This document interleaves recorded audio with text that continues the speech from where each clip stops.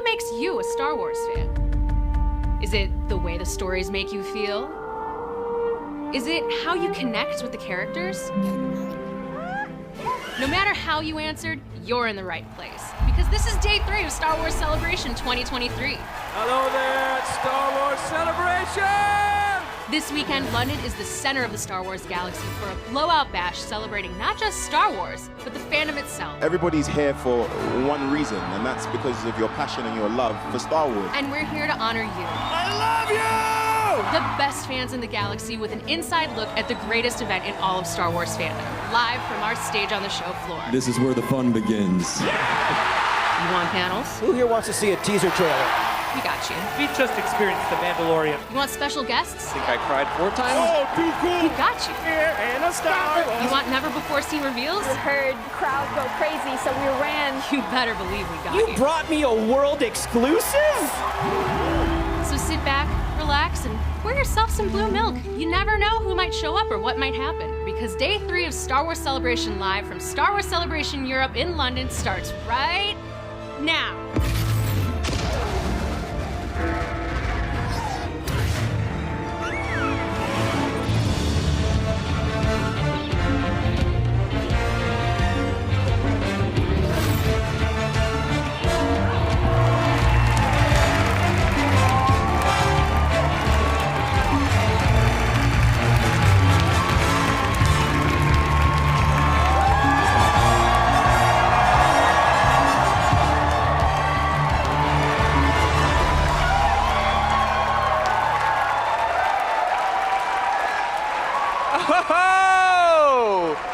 Hello and welcome back to Star Wars Celebration Live 2023. I'm Anthony Carboni. And I'm Christina Ariel, joined up here by one of my co-hosts, Kristen Baver. How you doing, Kristen?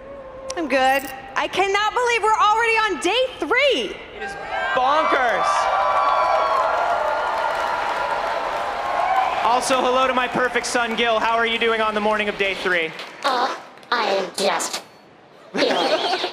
You know what I mean? Feeling it. Wonderful. You know, it is bonkers that we're already halfway through Star Wars Celebration and on the best of rabbit worshipping days, Jackson Day. Any day we can honor a Green Leppy is a good day in my book.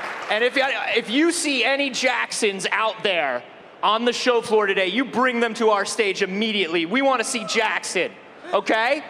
Promise me. All right. You didn't even get a pinky promise. I know it's hard from here, but I trust him. No, use the Force. Hey! But it's not just wisecracking rabbit smugglers here at Celebration 2023. Oh no, there's been many news and exciting things to see over the weekend, and today is no different. Like for one, we've got the Obi-Wan panel. We've got the villains panel. And of course, we have the Parks panel. Now, Gil, I hear you're a fan of the Parks panel. You know, anybody that gives an RX droid a gig is cool in my book. Mine too, Gil. I'm just happy you decided to show up on time for work today. Do not remind me. My circuits are still fried from what we were doing last night. But let's keep things moving. Let's keep things moving. They grow up too fast. They grow up far, far, far too fast. Why don't we get things started like we always do?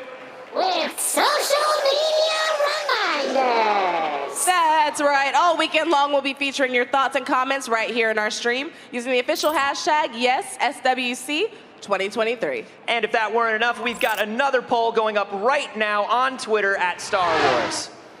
We want to know, what are the odds of navigating an asteroid field? Is it A, 2 to 1, B, not great, C, approximately 3,720 to 1, or D, never tell me the odds? Oh, that was a very good Han, Gil. I've been practicing. Vote right now and we'll be back later with the show results. Is everyone ready for day 3?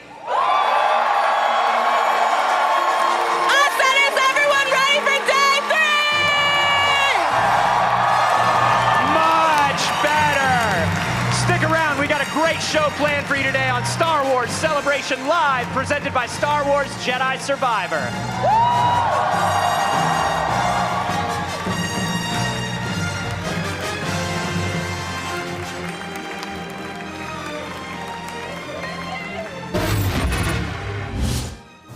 Star Wars on YouTube is the premier destination for new and exclusive Star Wars content every week.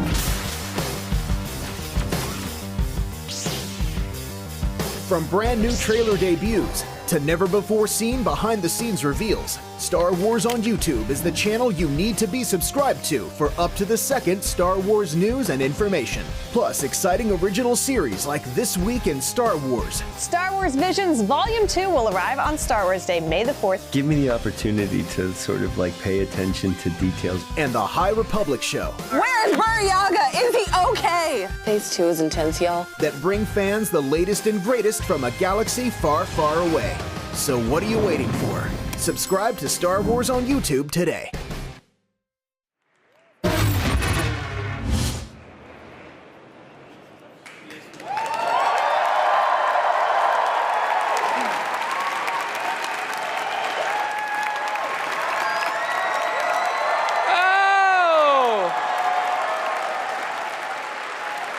You know, when you're nearly 7 feet tall, you're pretty tough to miss in a crowd. But unless you're really good at recognizing piercing blue eyes, you'd be hard-pressed to recognize this famous Wookiee shopping in a supermarket. He's a gentle giant and one of our favorite people to hang out with at Celebration. Please welcome Joonas Suotamo!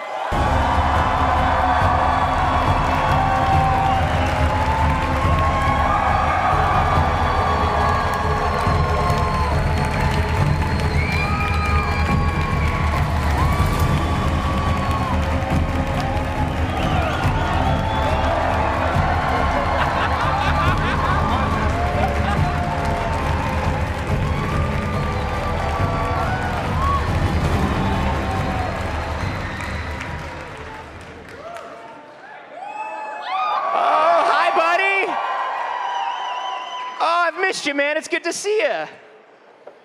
Good to see you too. I thought for a second that I was asking the questions.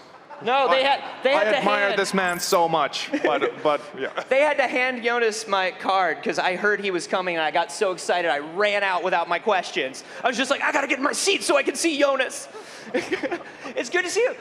Man, what an amazing, amazing announcement and year for you, huh, bud? I'm so excited. I don't know if you heard, but our boy's a Jedi.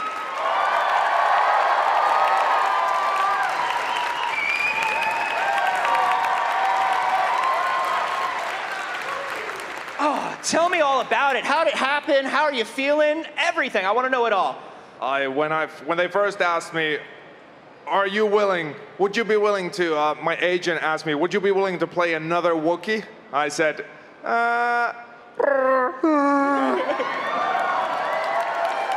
because it's just mind-blowing that there was going to be the thought that there was going to be, as a fan, a Wookiee Jedi in the live-action Star Wars. Yeah, because you hear it, you're like, well, do you want to play another Wookiee? And you're like, well, I'm already kind of like the Wookiee.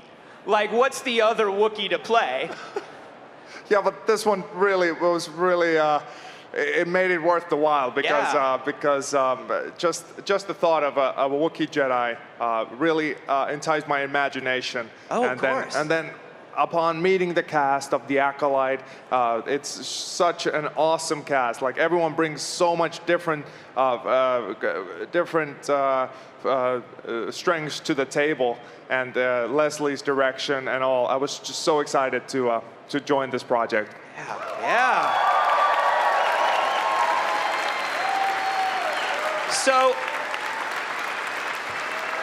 yeah, yes,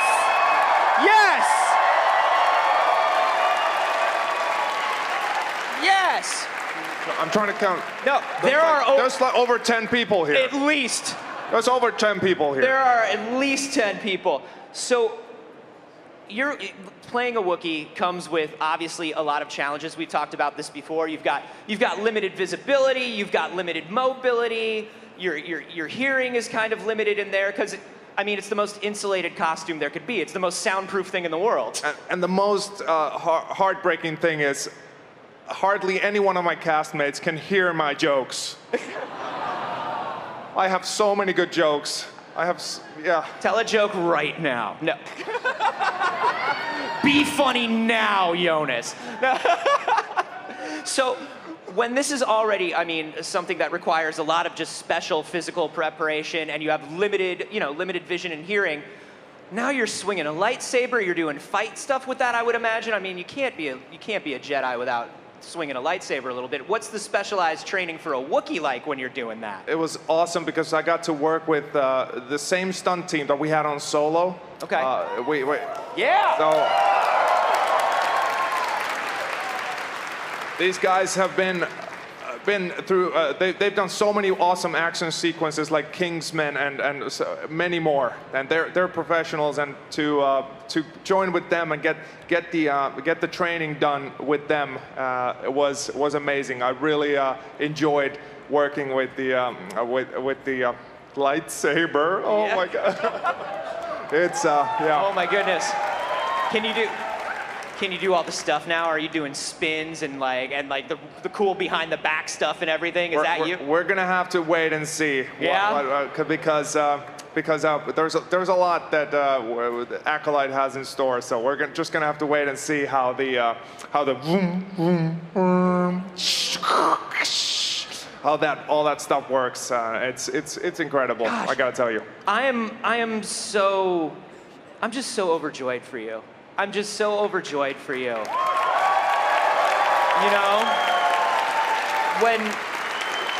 when we first met during The Force Awakens, and you know, this was all very new, and you know, you were working with Peter, of course, and to kind of bring Chewie to life, like.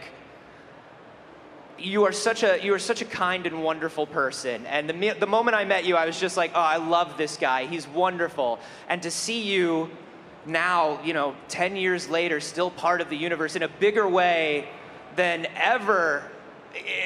Could you have even imagined this?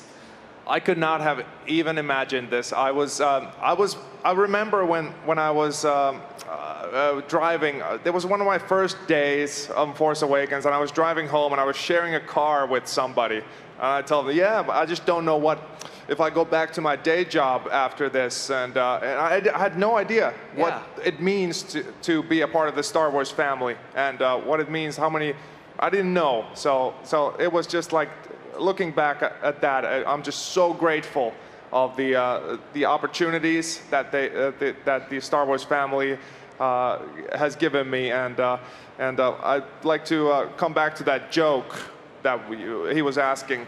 I'd like to tell a joke now. Please. Is that okay? Everybody, please. This is Joonas Suotamo telling a joke. 3 Jedi walk it. No, just kidding. Why does Princess Leia have her hair tied up in buns?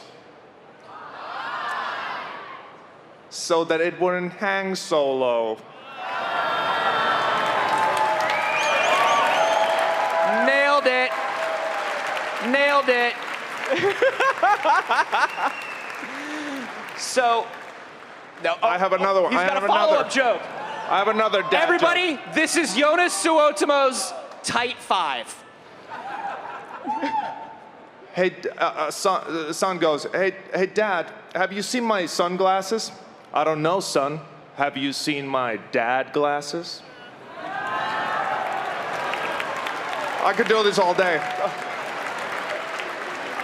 Now that one's not Star Wars related, so you can see you lost him a little bit, I think. You lost him a little bit. I know, but it just goes to show that jokes are universal, you know? Yeah. Yes, I think everybody got the same amount of joy out of that as you did.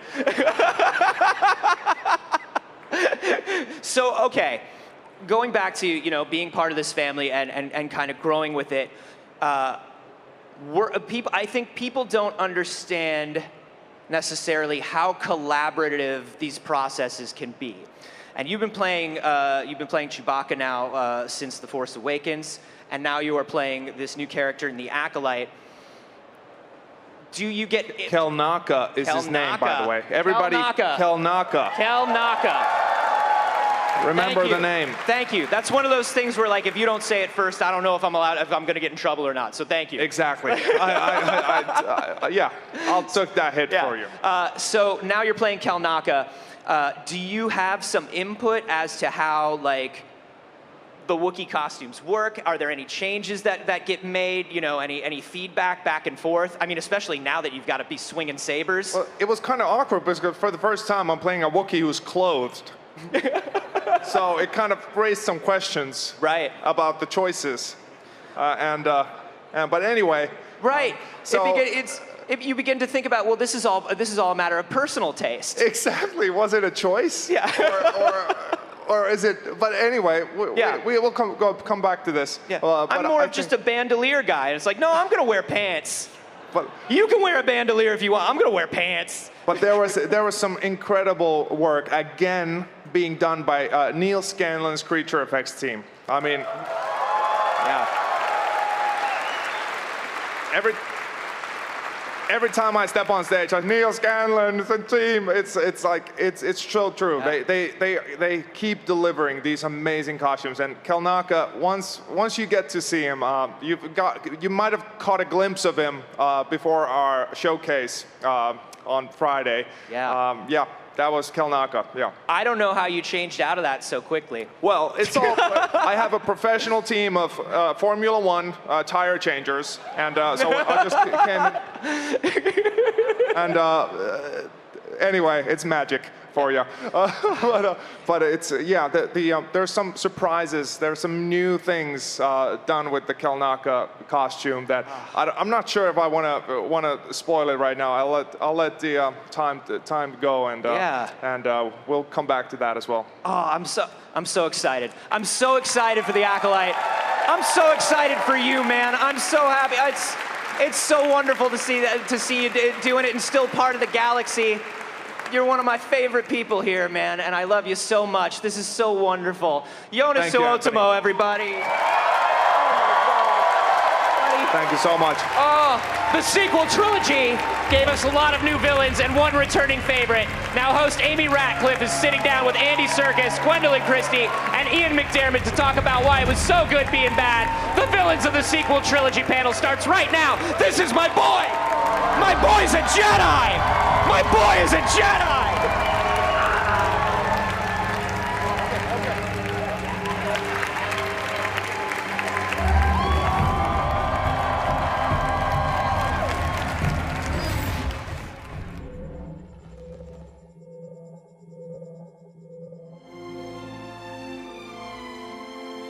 Please give it up for Atomic Blonde and DJ Elliott. Thank you. Everyone, hi, day 3, how are we? Oh, I'm so impressed with this level of energy for the 3rd day. You're doing so good. I'm very proud. I hope you're drinking water. So today, I'm so excited. We have some, I'm going to guess we have some fans of the Star Wars villains in this crowd, yes? Because we know Star Wars is about balance, and you cannot have the light without the dark. So lucky for all of us, I have some wonderful friends here to discuss the darkness. Oh, that's deep. To discuss their roles as villains in Star Wars. So please, please, please, help me give a warm welcome to Gwendoline Christie.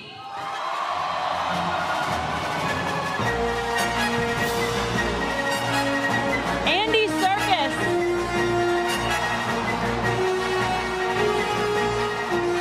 And Ian McDiarmid.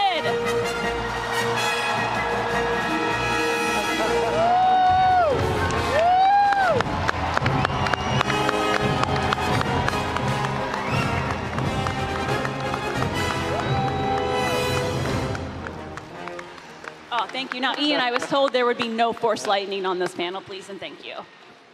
Safety first. Hi, everyone. Hi. Hello. Hello. Thank you for being here with us today. It's very exciting. I'm very excited. So, I thought we'd kick things off. You all play villains, as we all know. So I thought we'd go back and go back to your childhood with me and tell me, I told you we were going to go deep, about a villain that stuck with you from when you were kids, like a villain that scared you from whether it was a film or television or books. And we'll start with you, Gwendoline. I remember being absolutely, quickly, can I just say, Thank you all for coming. It is amazing to see you. Amazing. Thank you. Back to childhood terrors. I remember being absolutely terrified by Cruella de Vil. I'm still terrified by her. Yes, She wanted to kill puppies. Yes, I mean, I think it was this idea of a woman who is the anti-mother. You know, this idea of someone that was she was a woman that was not at all about nurturing or kindness. It was a ruthless pursuit of fashion. And, but I found that really terrifying. I also found it entirely captivating.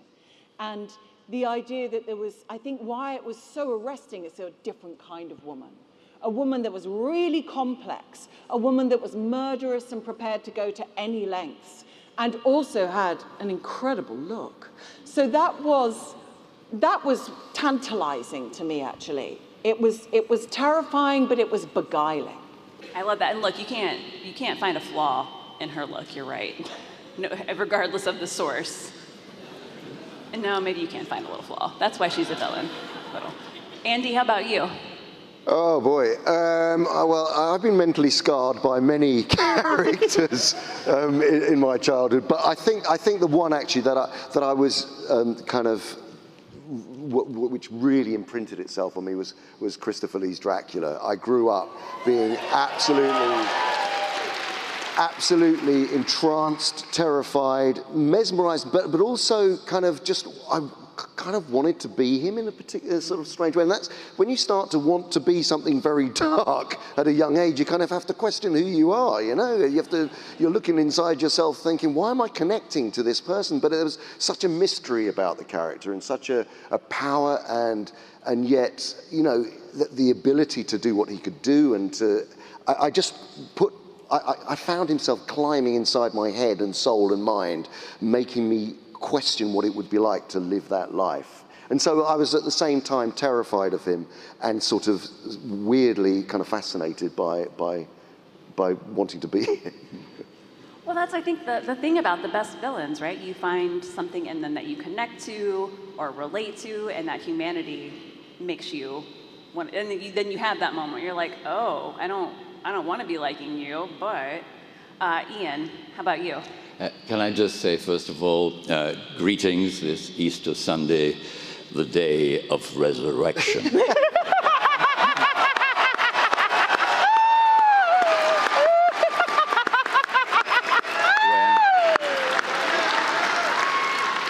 Gwen, Andy, there were 49 of them earlier on, but the perfect one arrived just in time for this show.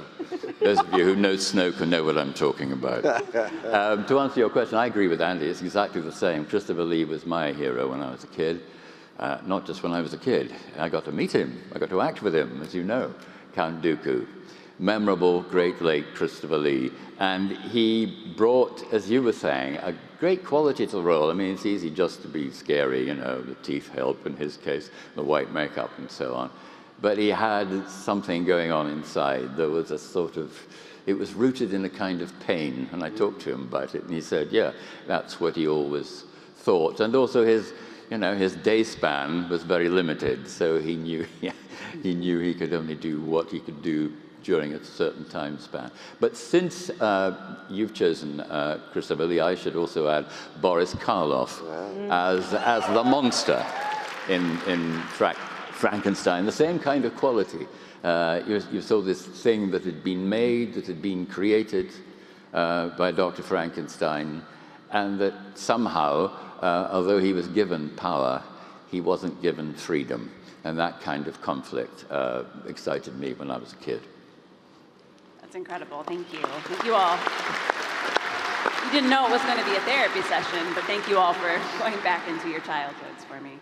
And I was just, you know, we have Sidious, we have Snoke, we have Phasma. Is this the first time you all three, though, have been in the same room together? Yeah. We dared today, since you were all here. Yeah. Well, lucky us, lucky us. Okay, so we've talked about some villains that you remember, but let's talk about your characters. And Gwendoline, I would love to start with Captain Phasma. You know, it was so incredible because much like Boba Fett, she's very mysterious. She has the helmet. We don't know a lot of her, certainly not when the films came out, a lot of her backstory or her history. So tell me about digging into that character and finding a way to bring her across so genuine without, you know, we couldn't even see your face. So yeah, tell us about finding her. I immediately loved the idea of Captain Phasma. I love the idea of a female stormtrooper. And I also love the opportunity to bring to life a woman who is ruthless, who's hell-bent on achieving her own ends at any cost. And I thought that was really interesting within the Star Wars world, that we've seen these incredible villains before that have been so complex and so beautifully performed, and the opportunity for a female character to do that was really exciting to me. The armor just looked incredible. It's just a really cool look. I'll say she had a look too, for sure. But for me as an actor, the idea of a woman wearing a mask, having this taken away, having the shape of the body taken away, it be about military, about practicality, that all of those intentions as an actor have to be so solidly within you. And you have to have some idea of the trauma and the reasons and the drive to put that armor on, to conceal everything, and to kind of lambast your way through life, to use brute force, to use cunning. I found it very liberating, actually. But then I remember when I was 14 and I did some mask work, and I thought, well, I don't think this is going to do much. And then I put the mask on, and I was liberated. I could become anything, and different parts of my body seemed to be activated, and I could tell a story in a different way, and I could also tap into my own darkness and the darker recesses that perhaps I didn't want to confront about myself, and could have a story in which to investigate and invest those. And it was a thrilling opportunity to me, because it felt like a liberating moment for a female character in Star Wars. That's how it felt to me, and it was so meaningful. Exactly, I know it was meaningful to me. So if I'm like, we have a female Star Wars villain and she's imposing, and I would not want to mess with her. So thank you. Thank you. And that's, you know, you had the helmet, and of course, Andy and Ian. I think, Ian, we kind of see, of these three characters, your face the most, but all of your faces are obscured in some way or entirely. And Andy, I'd love to ask you, you know, going into Snoke, you know, how that affected your rehearsals and your performance. Yeah, I mean, really, when I started to investigate Snoke, I just thought, I've always wanted to wear a gold lame dressing gown. Who hasn't? It was a huge,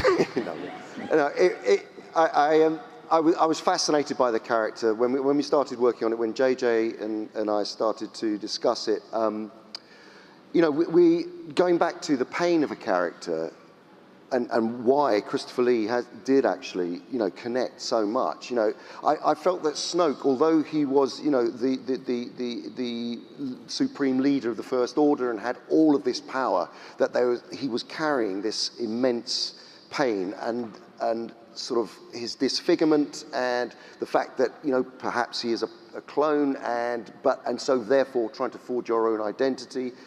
And carrying that with you and having that knowledge and being deformed in that way, that caved-in face and so on and so forth, it was, for me, that was all very interesting, vital information about how to play someone who is obsessed with, you know, he leans into the dictator playbook, of course, but at the same time, there's something which is, I don't know, that I wanted to bring some kind of failure and humanity to him, and a flawed nature to him that kept him wanting this power at all costs. And so the sense of betrayal that happens to him, you know, is almost, he can foresee it, and the foreshadowing, the foreboding sense of hanging on to power, the desperation of hanging on to power, which we see around the world all the time. You know, people who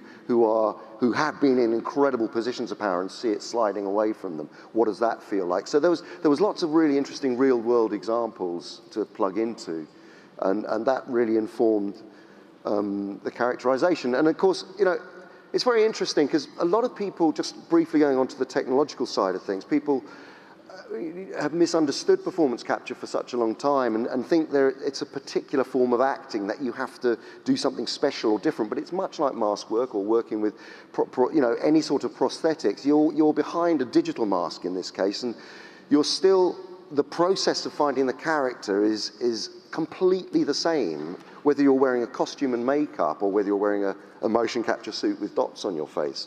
So it's not about how it's finally manifested on screen. It's what the internal life of the character is and how you physically and vocally bring that to life. So that's just a little sketch of you know, when you see images like this, it is no different to playing a live action character in a conventional sense in a way. Thank you. And I just want to call out that Snoke's robe and slippers are a look. And look, I'm Team Rebellion. I'm sorry, I'm a goody two shoes. I'm a rule follower. But the Empire and the villains, much better outfits. Much better. Yeah. Yes, it's just that's facts. And Ian, you know, going back, of course, you've been with Darth Sidious for a few years. Years and years. 40 years, you could work it out, yeah. And nobody likes to mention the actual number. I like it vague. I don't know. Yeah, I think I was 120 when I started. Yeah, that sounds about right. But I got to be me sort of halfway through, you know, in the prequels, which was good. Well, and that's why I did want to go back, you know, through your years playing Sidious, how the look has changed and how that's influenced your performance as the character across all these films. Yeah, it was so interesting because, of course, every time it happened, I didn't know it was going to. You know, first of all, I met George. Out of that came the Emperor in Return of the Jedi. And then once the digital technology had caught up, we did the prequels, and I got a call in a meeting to be, well, the Emperor on his way. And this other mysterious character in the background, the Senator, was fairly straightforward. And then there was this character called Darth Sidious, and George didn't tell me it was me. And we didn't tell anybody else it was me anyway. And I only found out on the first day of shooting when I saw the number opposite a character called Darth Sidious. And I said, I can't believe they made a mistake. They're so careful about all these things. And George said, it's not a mistake. So that happened. And then the surprise of all surprises, that continues to surprise me and a lot of other people as well, when he was resurrected. But of course, he never went away.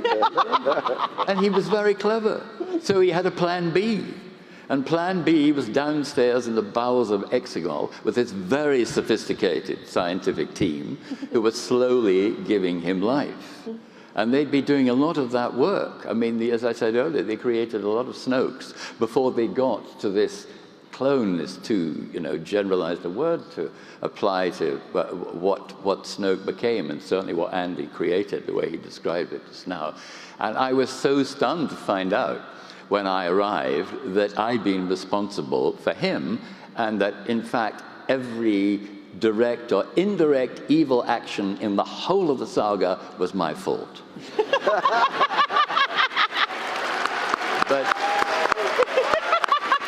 But I must say, it's terrific hearing Andy talk about it. I know he's talked about it before, and I admire it enormously, the art of motion capture. And, you know, no more artistically or brilliantly captured than in, I think we're allowed to mention, The Lord of the Rings.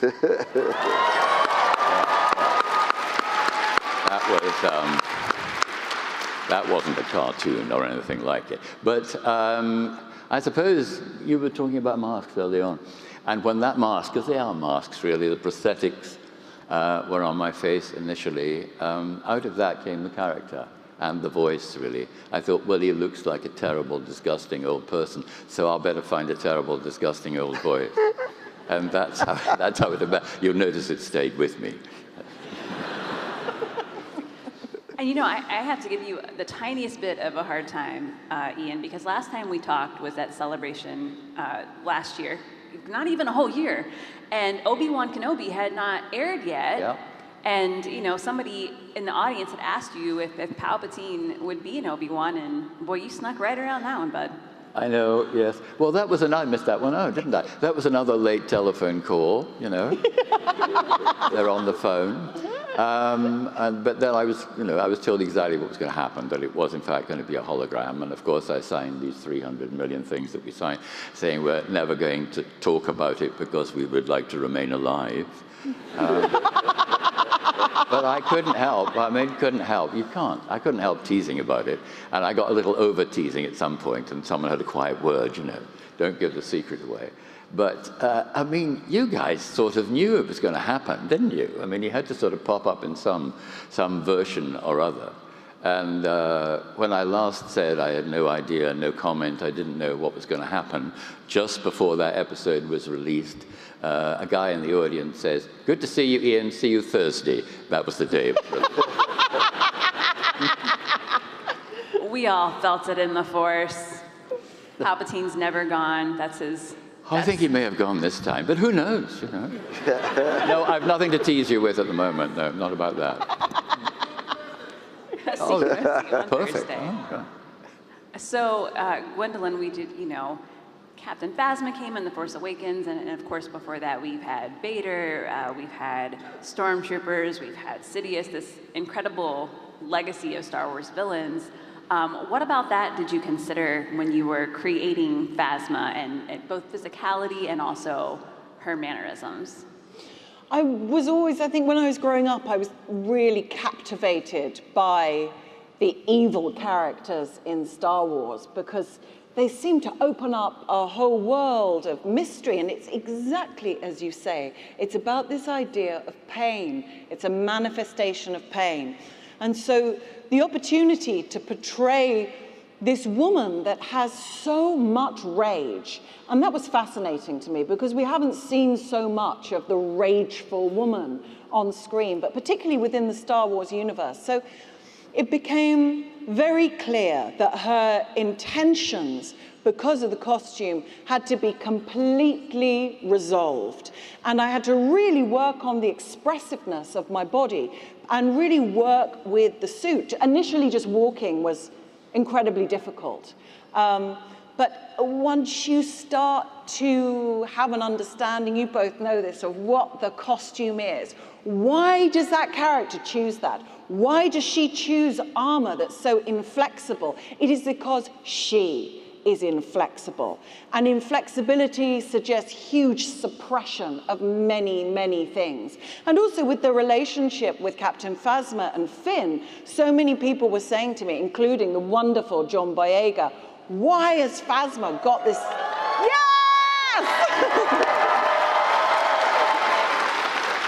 So what is Phasma's problem? Why does Phasma hate Finn so much?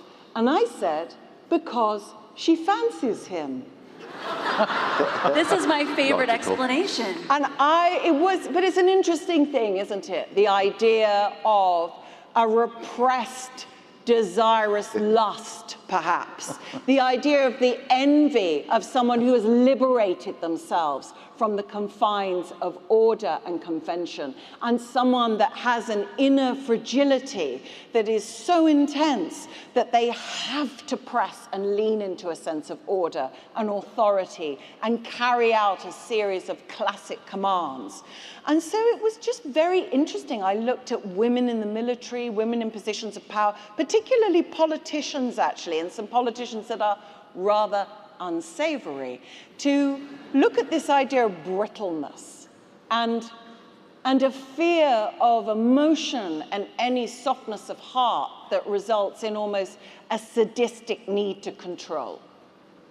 That's incredible. Thank you. Thank you. And you know, we talked about Phasma's armor being a look, but if you see too, something that's especially cool about that armor, the reflection just adds a whole other layer to her, I feel, of fear, like when there's fire, when there's anything. Particularly of the camera being shown that's filming you, yeah. Oh, sure. So there was a lot of positioning, repositioning with that as well. But you know, the challenge was fascinating to me, the challenge of it. And anybody that imposes that degree of physical restriction, the internal world is going to be as large as that restriction, the complexity and the confliction of it. I like that, and you have all that, and also I'm sure on a much smaller scale, keeping fingerprints off that armor. I was regularly buffed. I think that's the dream. Anyway, Andy, this does not have to do with villains, but we have to, I mean, you're here, and can we please, Kino Lloyd, I just want to say briefly, I am thrilled we got to see your face in Star Wars in such a moving character. I hope you're prepared to hear One Way Out for the rest of your life. It's been incredible. You know, as everyone was so surprised, well, not surprised, but just the love for Andor has just been extraordinary. And I certainly have never been on the receiving end of so much praise. And I just think, you know, it's so much down to brilliance of writing. And that's what this whole series and all of the film, you know, when you have writers behind these movies and TV shows that really care about the world and have such authenticity and control over the authorship of each intersecting part of the world. You know, it is brilliant. And so really Tony Gilroy's series is, and you know, the second series I think is going to be extraordinary too. It is every single character is complex and has depth and has their own internal journey within the you know, globally contextualized bigger journey of what's happening. It's so smart. So I feel, yeah, it was lovely. It was really amazing to be able to come back. And at first I really was worried because I thought people are going to freak out. They're going to think, oh, because there were so many Snoke theories. I just thought people are going to think that Kino Lloyd is somehow related to Snoke, and it was kind of, you know, it was just all going to become a great mess, and I'd have to keep lots of things secret again. Sorry about the first time. And by the way, it was just going back to Snoke for a second. When I read halfway through, because of course you have to read the scripts in complete under secure conditions and webcams, and you have to hand in your phones. And I was sitting in a trailer reading Jedi and turning the pages and thinking, Snoke's shaping up really well here. This is great. Oh my God, this is a great scene. I love it. Like, what the fridge? You know, it was just like, he gets cut in half. You know, it was just like, I was devastated. So I'm here to pitch. Who? It'll work.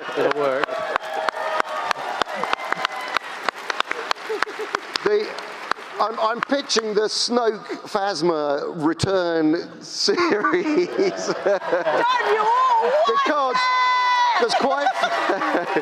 quite frankly, Lucasfilms owes me, and quite frankly, Kathleen Kennedy listens to you. So yeah, see, it's all on you. So we have Snoke and Phasma coming back. We also have a spin-off, it sounds like, somehow, about Phasma and Finn's beautiful love story.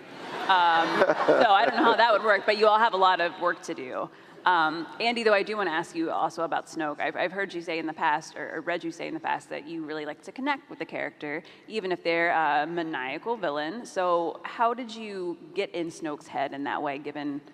I mean, you talked about it a little with, you know, he wants power, and how would that, you know, so yeah, let us know. You know,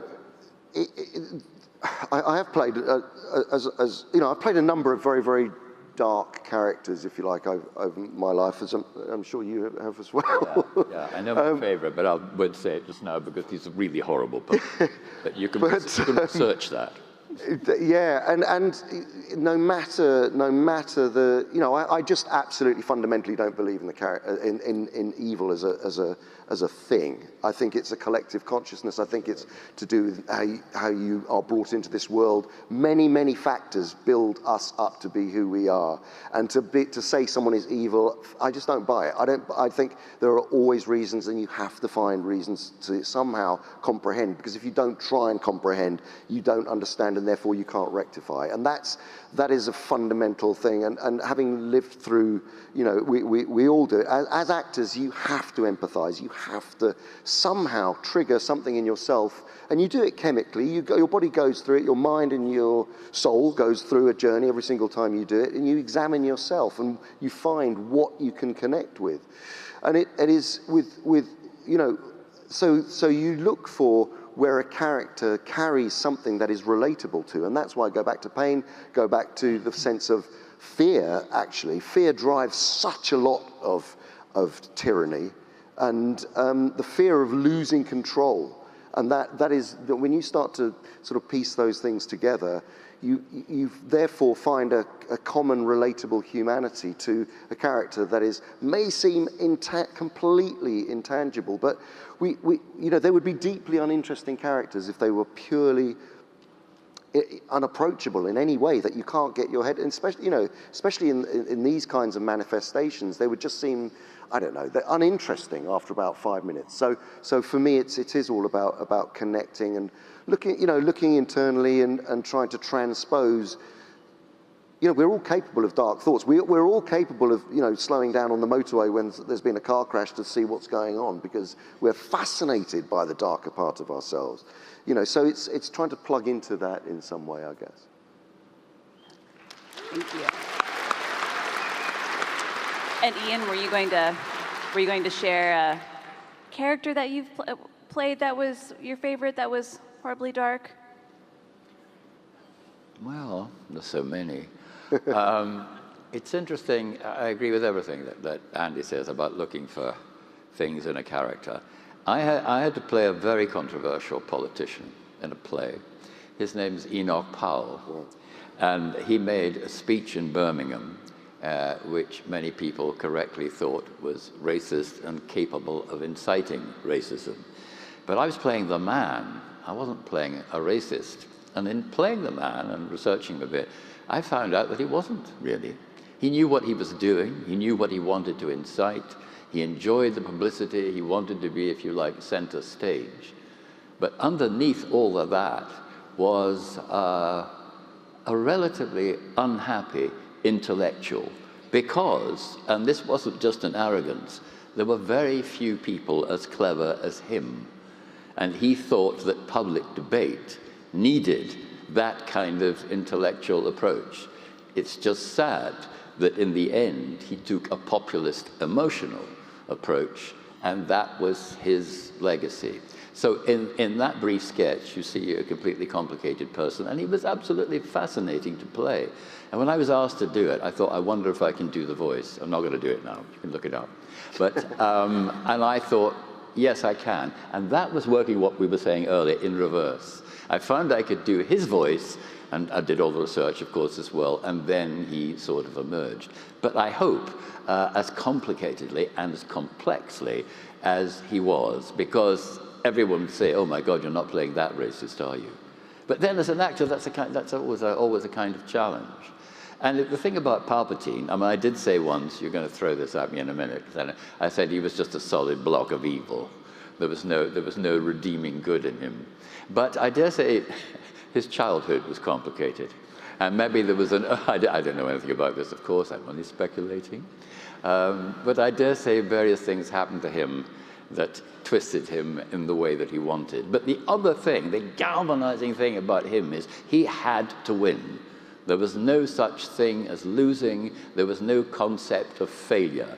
The word loser would probably be the worst thing he could ever hear. That may remind you of a certain contemporary politician.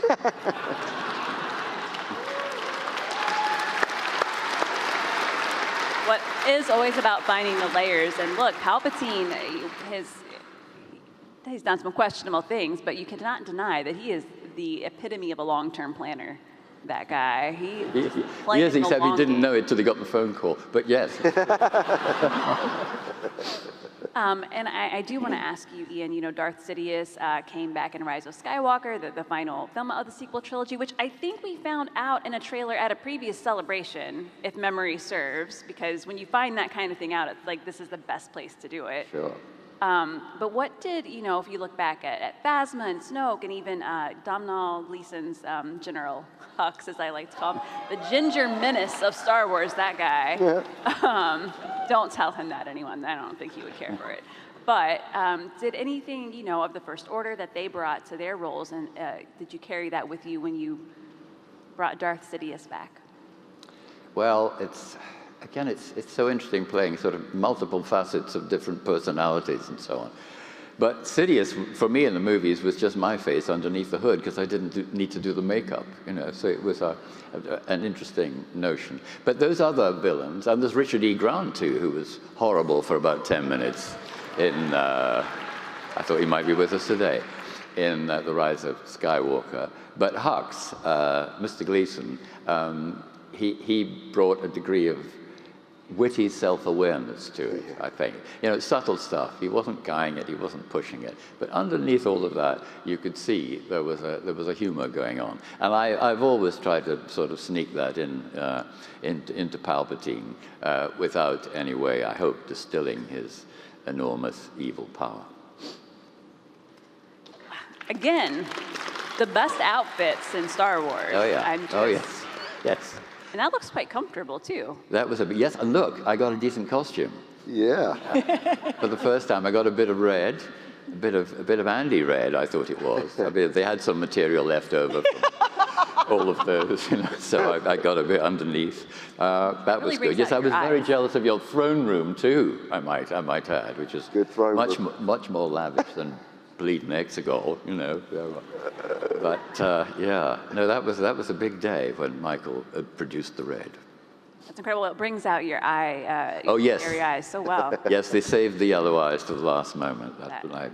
But I could do my favorite Frank Sinatra joke, which is "Old Yellow Eyes is back." You know, his were blue. Amazing. I'm glad you mentioned. They were blue. His were blue. His were blue. You mentioned Snoke's throne room, and I gotta say, I talked to the production designer the other day on a panel and talked about Snoke's throne room and the curtains and making it feel, you know, walking that line between this is an intimidating theater kind of space or Snoke's bedroom. Yeah. It's a very delicate balance. Well, it went with the gold lame dressing gown, didn't it? Certainly did, yeah. Gwendoline, I'd like to go back and, you know, before you started playing Phasma, I want to talk about how, you know, the phone call for the role, the audition, and how you got into that beautiful silver armor. Oh, well, so it probably started when I was 6 years old. And I saw Star Wars for the first time. And it just possessed me. I saw something where it was a world that was so ornate and so unlike our own and full of possibility and creatures and rules and this gang of misfits that had been thrown together. And it felt like the sort of world that would embrace me and the kind of world I wanted to be a part of.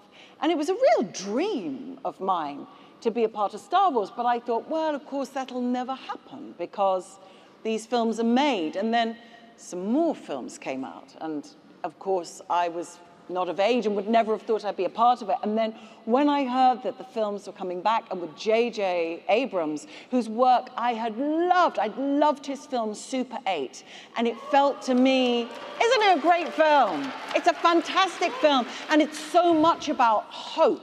And it's so much about a wistfulness and human emotion. I felt that he was so perfect to direct The Force Awakens that I actually started being a bit of a pain. And I started saying to my agent, I want to be in Star Wars. And she said, yeah, everybody does. And I said, but I really want to be in Star Wars. And she said, yeah, everybody does. And I remember going to an office one day, and she was on the Madonna headset, talking, and I think, yeah, I want to be in Star Wars. She said, I'm just not cool. And she had a list of people that was on like a spike of people that had auditions for Star Wars.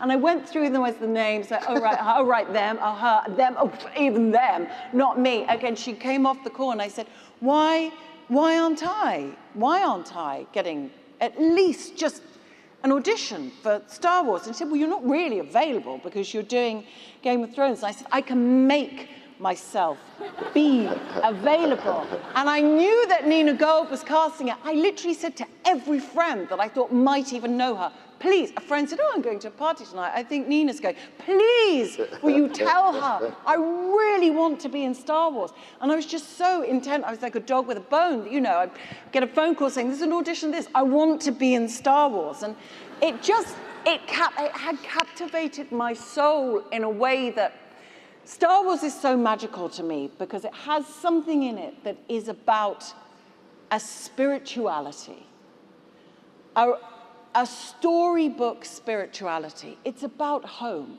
It's about hope. It's also about home. And it is about things that can unite us as people in the world. It transcends everything in that way. It's very beautiful. And so eventually my annoying, repetitive asks were answered, and I was told, okay, well, as it turns out, we called them, and JJ's been thinking about you anyway, and would like you to come in to read these sides. And I did that, and I arrived, and I didn't quite know what it was, and it was very exciting. It was terribly secret. I went in the car to Pinewood Studios, and I was in this room, and I saw the armor laid out, and I just gasped, because the idea of a transgressive woman, a woman in armor, a woman where you don't see the classic delineations of a sexualized female body, the idea of a woman being the epitome of evil, but also in that reflective armor, reflecting the world back on them, about what the world thinks about women, about what the world thinks about women being evil, was fascinating to me in a symbolic way. And the challenge that I would have to help create and communicate a character was one of truly the best moments of my life. Well, and I love in that getting the role, you really channeled Phasma, like that determination that, like, I am going to get what I want. So good job, good job. Thank you. Andy, how about you? How did you get into Snoke? How much did you know? Like, I know it's all very secretive, and sometimes they don't even tell you exactly what character you're reading for until after they offer you the role. It was a journey of discovery, and what was equally fascinating was, of course, once people began to once The Force Awakens had come out and people were sort of introduced to Snoke, I mean, as you all know, the level of theorizing was on another level. It really was extraordinary. And people would try and contact me and find out, and there were, but it really was an organic process and a sort of process of working back, well, we're working forward to what you see in the final film of the sequel, where we discover, so I knew that he was in some way connected to Palpatine, but in a very, very, very tangential kind of way. And this was being built as we were building on the character. So I was sort of finding out about it literally as things, very organic kind of. I say organic, it was probably because it was happening for the first time and it was being written and discovered. So it was, I was sort of putting together my own pieces and then sort of retrofitting it into what was being written at the time. Mm-hmm. That's it. It's incredible. And, you mentioned, as you have too, Ian, that Snoke does have this connection to Sidious. And Andy, I was wondering for you, I mean, we're here with Ian, who, legendary actor, sir, you are, and has inhabited that role for so long. Old. Sorry. You can pay me later. No. But Andy, I was wondering what you might have looked on Ian's performances as Sidious over the years and used for yours. I mean, Ian is just one of the most extraordinary actors, and certainly I grew up watching Ian and marveling at Ian's performances. When I was a young actor, your theatre work was so extraordinary, and you really did illuminate the way. So I was so totally aware of such a lot of work prior to Star Wars. So you know, having Ian as knowing that character was at the forefront and very much a father figure in a sense. It was a really important kind of relationship to sort of build through and build from, definitely. That's incredible. And yeah, I like that father figure, thinking of it that way with Snoke and Daddy Sidious. I need to work that one out later. It's complicated my thinking a little bit. I've got enough of that, you know, grandfather, father. Can I just say one word? Midi-chlorians, okay? Bravo. You know what? Thank heavens for them is what I say. You know, you've mentioned some fan theories, and clearly you've been around the fandom long enough to know that we're good at coming up with a lot of sometimes plausible and sometimes less so ideas. And Ian, I wonder if that's something that you, over the years, have kind of paid attention to at all, or that you hear about, or that fans share theories with you? Well, yeah, fans have great ideas. Often I think, oh, I hope that's going to happen. And I'm sure Lucasfilm pays a lot of attention to that too. And then, of course, there's the literature side, the books, which were just initially, when we made it, there was sort of an adjunct. People might like to extend the story in different ways. And of course, over the years, that's developed into a whole series of films and television programs, all of which are to do with the backstory or the back world of Star Wars in comparison with the films. But that sort of indicates the enormous richness of George's original idea. I don't know if he envisaged how many things would come as a result of what is, if you analyze it initially, a very simple story. It's the decline and fall of a hero, who is, of course, Anakin Skywalker. But through that story, there are so many additions that George has planted. And people used to go on about the boring politics, you know, in the Senate and everything else. But more and more people are watching the films again and so on, say, I really like that bit, you know. It really sort of chimes with the way things are going on at the moment. But I agree with Andy. You get the script, which will always be changing. That's true of most films, most projects. Probably not in a fundamental way as far as it affects your character. But you never know. Sometimes that's confusing, but more often than not, it's surprising. And you think, okay, yeah, I could go down that journey too. The other thing about us, and it's like today, we all arrived, we did some signing, and then they said, you know, we're going to do the panel, which is great. And we had, 7 odd minutes to prepare, and here we are. There's a kind of adrenalized excitement in that. And sometimes when you arrive on set and things are changed, you might be a little discomforted because you've learned the lines, they want to change the lines and so on. But actually, if you can relax, then you find, out of those additional elements, something new may happen to you. And you could use this thing, whatever it is we have, we don't really know what it is, but we're always asked about it and we go on about it, inside us, you know, when we act or when we, you know, perform, which we're sort of doing now, but more as ourselves than anything else, in front of an audience, something happens to you. And if that can be triggered, then it's good. Of course, sometimes it can get out of control, and that's not so good. But it was interesting to see, I mean, when I was first approached to do Star Wars, I shouldn't be in it, of course. It should have been Alan Webb, who was a marvelous actor and who was sort of age appropriate for the part at the time.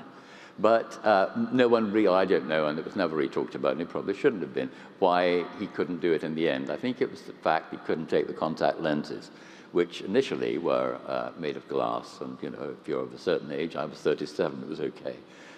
You can tolerate better than others. So this enormous piece of luck happened. And then, as I said, the second piece of luck happened, and then the third piece of luck happened. And the scripts gradually came, and the character gradually evolved. And as Andy says, I mean, the people who were creating those characters, the writers, by and large, with the directors, weren't quite sure in which direction they would go either. So they were experimenting. So all the time you felt you were in part of an exciting experiment. And like all experiments, You know, some work and some don't.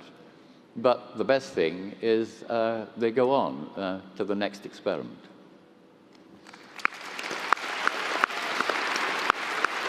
I feel like that is the beautiful thing about Star Wars, especially now, is it will continue in some way always, and we always have something to look forward to, characters to see again, Snoke and Phasma, characters to, you know, meet for the first time.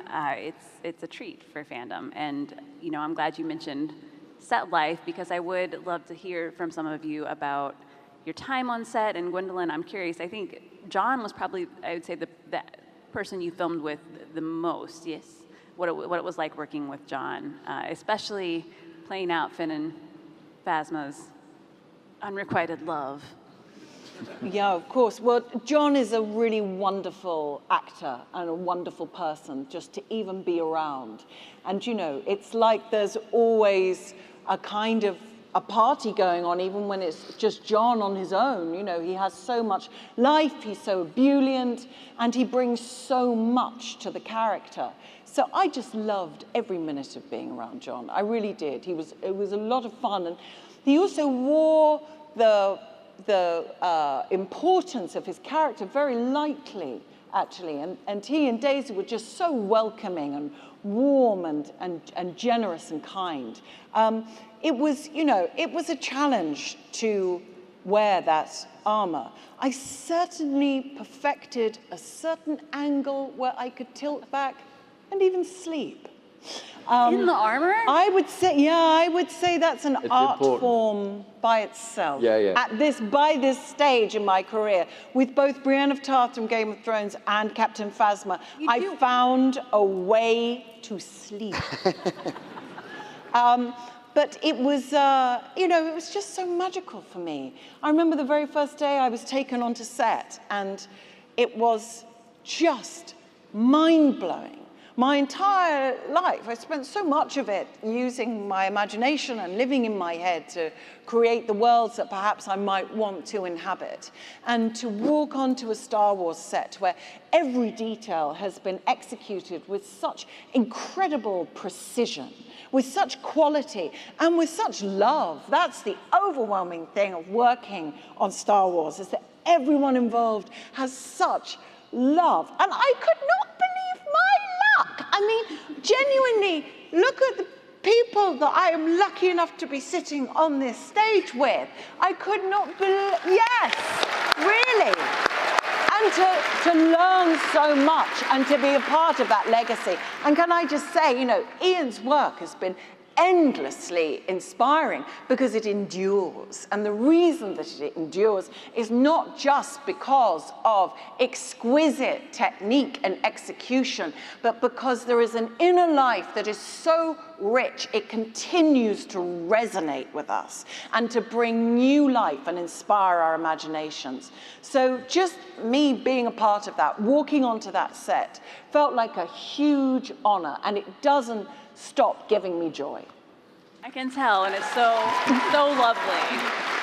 And I'm just really still impressed. I hope everyone who wears armors in the films now knows to come to you for advice about how to sleep in it without. Indeed.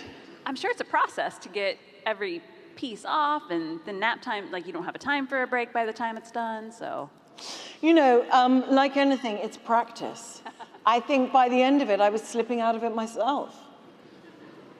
I'm gonna leave that one there and go to Andy. Did you get to spend you know, time with Daisy and the others on set, or were you mostly working with Ryan, or what was that experience like?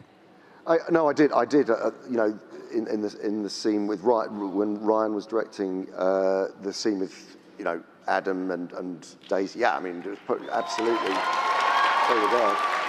But I want to tell you a story about when we first got together for The Force Awakens, and sharing stories with other actors and so on and so forth. We were invited to a dinner, a kind of an inaugural dinner. You know, everybody being cast. It was the first time of gathering people together, and we all met at the Ivy restaurant, and everybody started coming in. And Daisy, you know, Daisy never, obviously, you know, she just got the job, and John Boyega, and he was like, wow, and they were really excited. And we all came, sat down, and we all had partners with us, and And you know, the producers came in, and we were sitting down, and all sat down around this, you know, this big table. Harrison Ford came in. You know, everyone was super excited, and we all sat down. And so the executives were the few executives were there as well. And someone sat next to me and said, someone sat next to me and said, oh, I'm such a big fan of your work, Andy. And I said, oh, thank you very much. And I said, so what are you doing here? And no, I'm on the movie. And I said, oh, right, yeah. What are you doing on the movie? He says, well, I'm Mark. And I said, yeah, I know, but what are you actually doing on the movie? And he said, no, I'm Mark. And I said, I know, but what are you actually doing on the movie? He said, I'm Luke Skywalker.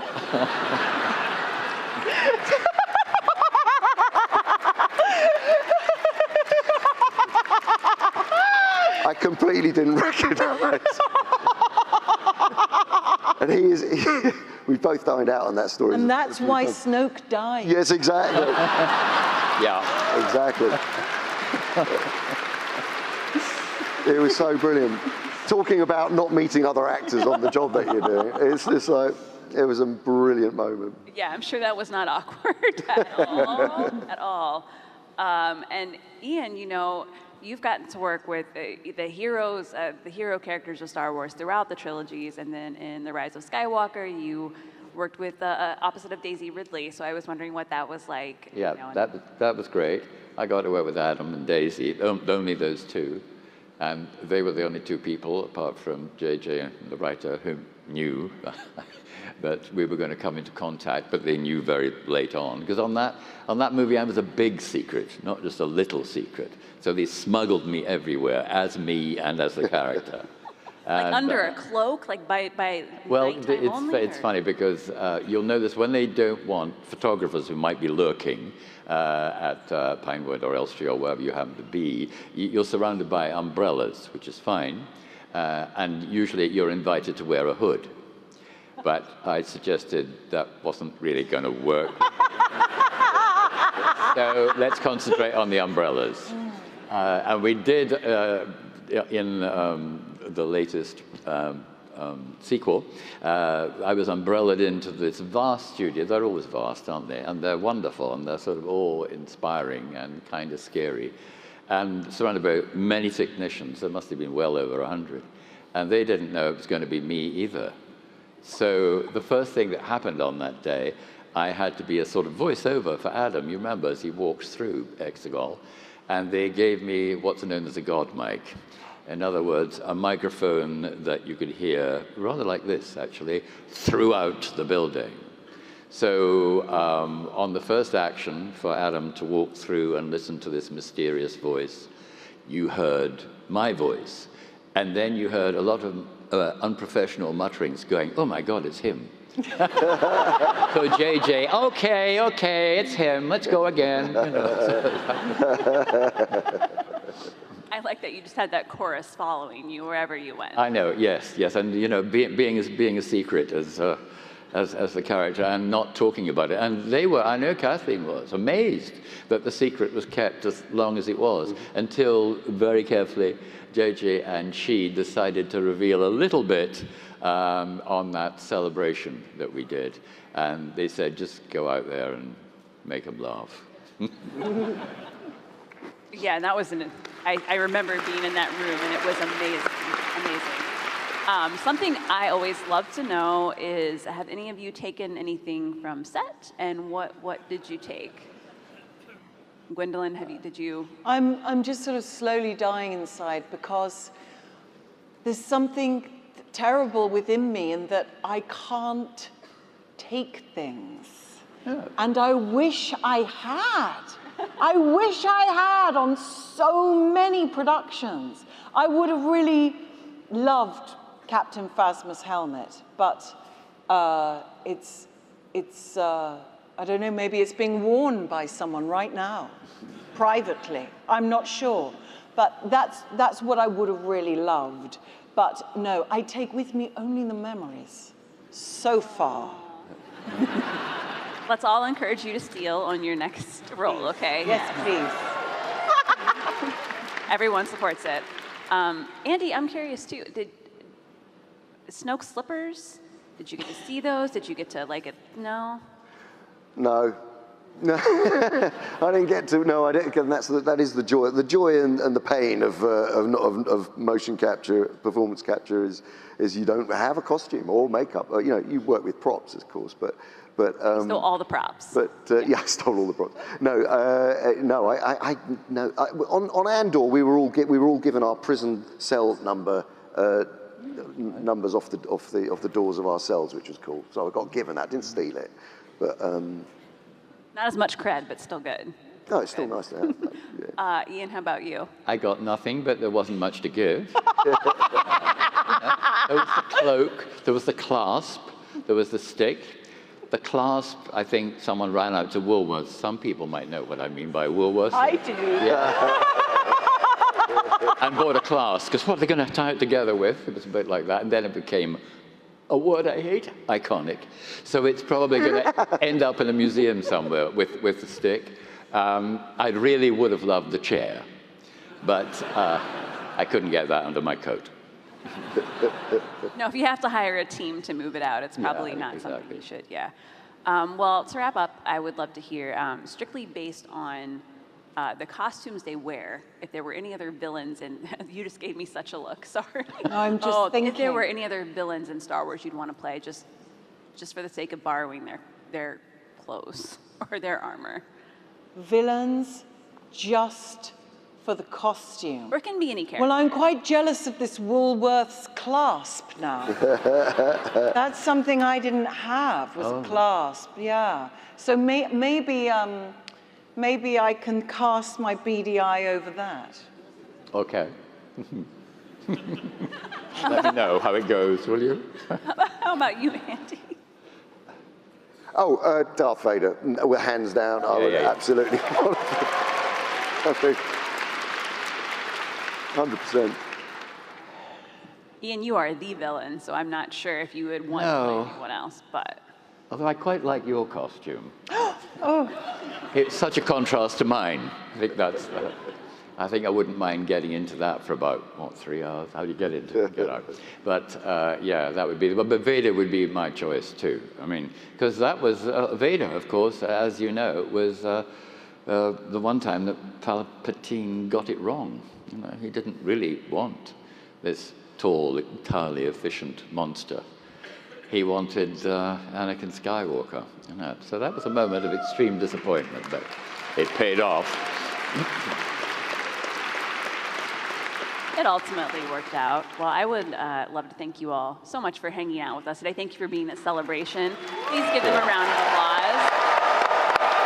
And thank all of you for being here, and I hope you have a great rest of Celebration.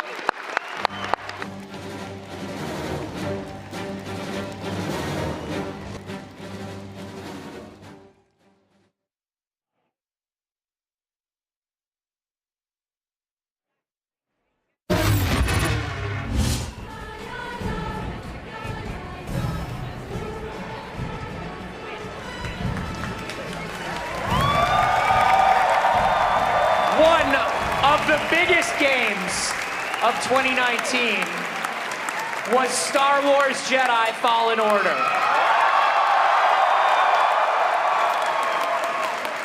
It's been a long 4 years since we've checked in with our good friend Cal Kestis and BD1, but all of that's about to change later this month when we finally get our hands on the brand new sequel, Star Wars Jedi Survivor. Here to talk about the game is its director, Stig Asmussen.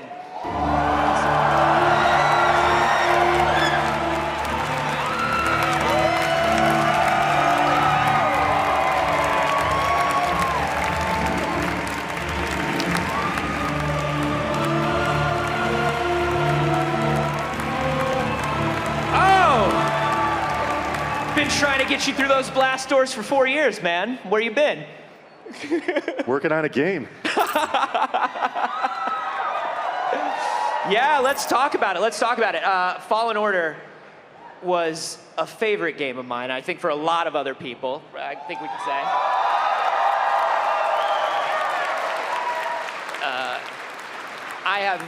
I have fawned over it one-on-one with you a million times. When you are building off of a game that is already so polished and so well-loved, where do you go? What do you do?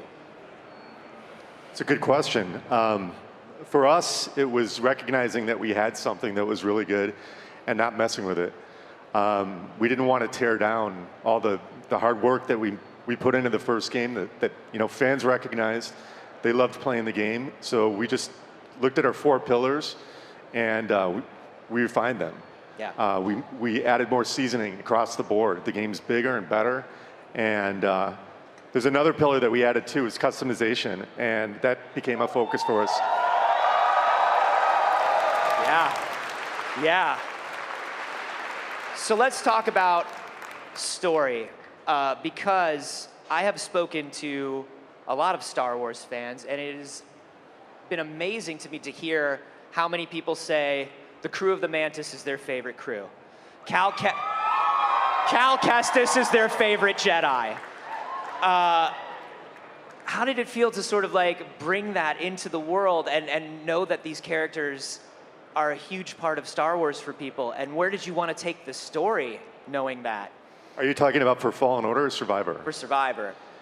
Well, we were really happy with the way the story turned out for Fallen Order, and let me say, it came hot in the end. We barely got the thing done.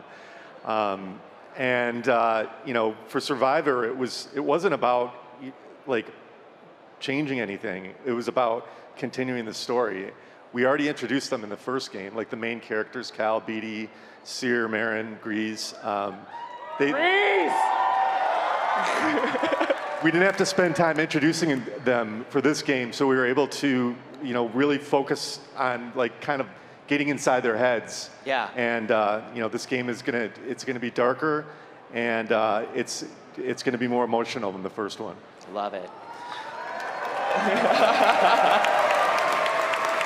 So let's talk about combat.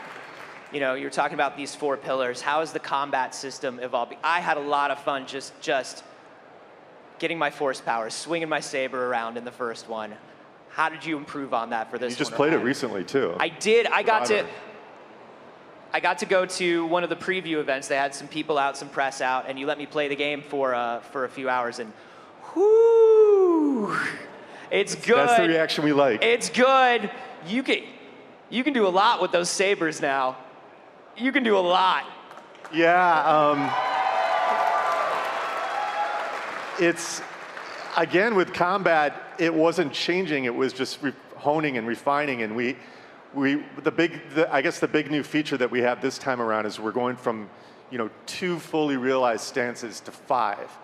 And because of that, we've got more. We also have more force powers. The skill tree is exponentially bigger. And the players, you're all going to get a chance to kind of, build out Cal and how he becomes full Jedi mastery the way that you want. Yeah. And that was a major goal for us. It feels so good.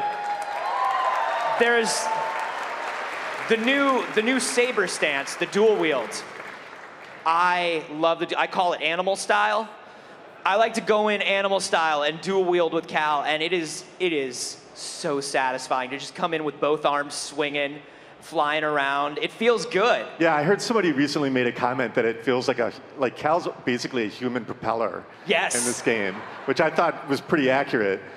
But the dual wield, we had a version of that in the first game. It came in late. Again, another thing that came in hot. We weren't able to get it across the finish line as a completed stance. So that was one of the first things that we had on this game before we started working on the last 2. Yeah, it's amazing. And then, of course, there are new planets that we're exploring. And these environments are beautiful. And not only are they beautiful, but all of the nooks and crannies and the little side tunnels and hidden things, it just feels so much more dense than the first game. Like there's so much more to do. Yeah. So just to talk about planets, we did the preview event recently, and Kobo was a big reveal. Yeah. And it's a massive planet. Yeah. It's like nothing that we've ever done before. But to be honest with you, we learned a lot making the first game, and we took those learnings into how we approach making these larger places on the second game. And the first game, it would be more kind of like Cal approaches the environments with verticality, but they could be very, like, somewhat narrow paths. Yeah. This game, we have wide verticality.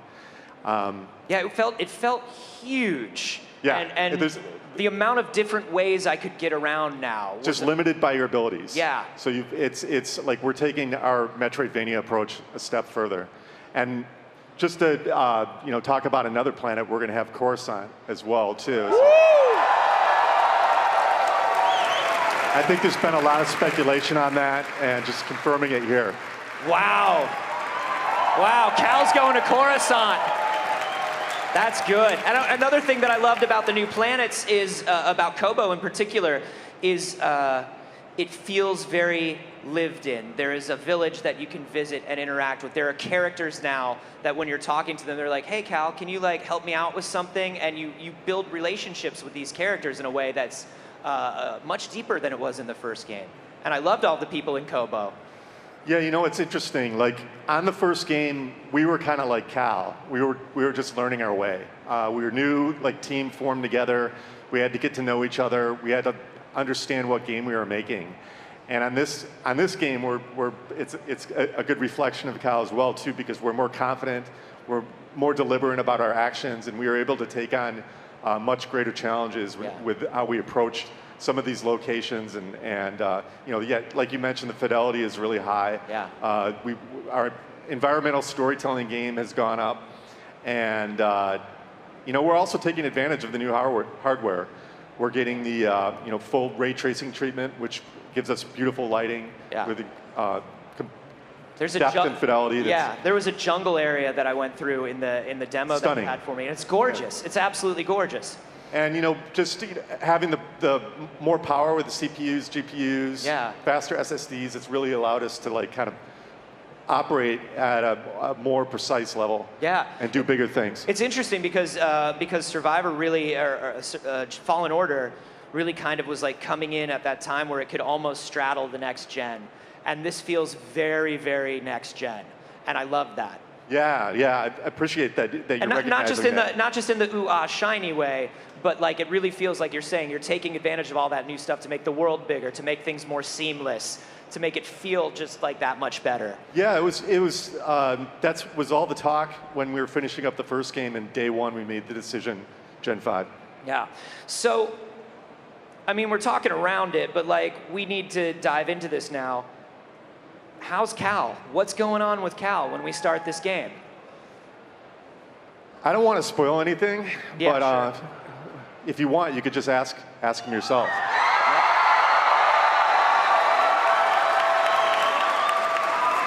I'm sorry.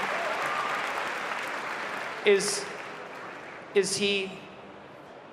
Ladies and gentlemen of Star Wars Celebration 2023, Cal Kestis himself, Cameron Monaghan.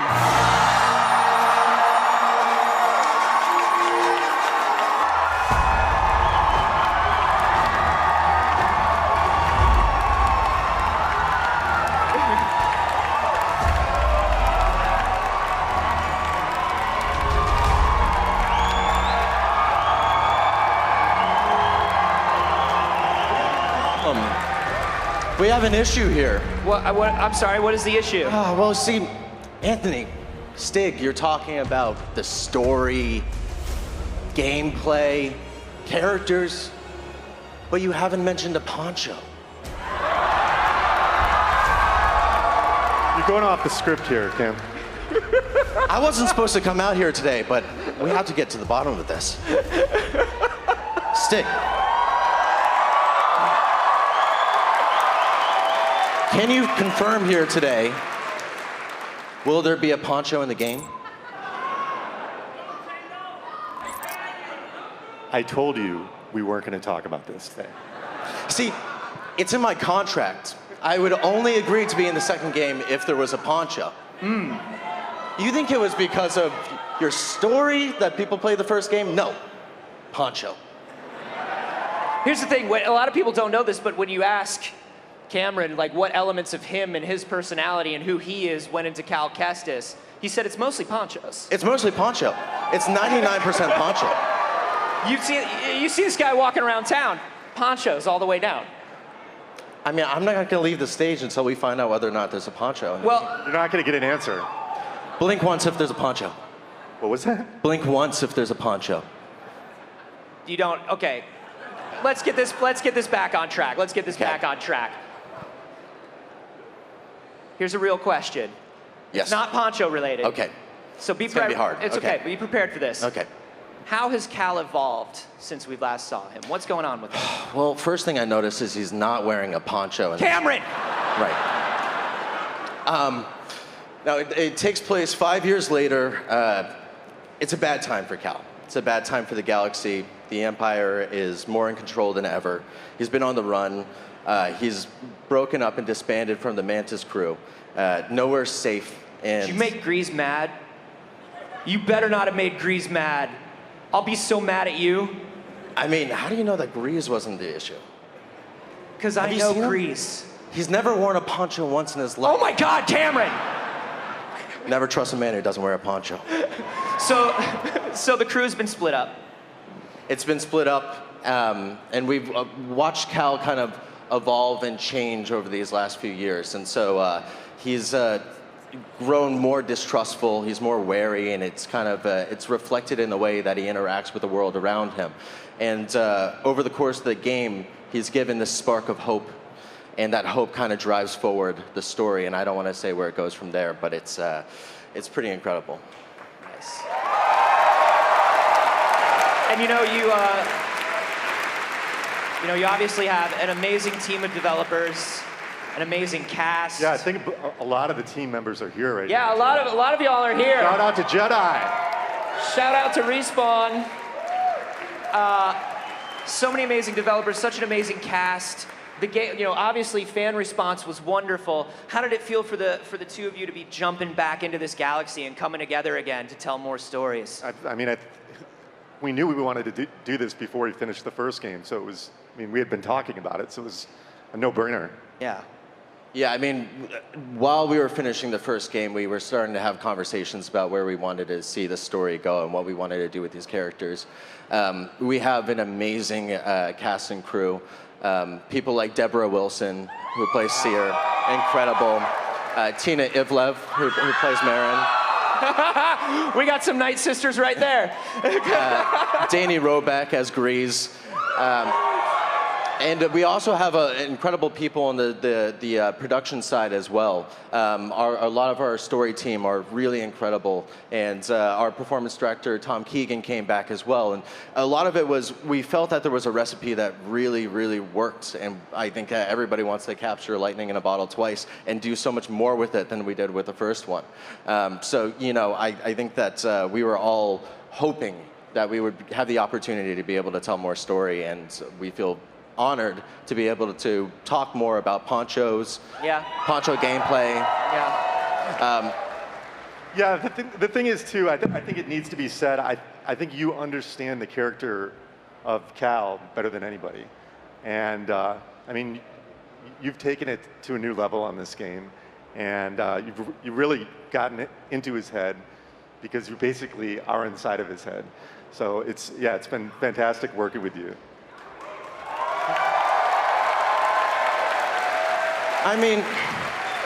Thank you. But once again, I think that the poncho in the first game did the heavy lifting. You gotta...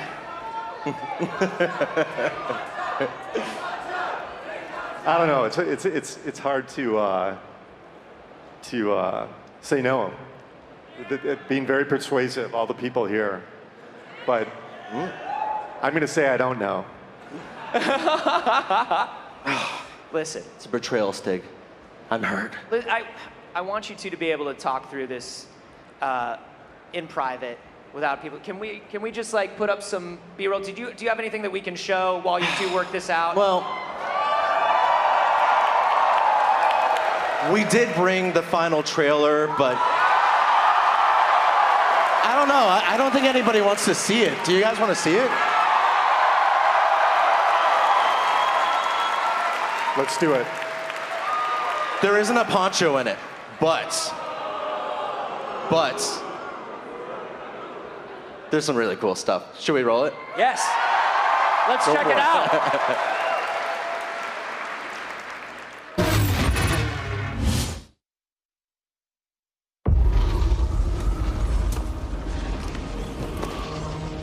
You were only a child when they sent you off to war.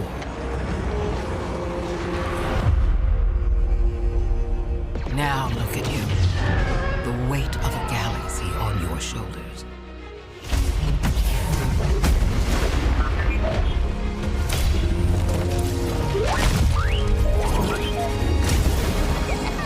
Didn't I tell you to be more careful about who you scan? Come on. I cannot tell you who you must become, or where the line is drawn. There are no easy choices. These are dark times. We have few allies. Good to see you, Cal. The odds are against us. And they will always be against us.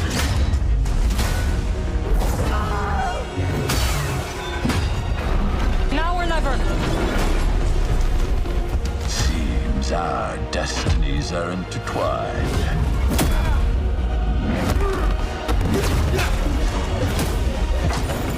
But I can tell you this. If there is any hope of surviving, we must stand against the darkness.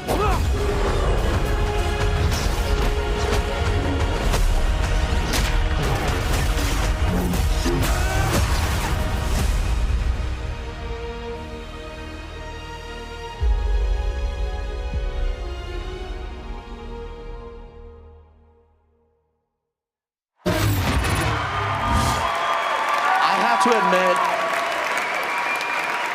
even without the poncho, it's pretty cool. Yeah. I did notice one or two places where a poncho could go, but you're right, I think it's good. And also, I saw a lot of people clapping when that Rancor come up. You think you want to fight that Rancor, you don't. I spent 30 minutes trying to fight that Rancor, Stig. It was not easy. It's tough. It was Rancor's got to be tough. So this looks absolutely amazing. One thing that stuck out to me immediately was this very, very large boy that you are fighting, this big bad. He's very, very impressive. Who is this? So his name is Ravis, and he's Gendai, and he's the leader of a gang called the Bedlam Raiders, that are like, they're kind of the kind of bad gang in on planet Kobo. Okay. Yeah, he looks very intense. Very intense. He's literally a wrecking ball. I love it. I also saw some moments where it looks like Cal is calling in a friend or partnering up with somebody to pull some things off. Yeah, that's what we termed as characters and gameplay, or SIGs, and kind of building off of how we dipped our toes into the water with BD on the first game, having a buddy AI. What we learned from that, we decided to have more opportunities for Cal to negotiate the worlds, whether it's through combat or through environmental puzzles, with a friend. And the story's being told the whole time. Yeah, that's amazing. That's amazing. I mean, it looks like, and everybody that you partner with obviously has their own strengths. Talking about those characters, we saw some very intense moments. What was it like for you working with these characters again and working with these people again one-on-one? I mean, something about ponchos. We have incredible, not only our returning cast, but we have a bunch of new characters as well. We have an actor named Noshir Dalal, who is incredible. He's a new friend and ally for Cal named Boda Kuna. And we have an actor named Cody Fern, who's incredible as well, and a bunch of people who we can't say now, but we were on the performance capture stage for the last 2 years working on it, and I can say that there was a lot of really incredible performances that were given and some very special moments, and I can't wait for people to see it. Yeah, the size of the NPC cast, it just trounces how many NPCs that we had in the last game. So the story is unquestionably bigger. And one thing I want to mention as well, too, that trailer that we just saw, everything's real. There's nothing in there that's pre-rendered cutscene. It's all on the fly, real hands-on sticks gameplay. So it's something that we're very proud of. And that's been the way that we've done all of our trailers. So just expect that kind of pedigree with this team. Ooh. Ooh. You were all wondering, I was thinking it too. That means that speeder sequence was real. That looks intense. Here we go. This is it. We mentioned it. The people are waiting. They want to know. Customizable. Customizable elements to Cal. What are we doing? Bring it on. So like I said before, this became... I'm waiting. So like I mentioned before, this became... We made things like ponchos on the last game. Oh, did you? Yeah, and we got... there were some people out there that weren't happy with them. No. And we decided that we thought we really nailed the way that we did the customizable parts for the lightsabers. Mm-hmm. So we wanted to give the lightsaber treatment to all of Cal and BD. So they're real high value parts that you can swap and switch to your heart's content. I don't even know how many permutations or combinations that you could do. But it was something that we put a huge amount of effort into on this game, and I hope people appreciate it. I can tell you, just in the demo that I played, if you don't mind me saying, just in the demo that I played, I had picked up a few different outfits for Cal, and they all looked incredibly different. I had like the classic Star Wars bomber jacket. I had something that kind of looked almost like Clone Wars era armor with like a cape. There was so many different things. So many things. A cape is almost like a rear poncho. Yeah, think of it as the mullet of ponchos. Okay, you're selling me a little bit. Which, by the way, the mullet is also very good. You want to talk about the mullet? The mullet is, it's a Jedi in the front, the party in the back. Yeah. I appreciate it. It's, maybe that will be the canon look, I'm not sure, but I think I like classic Cal. I think canon look is probably the mullet and the handlebar mustache. I think that's probably, but I love how much customization has been put into this, and even with something like the sabers, you can do more with the sabers now, which I really loved. I was telling Cam that I made the most custom chromed out candy apple paint job saber that I've ever seen. Yeah, there's some things that you can do in there that honestly make me cringe. But we want to make sure that there's people out there that want to do cringy things, and that's fine. We want to be able to give everybody that opportunity if that's how they want to play. That's how I'm going to be playing it for sure. Yeah. How did it feel to see what it would be like if you could grow a full beard? Was that amazing for you? Well, in the first game, Cal had the most luxurious hair out of pretty much any character I've ever seen. He did. Ever. We talked a lot about his hair. And so, I feel like the natural progression was to have one of the most amazing beards that you could ever find. And there are some serious beards. There really are. I think everyone here should be envious of the glorious beard of Cal. I was envious. I was like, wow. And in a way, a beard is kind of like a poncho for the face. It's a face poncho. Beard comes for the Latin for face poncho, I think. Well, this looks amazing. I want to thank you all for coming out and sharing this with us. I mean, before you go, is there anything that you'd like to say to the fans, to everybody here at Star Wars Celebration? We've got some Cals and some Marins up front here. And not a single poncho on any of them. There's a poncho! Poncho! There's a poncho! Yeah! Thank you.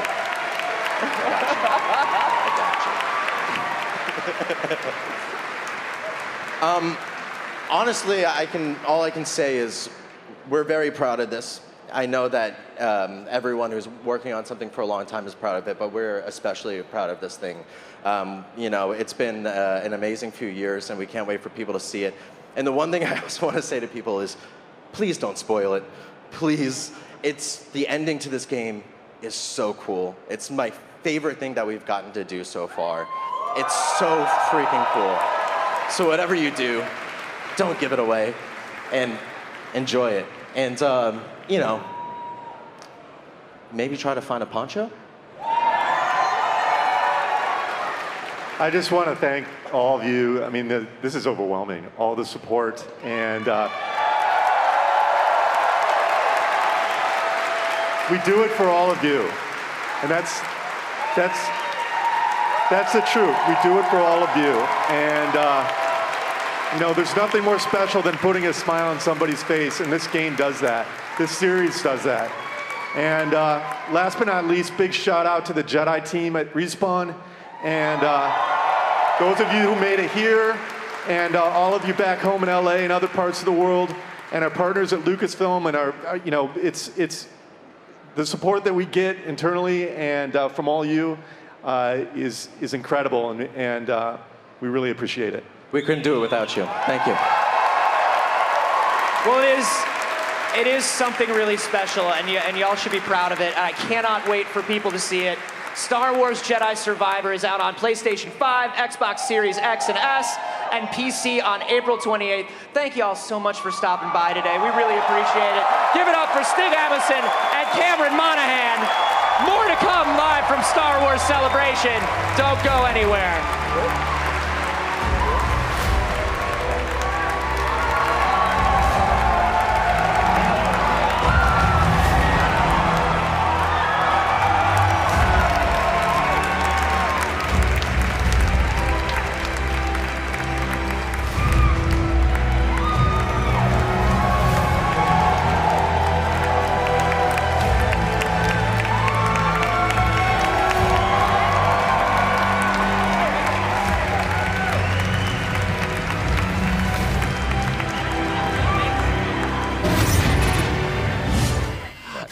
With Neil Scanlon from the Creature Shop. You are taking a couple minutes to show us some of the creatures that you've brought, and of course, we have to start here. I love that in his neutral state, Yoda looks mischievous. Yeah. There is no way for him not to. You have built that into his face. Yeah. Well, I mean, I mention this every time. I mean, you know, again, it's Stuart Freeborn, and Yoda is Yoda, and there is no version other than Stuart's version that I can conceive of, in a sense. So when we came to do Yoda, we did all the homework that we could. We actually got the original molds from archives from Lucas, which were like the most precious things. It was like an archaeological moment, you know, the sort of Tutankhamun moment of opening up these things, and there was the inside of Yoda's face. And so we actually replicated those for prosperity because they were getting quite old. So from that, we created Yoda, and you know, I remember that one of the things that I used to do when I was, in a sense, a younger person in this was that one of my favourite things was sticking the skin down. That's the part where you put the foam latex onto the skull and you make it right. And we were really struggling to try and get Yoda right, and he just didn't look like what you're saying right now. So I did all the things I'm not supposed to do. I put Yoda in the back of my car and I took him home with me, and I sat in a chair and just played with it, and it was a phenomenal experience for a person like myself, because it was like I was walking the same walk that Stuart must have done, because bit by bit, as you stuck it together, this amazing little face appeared. And I think what you're commenting on is exactly that journey that Stuart got to, where you look at him and he just fills you with just joy, doesn't he? That's the mischievous look of a Yoda that wasn't supposed to leave ILM and went home instead. Never did. So let's talk about this, because one of the things that I love is even in a scene where you're going to have hundreds of creatures out in a big area, they still all have this level of detail when you're sculpting them. Absolutely. And I think that's amazing. Yeah, the Akis are a good example. Yeah, mass production, so lots and lots of them. It's probably one of the best and one of the worst things about the industry that we work in, that we have to remain organic and open-minded. And when you make creatures and things like that, you're never really quite sure which scene they're going to be in, you know, where the director's going to come from. And so in many, many ways, you have to kind of plan for the best case or worst case scenario. So you build everything to the highest quality that you can. Sometimes economics sometimes will beat you, and you have to start thinking about what's in the background.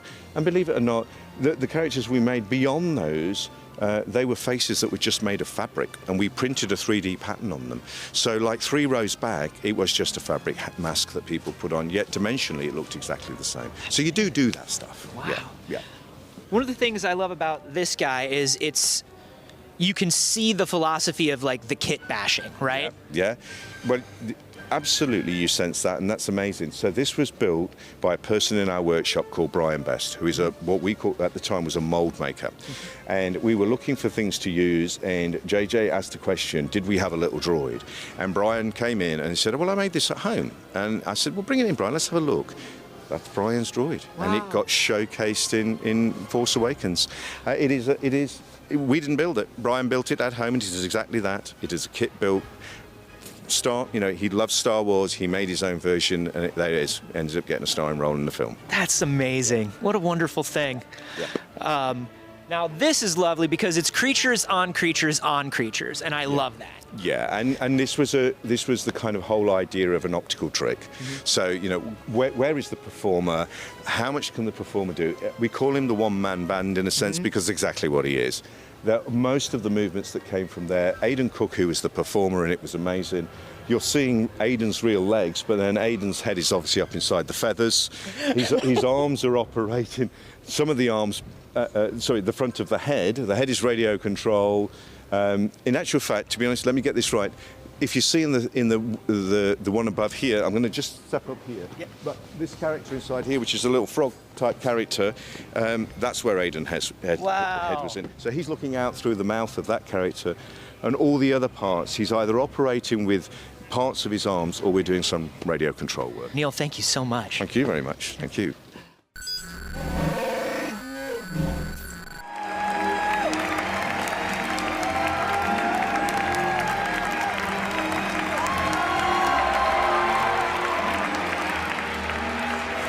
She stole our hearts as the young Leia in Obi-Wan Kenobi, proving she definitely has what it takes to steal the plans for the Death Star when she's older. Here, making her Star Wars Celebration debut, is Vivien Lyra Blair!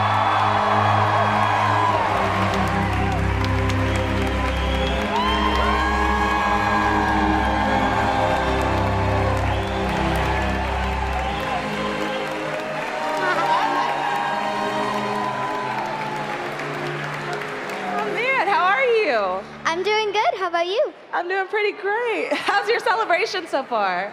It's been really fun. Oh, man. I have to ask, what's it like for you to be in Star Wars? I mean, very surreal.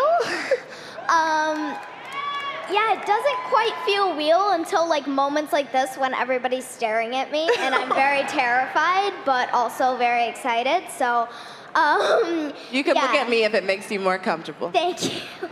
And I made kind of an analogy for it. I said that, when a sound gets too loud that you can't hear it anymore?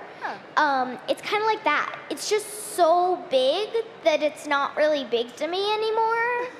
But it's huge. It's just, when you're in it, you're in it. And Now, when you got the role of Leia, did you have to keep it a secret from your family?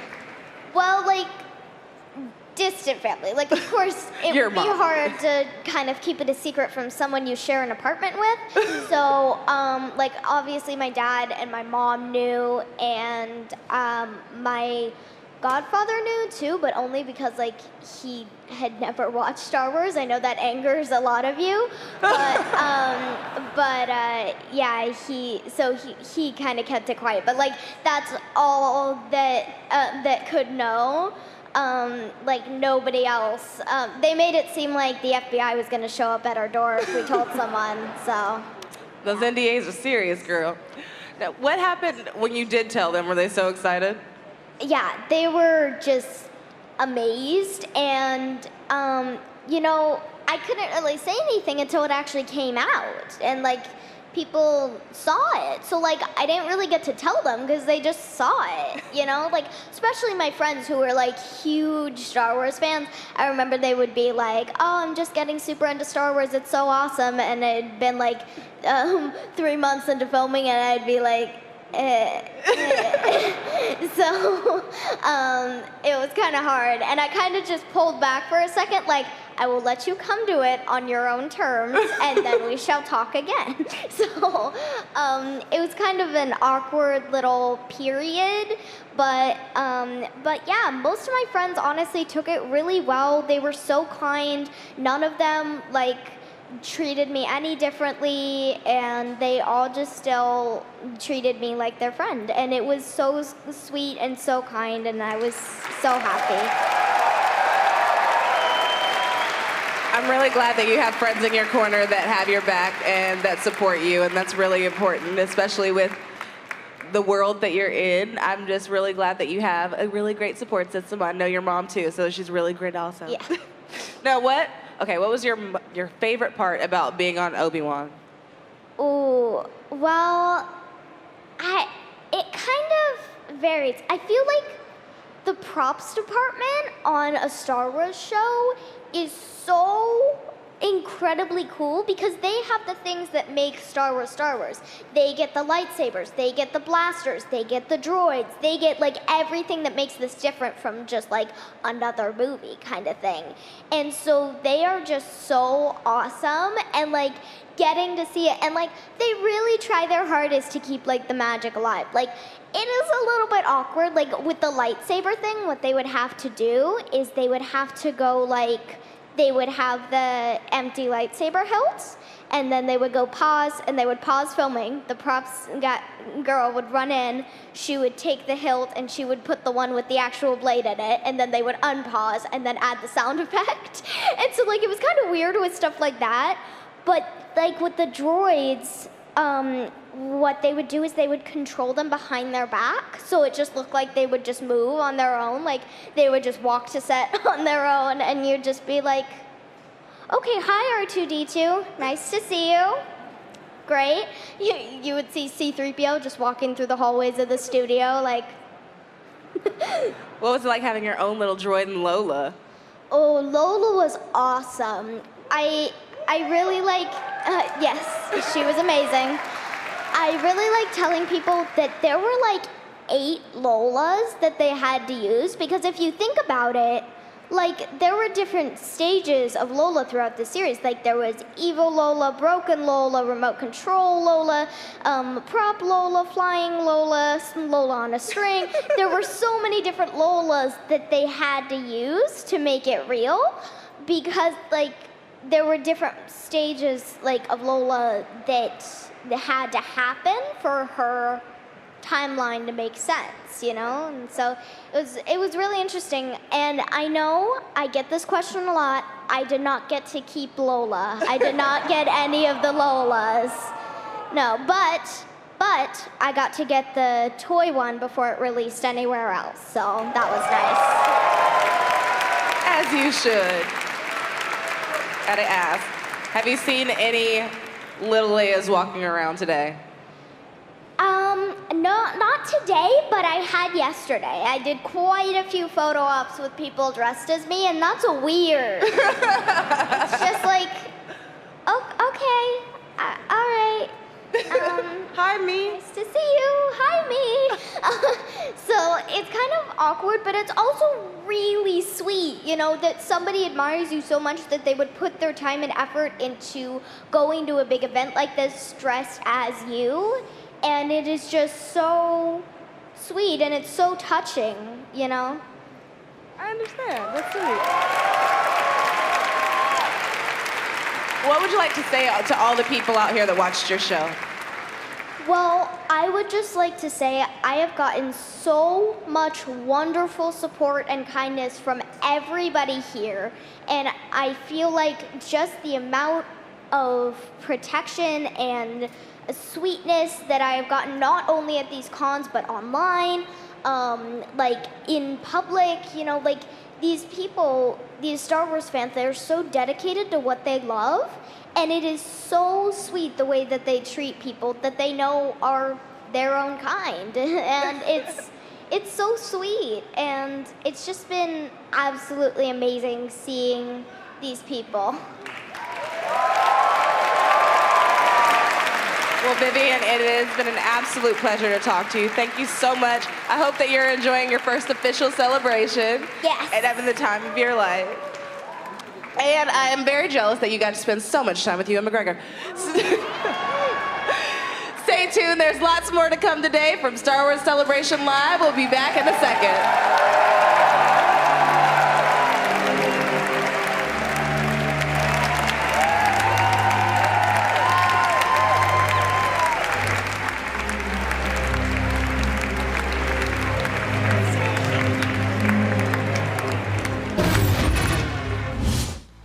Hi, I'm here at the Ink Fusion Tattoo Pavilion here at Star Wars Celebration with Matt Diffa, who is going to give me a tattoo. Matt, can you tell me a little bit more about the pavilion? Yeah, sure. We've been tattooing at the Celebration since Celebration 5. It's a big group of us that do a lot of other Comic-Cons and stuff. We do a lot of popular culture things. How long have you been doing tattoos here, or I guess when was your first celebration? So my first celebration, I've been doing them since the beginning, since we were first allowed to tattoo at them, which was Celebration 5. I've done all of them apart from Japan and the last celebration in California. Been tattooing myself for 25 years, and I actually started tattooing the year before The Phantom Menace came out, so I've been doing Star Wars tattoos since literally day one. That works out because I'm about to get a Phantom Menace tattoo of Yaddle. Have you ever done a Yaddle tattoo? I don't think anyone's done a Yaddle tattoo before. I think this is possibly a milestone moment for Star Wars tattooing. All right, well, we're about to set a world record of probably the first Yaddle tattoo. You ready to get started? Yeah, absolutely. All right, let's do it.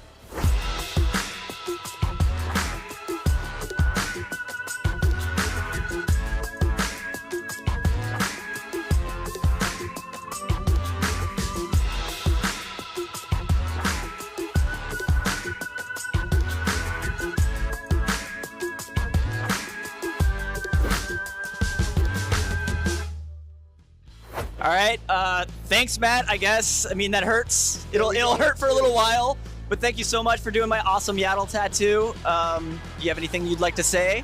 Yeah, there you go. Yaddle is now officially a tattoo. Who knew? We did it, guys. Stay tuned for more Star Wars Celebration Live.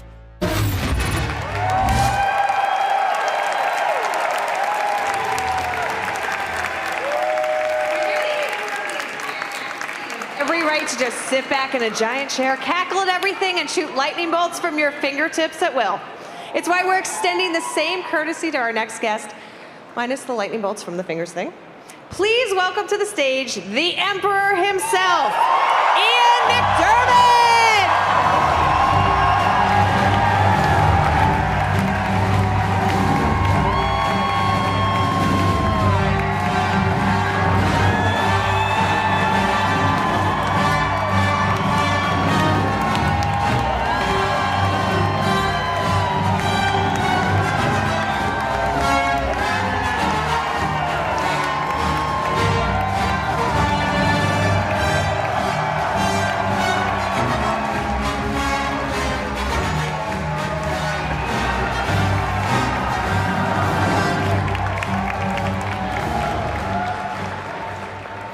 So you don't just rule the Empire and the entire galaxy, you rule this entire room and the stage. I just want to say, happy anniversary.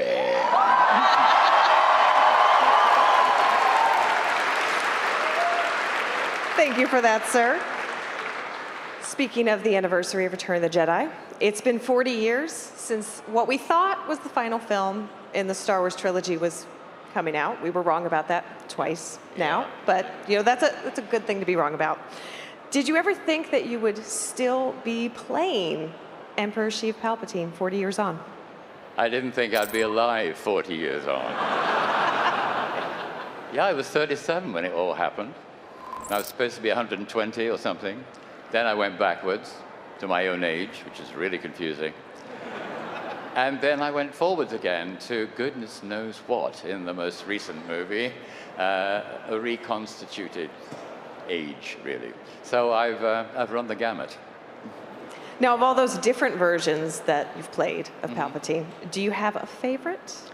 Well, when I get asked that question about other things, I usually say the most recent one. And I suppose I would say that. Although when the fans ask me, you guys. Hello. So rude of me to have my back to you, you know, but I'm not nervous. No, I usually say Revenge of the Sith. Oh, good. Oh, you agree? Yeah.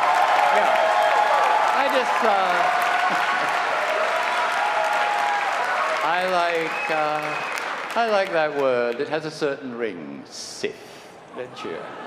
So that's my favorite. But I like the last one too, because that was a big surprise, not least to me. And it was nice to be reconstituted and swing around the enormous studio on this sort of giant crane thing, manipulated by 4 people who, I'm happy to tell you, were very skillful. Although what they used to say was, okay, Ian, you know, we were in London. Okay, Ian, stand by, you know, yeah, okay, fine. And we're going to go in a minute, but they'd go just before the minute. So they'd go, okay, Ian, stand by, and then I'd go like that. But it was soon sorted. Wonderful. Chief Palpatine, some might say, he has no redeeming qualities. Others think he's just the best boss in the universe. How do you approach, yeah, I know where you are. Yeah. How do you approach playing a character that is just so wonderfully evil? Well, I use my own unredeeming qualities. But also, I don't know, I think it's just, you know, it's a lot of people around who exhibit some of his traits, some of his qualities, so I kind of borrow from them now and again. Do you want to mention any of those inspirations by name? No. Fair enough. Now we are at Celebration. We've just celebrated the 40th anniversary of Return of the Jedi with that amazing panel. Yesterday we've celebrated some villains of the galaxy today, earlier this morning. You've been doing the convention circuit for a number of years now. Yes. A number of years. Of all those years that you've been attending conventions, but Star Wars Celebration specifically, do you have a favorite fan interaction that has happened? Well, I was in New York. Actually, I wasn't for Star Wars reasons. I was doing a play, and I was walking with a friend of mine in Central Park, and someone called over, "Hey, hi, good morning, Senator." And I said, "I think you mean Supreme Chancellor."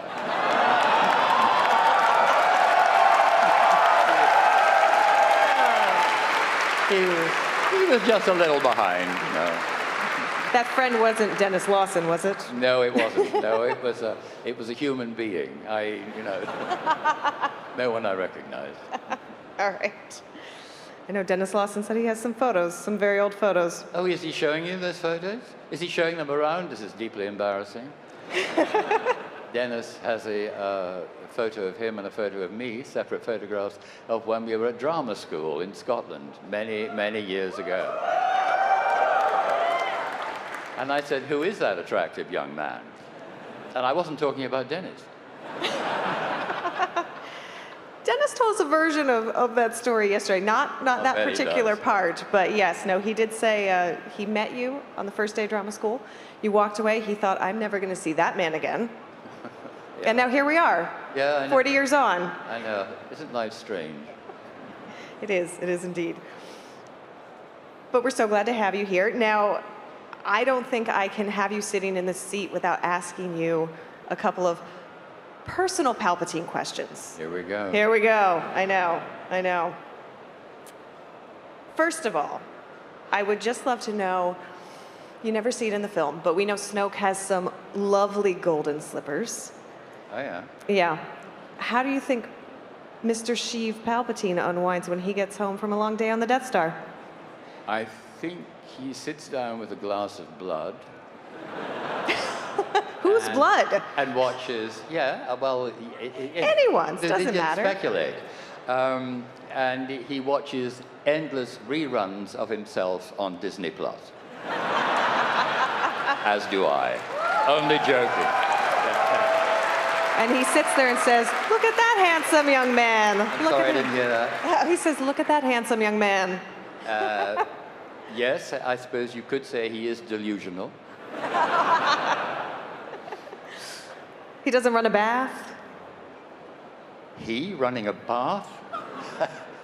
Having one is a sort of terrible thought. Anyway, there'd be someone there to run, well, for absolutely everything at his beck and call, I think. Well, that's fair.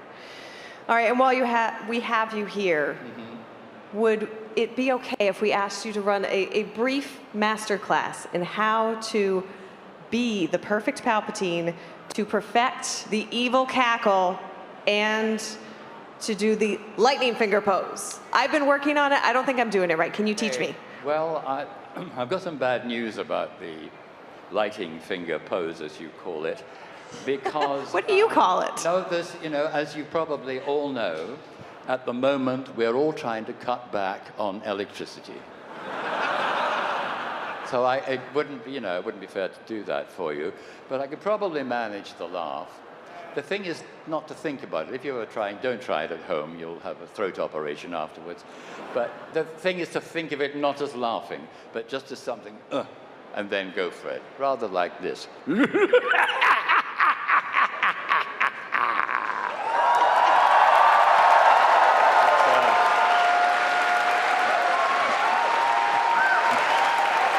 Would you like them to try? Should we try it? Yeah. Let's try it real quick. One more for us, and we'll all do it together, right? Okay. Yeah. Try it. Yeah. After 3.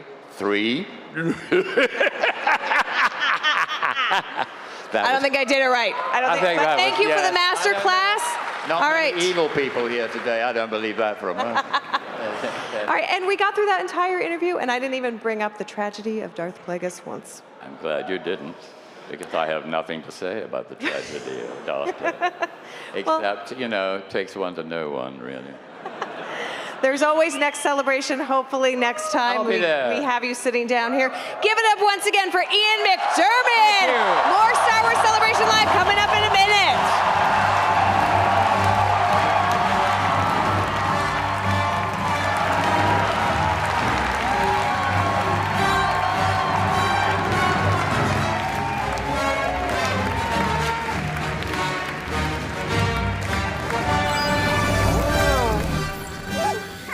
It's been like London buses here at EXL today. You wait all day for one Ahsoka to show up, and then like 80 arrive at once. Pretty impressive, wasn't it, Ashley? It was impressive, most impressive. Indeed. Now, Star Wars is rich with so many iconic characters. What is it about Ahsoka that makes her such a fan favorite? At this point, we've been watching Ahsoka stories for almost 15 years, and an entire generation of Star Wars fans have grown up with Ahsoka. And now, Ahsoka, as my sweater says, lives on in all of us because all of the stories, all of her inspiration, we carry her with us in our heart and in our soul and into our everyday lives. And so she lives in all of us and all of the fans and all of us here. And it's such an incredible legacy to see carried on here with the fans. Yeah, and the message was literally being chanted by the fans outside earlier, and slightly controversial, and this was before you showed up. Darth Vader himself was actually conducting the chorus at one point. I'm not sure how you feel about that. Well, as we've learned, there is always still some good inside of Darth Vader. Anakin eventually came back, and so I don't mind. I don't mind my Sky Guy being there. Ahsoka lives in Vader as well, we can say. So, this isn't your first celebration. You've met fans all around the world. When did you first realize that this connection had been formed? Oh my goodness. It's been pretty apparent ever since the season 5 finale and the first original series finale of the Clone Wars, way back when it was on Cartoon Network, that something happened, that people began to live their lives inspired by Ahsoka. The choice that Ahsoka made to walk away from the Jedi Order inspired countless fans to make changes in their life as well. The final season of Clone Wars really just inspired the world. And it's so exciting to be here because people are sharing their stories with me. They're sharing what Clone Wars means to them on the 15th anniversary, what Ahsoka means to them. And as you can see, I cried. Ahsoka is truly my heart and soul, and it means the world to me. And to see all of those fans there celebrating Ahsoka, it literally brought me to tears. So it's something that goes beyond not just the character, but beyond the franchise into the real world, our real lives.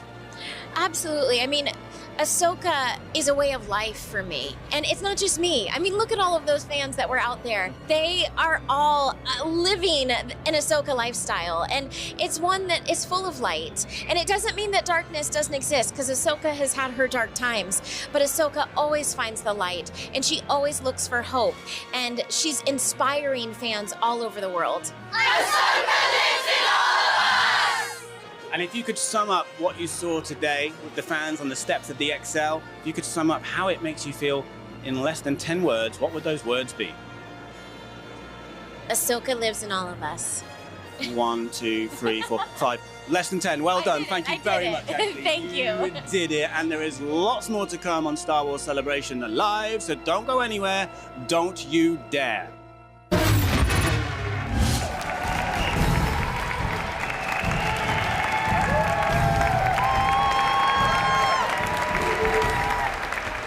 Our next guest has made a career of being an intimidating force.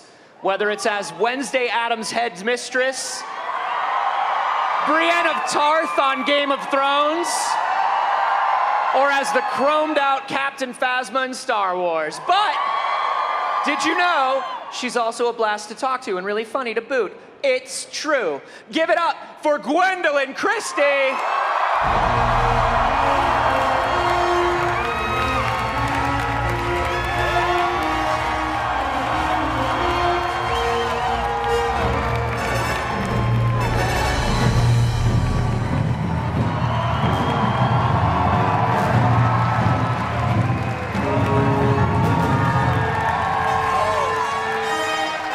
Captain, wonderful to see you. Thank you for having me. Thank you all for coming. It's amazing. Amazing. Oh, my start. You had a panel this morning. You just got done with the villains panel. I did indeed. I couldn't believe it. I was with the greats. Yes. I was with Ian McDiarmid and Andy Serkis. Please, that's a panel. That's a panel. Man, what a gallery to be a part of, huh? These Star Wars villains. What did it feel like to you when you saw Phasma for the first time? Phasma is one of my favorite designs in the history of Star Wars. She's just so striking and imposing. It was a truly incredible moment. I didn't know how the character would look. I'd wanted to be in Star Wars for such a long time. Since I was a little girl, my whole life, it'd been a dream to be in Star Wars. And, you know, I've talked a lot about how much I really banged on the door to get the opportunity to audition. And the problem is she was going for Ewok. But for some reason, the costume didn't fit. But it was just extraordinary because I got taken to Pinewood Studios. I wasn't allowed to tell anyone I was going. It was very exciting. And then I walked into the room and the Phasma costume was laid out. And I gasped because it just looked sensational. I had an immediate, really kind of physical response to it. You know, when you respond to something, it's so strong. You sort of suspend your disbelief for a minute. You take a deep intake of breath. And I thought, this is incredible. The reason I thought it was incredible was that it looked so badass. But alongside that, here was a costume for a female villain where it was about practicality, danger, violence, intimidation. It wasn't about an overt or traditional sexuality. Here was the opportunity to see a woman in a new way, in a way that it was about the maliciousness of her intent. Which also can be sexy. So I was over the moon, you know, and it was I was very moved, and it was such a honor and a privilege. I felt that so strongly at the time to wear that costume because, as I said earlier as well, the mirrored nature of that costume meant that what it was also doing was reflecting back to the world any preconceptions about what a female villain should be, about what a female character should be, and forced to confront our own ideas about femininity, but also revel in the spectacular image of it. Yes. So powerful. It's so wonderful. And she was just an incredibly imposing. Every moment was just imposing. You were so, I mean, every word out of your mouth, I was just like, yeah, this is business. She's very serious about this. That must have been a lot of fun to do on set. It was so fun, and I remember I really have idolized J.J. Abrams for such a long time. I loved all of his work. I go to the cinema to see his work. I loved his film Super 8. I loved what he did with Star Trek. I knew he was the right person. He's such a wonderful human being as well. And so I had this great, very fangirl moment where he was standing there and it's like, let's go through the lines, and he'd go, more evil. Oh, okay. And he'd go, more evil. And I said, really? You want more evil? Yeah, more evil. Definitely more evil. Until we got to a place that was about the character being disconnected from any kind of empathy or humanity, buying into an authority, an idea of authority, buying into an idea of control, of exerting an almost sadistic control over others, and a very brutal coldness. Yeah. I loved every second of it. And I think that's such a personality connection to why we don't see beyond the costume. We don't see beyond the helmet. You know what I mean? It's almost a Vader thing where it's like, no, this is about that idea, about projecting the evil, but also being disconnected. And so the physicality of it all connects to that so much. I think as a character, it's fascinating, like what we've seen with this glorious series, The Mandalorian, is that what that brilliantly executed series has shown is that what happens in our mind when we're forced to imagine. It's like the films of Hitchcock. We don't see the terror. We imagine the terror.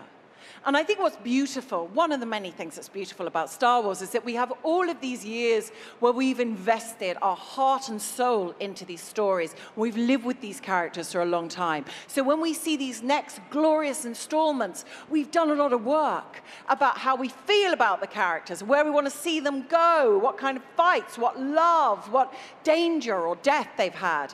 And we've already had such a strong and fairly long relationship with Phasma, with seeing so little of her, that it just feels exciting, full of potential. And that's a lovely place to be in with your characters. Yeah. Now, the last time we saw Phasma,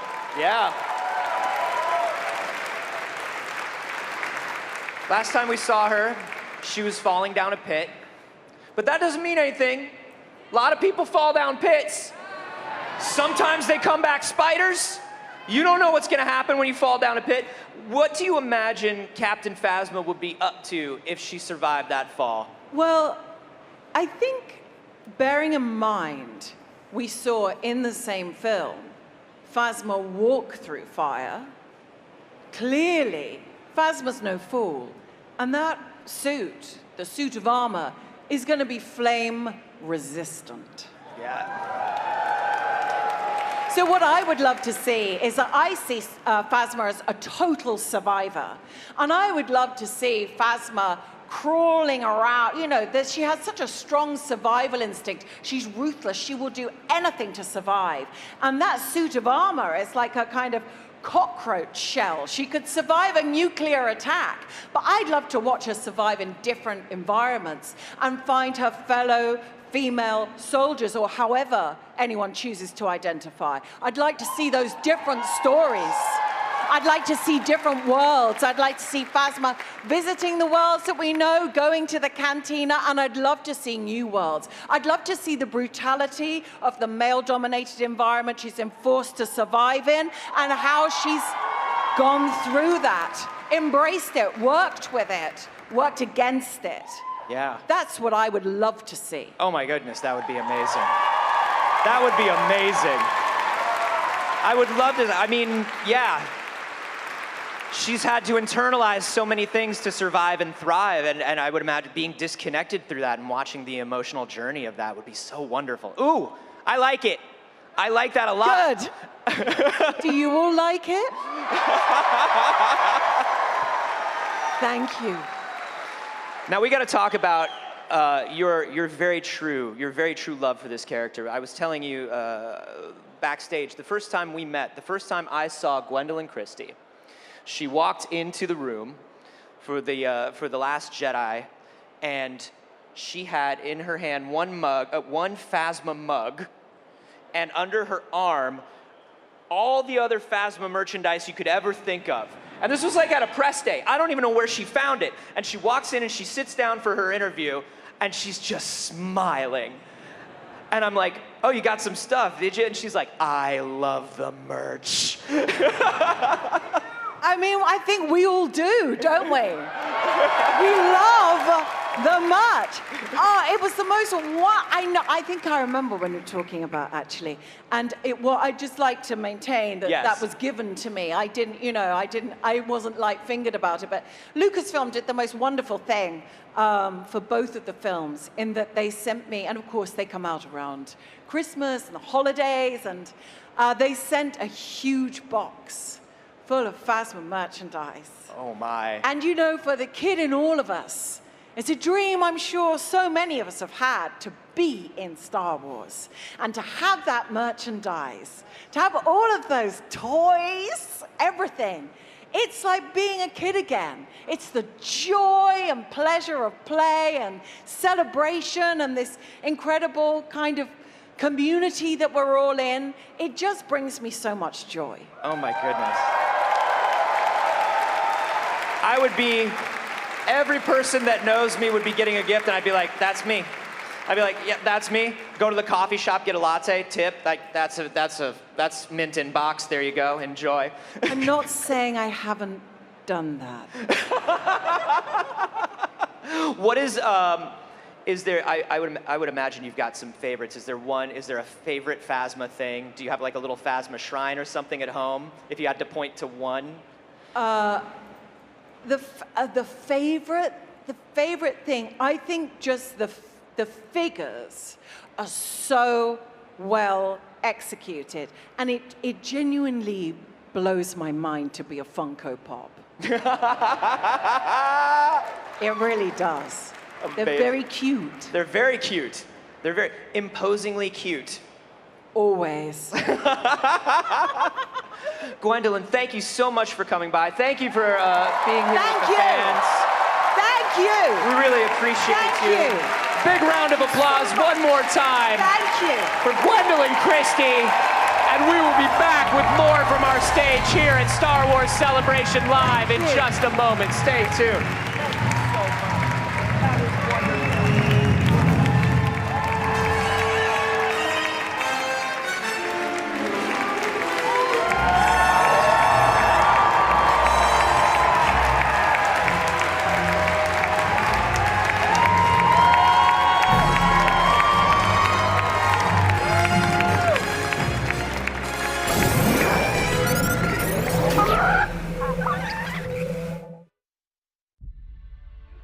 We're at the Lego stand here at Star Wars Celebration Europe, and Star Wars is full of so much classic imagery, and I think helmets are up there with the most classic. Michael from the Lego Star Wars design team is with me. Michael, can you talk us through some of the helmets that you have on display here? Well, these three are the latest addition to our series. So we've got Captain Rex and Commander Cody, two clone helmets that we knew the fans would be absolutely wild about when they came. Then we've also got this incredibly classic helmet that Leia wore in some of the early film Return of the Jedi. Return of the Jedi, exactly. And here we have her helmet and it's proven to be a huge success. Yeah, I'm sure. And we've also got pretty much as classic as it comes. We've got an X-Wing pilot helmet as well, also Darth Vader, and the Mandalorian, Din Djarin. Thank you for helping me there, Michael. Which I believe you worked on yourself. I did. It was a lot of fun. Really enjoyed it.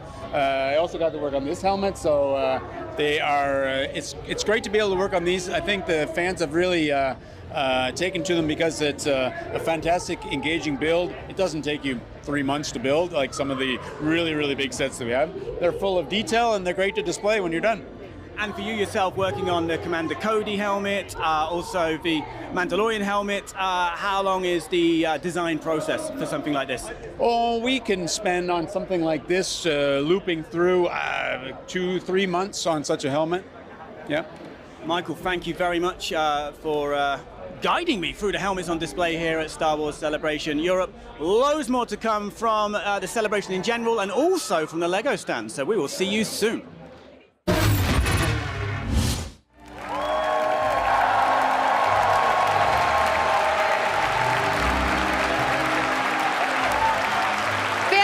Have always wanted the opportunity to actually live inside of the fantastical worlds they see on screen. And thanks to our next guest, fans have been able to actually make that fantasy a reality thanks to their project, Star Wars Tales from the Galaxy's Edge.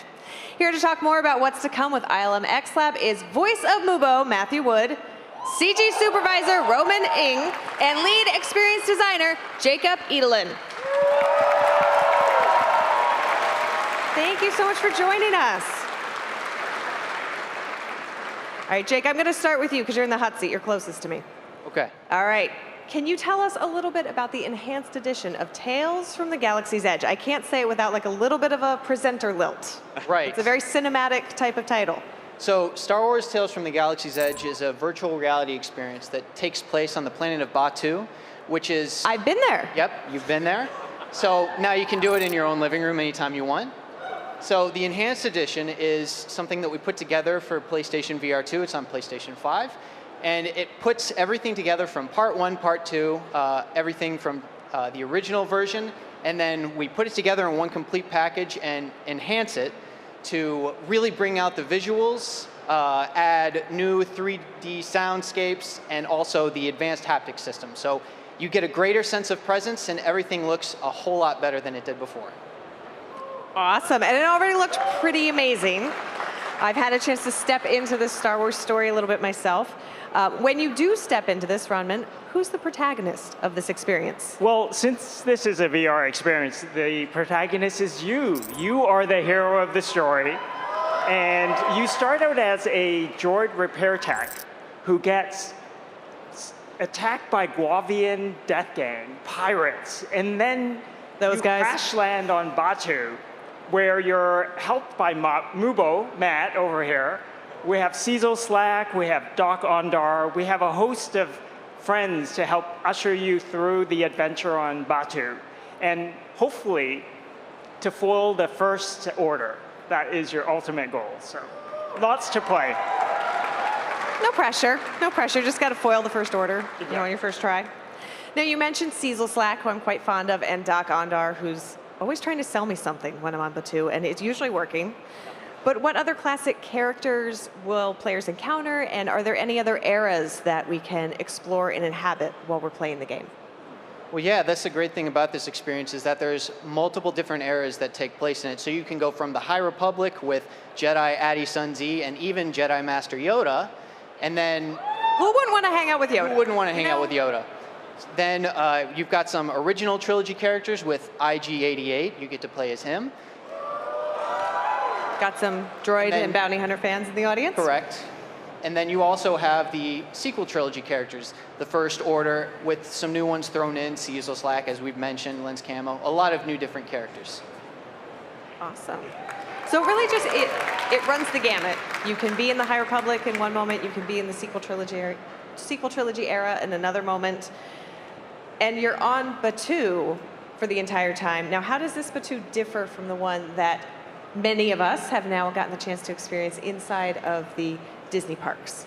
Well, I think if you're lucky enough to get to the parks, which I'm excited to say is just amazing to experience, but this virtual reality experience actually takes place, it departs right from there. So where you see a wall, you can imagine what could be behind that wall. Well, that might be in virtual reality. So we have a world that extends the park into really a complete planet. We have acid lakes, we have tropical cenotes, we have so many places for you to explore, the top of spires, and most importantly, the First Order facility, which is also hidden on Batu. Yeah. Spoiler. Spoiler alert.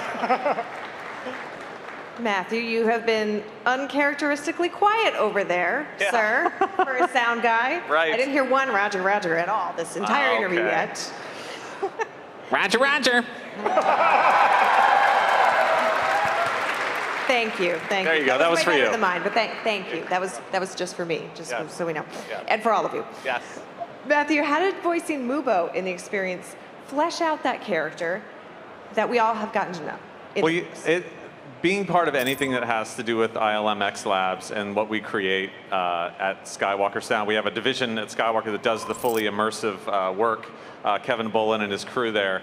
I'm always peeking over to see while I'm working on the features and streaming series, like what's happening in that division. I always want to know about it. And at a certain point, I auditioned for some things having to do with the character, and I had played. The only time you've ever seen these, and they're called Utai. You saw them in Revenge of the Sith, like refilling up the Obi-Wan's fighter when he lands to go find out if Grievous is on that planet. And there's these little guys, and they kind of just go meep, meep, meep, meep, and they walk by, and that was about it. And then we did something for the Disney parks, and Mubo was going to run the droid depot, and I had to do some different kind of language for him. And so this was sort of an evolution of that. And now in this new enhanced version, we have a fully fleshed out character, and he's helping you along your way, giving you missions and orders, and he interacts with some classic characters, which is really fun. But I love being part of anything super immersive like that. And now watching it on the PS5 and the version 2, it's great. It's huge. You're there. You get to experience you get to experience Batu and all these places. And so I'm a fan of Star Wars, even though I work on it all.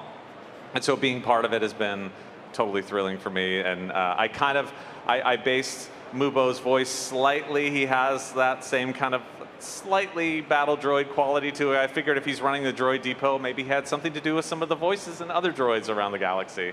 So that's where I kind of went with that. I love it. I love this headcanon of yours. I love it. All right, wonderful. My headset is charged and ready. I just hope that my house can withstand all of the wild flailing that I do and the ducking and covering that I always do when I'm in VR. Yeah. I instantly forget that I haven't stepped into that world, but we've got lots more to come. Thank you both, thank all three of you so very much Thank you, for being Christian. here Thank with you. all of us. We've got a lot more to come from Star Wars Celebration Live in just a moment. Stick around.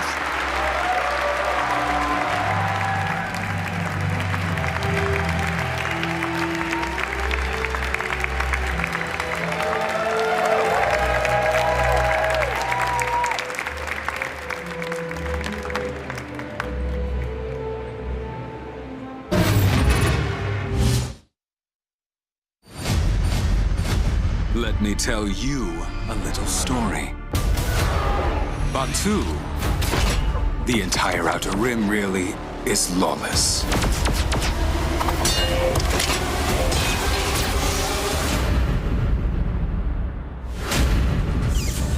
You'll see our truth. The First Order is forever! Stormtroopers came in, threats were made, but our friend would not back down. Surely we can count on you now. Wow. Watch the master work. These relics, their power is real. Something terrible has happened here. I'm gonna need your help. Received your distress call. The council did. If every world had a hero like you, my existence would be considerably less stressful. Now, more Give him hell, partner. You made it! All in one piece! Wonderful.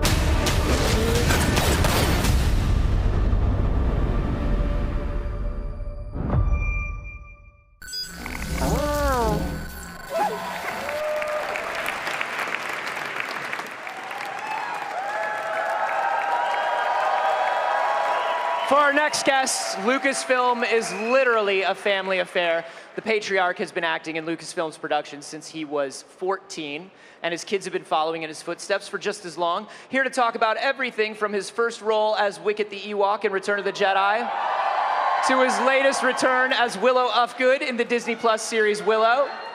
Please welcome Warwick Davis and his children and fellow actors Harrison Davis and Annabelle Davis.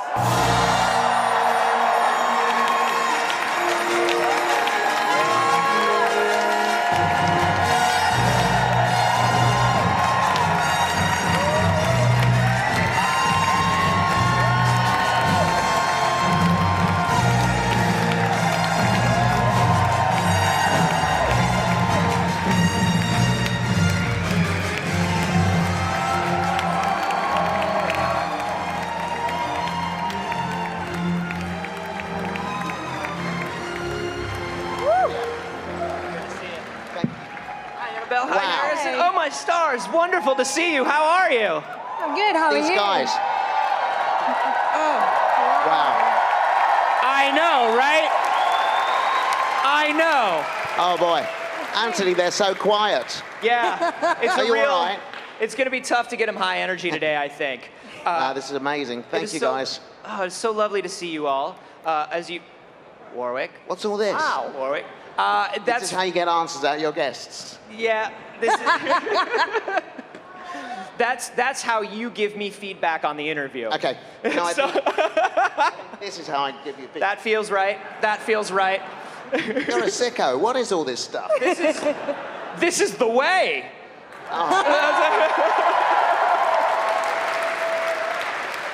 Very good. Oh. So cool. Yeah, don't lean in. It's toxic. So, the last time I saw you was for the premiere of Willow, which was, Thank you. absolutely wonderful. So much fun. How has it felt to you to watch everybody watch the show as it's come out and see reaction? I mean, initially it's quite scary, you know, when you work so hard on something, give all your passion to that, and then you give it to the world and you hope they enjoy it. And certainly watching that first episode when it streamed, as we did at home, didn't we? Yep. Was a scary moment. And to realize there's millions of people around the world doing the same thing is quite exciting. And I've had some great feedback here at Celebration about the show. People enjoyed it, and thank you, everyone. Thank you. And I'm very proud of what we did and loved every moment. And hopefully there will be more in future. I hope so. Thanks, everyone. I hope so. I mean, you know, we've spoken before. You know, I'm a lifelong fan, particularly of Willow, and so it was very magical to see the series and to see the whole family involved and see. I don't know.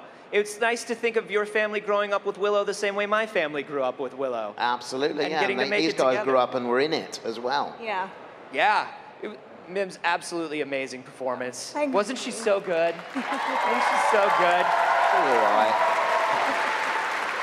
Well, what about this guy over here? I know. Amazing, right? Taking all the hit. Amazing. Perfect stunt double. Unbelievable. Thank you. Harrison Unbelievable. said a very funny thing one day. He would sit on set very early in the morning waiting for me, because then I could have a lie-in. He'd arrive at 7 a.m., sitting there on set to be my stand-in and stunt double. And I'd arrive and he said, oh, great, there goes the limelight. Yeah, I mean, wow. What's it like to do stunts for your dad? I mean, it was fun, like, sort of having to work with some of the stunt crew and stuff, and sort of having to throw myself around because he didn't want to. I'm too old. And stuff like that. Yeah, it was good fun. And then also sort of walking around set because I would be dressed like Willow. I would sometimes get called Warwick and I'm walking around set, which was kind of funny. And I have to explain I'm not Warwick, but then, yeah, it was funny. But then then walked off by the time I've had to explain it, but yeah. I would mistake him for Dad. From behind, I couldn't tell. It was crazy. Or vice versa. I'd be like, wait, who is that? Like, what? It was mad. I was once mistaken for you, which is even weirder. I'm I should concerned wear the about dress that to one. work.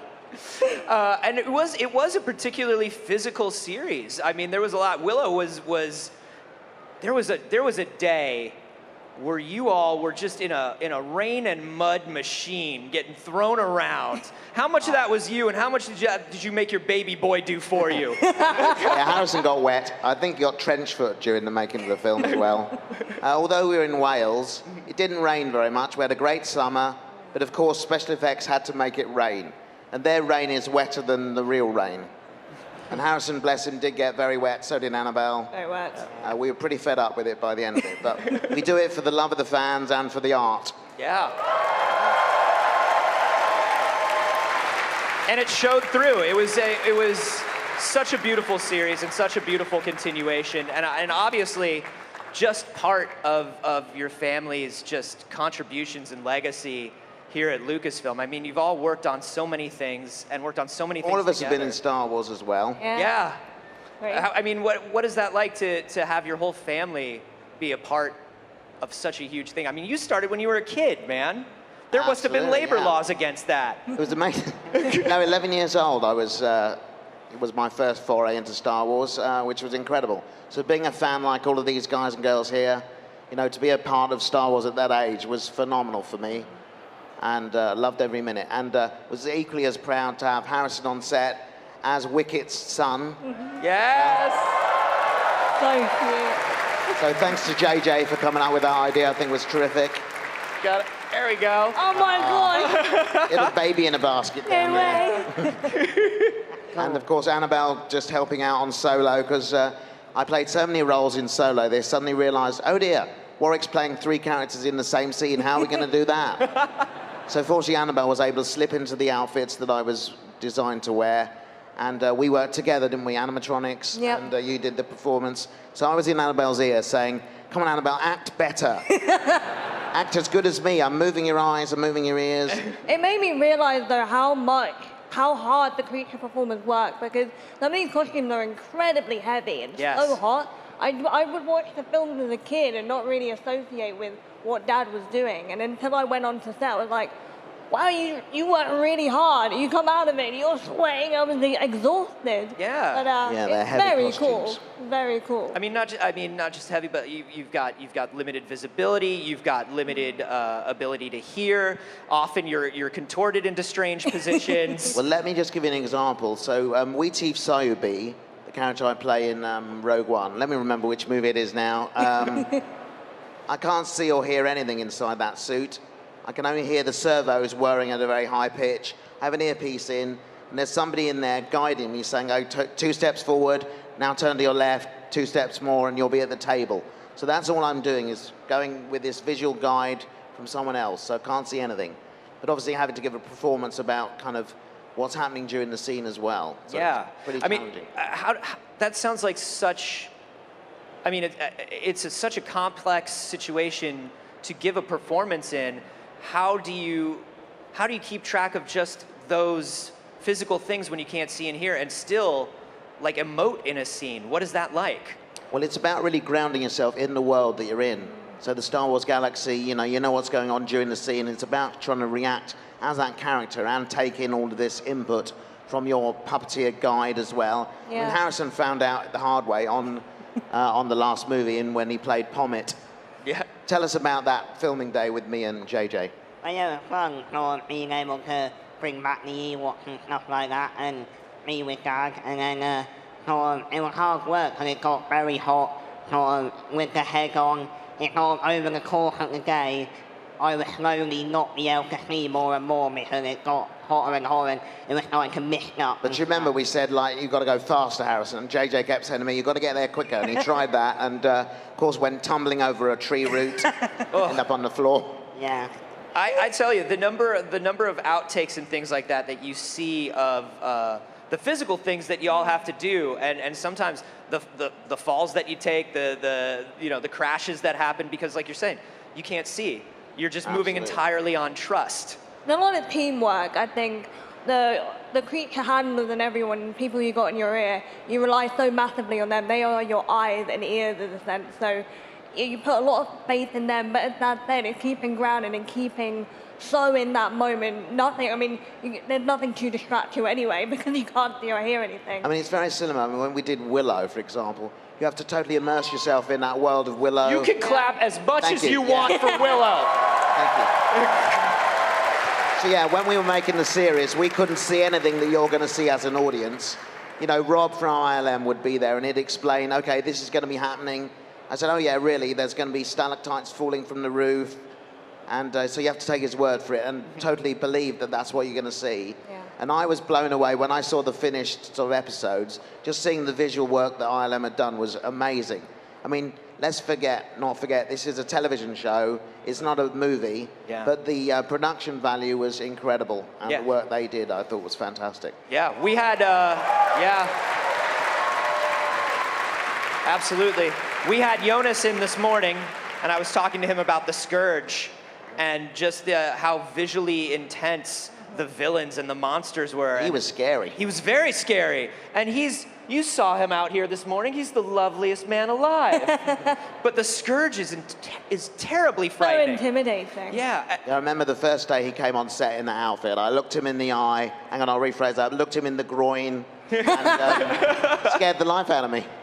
Yeah, and so just to think about the amount of visual care and design that went into every, like all Lucasfilm productions, but Willow is special because it's in a different kind of world than the rest of that stuff is, and to see that detail applied to such high fantasy is just always so joyful to me. It must have been wonderful to be there every day. It was fabulous, especially the day that Willow gets a blowtorch as well. Yeah. And a flamethrower. Where that came from, I've no idea. John Kasdan, the writer, one day said, right, you're going to have a flamethrower. I said, really? He said, we can't do it for real, though, for health and safety reasons. I have a lot of hairspray in. So, yeah, it was epic. I loved it. Yeah, the mix of genres there, where you have some real horror moments, you have some real comedy moments, you have some real high fantasy moments. It's a style of family series and family movie that you don't see that very often. No, it's so different. Yeah. And it's kind of refreshing. I think there's so much out there at the moment for people to watch. I feel like it was taking something and just doing it different, but it's always staying very truthful to itself. Yes. Yeah, Willow does not take itself too seriously, does it? In the vein of the film as well, because that was very funny if you think about it. So we had to kind of follow in those footsteps. Absolutely. Well, listen, I know you're constantly all working on secret things. Is there like anything coming up? Are you busy? What's up? Always busy, but can't really talk about much of it. That's fair. Well, we're looking forward to seeing you in whatever project and whatever form you happen to show up as. Thank you so much. Thank you. Thank you for everything you've done for Lucasfilm over the decades. Here's to more generations of Davises to continue the legacy. I'm being nice. You can't do that while I'm being nice. More Star Wars Celebration Live in a bit. Don't go anywhere. Thank you so much.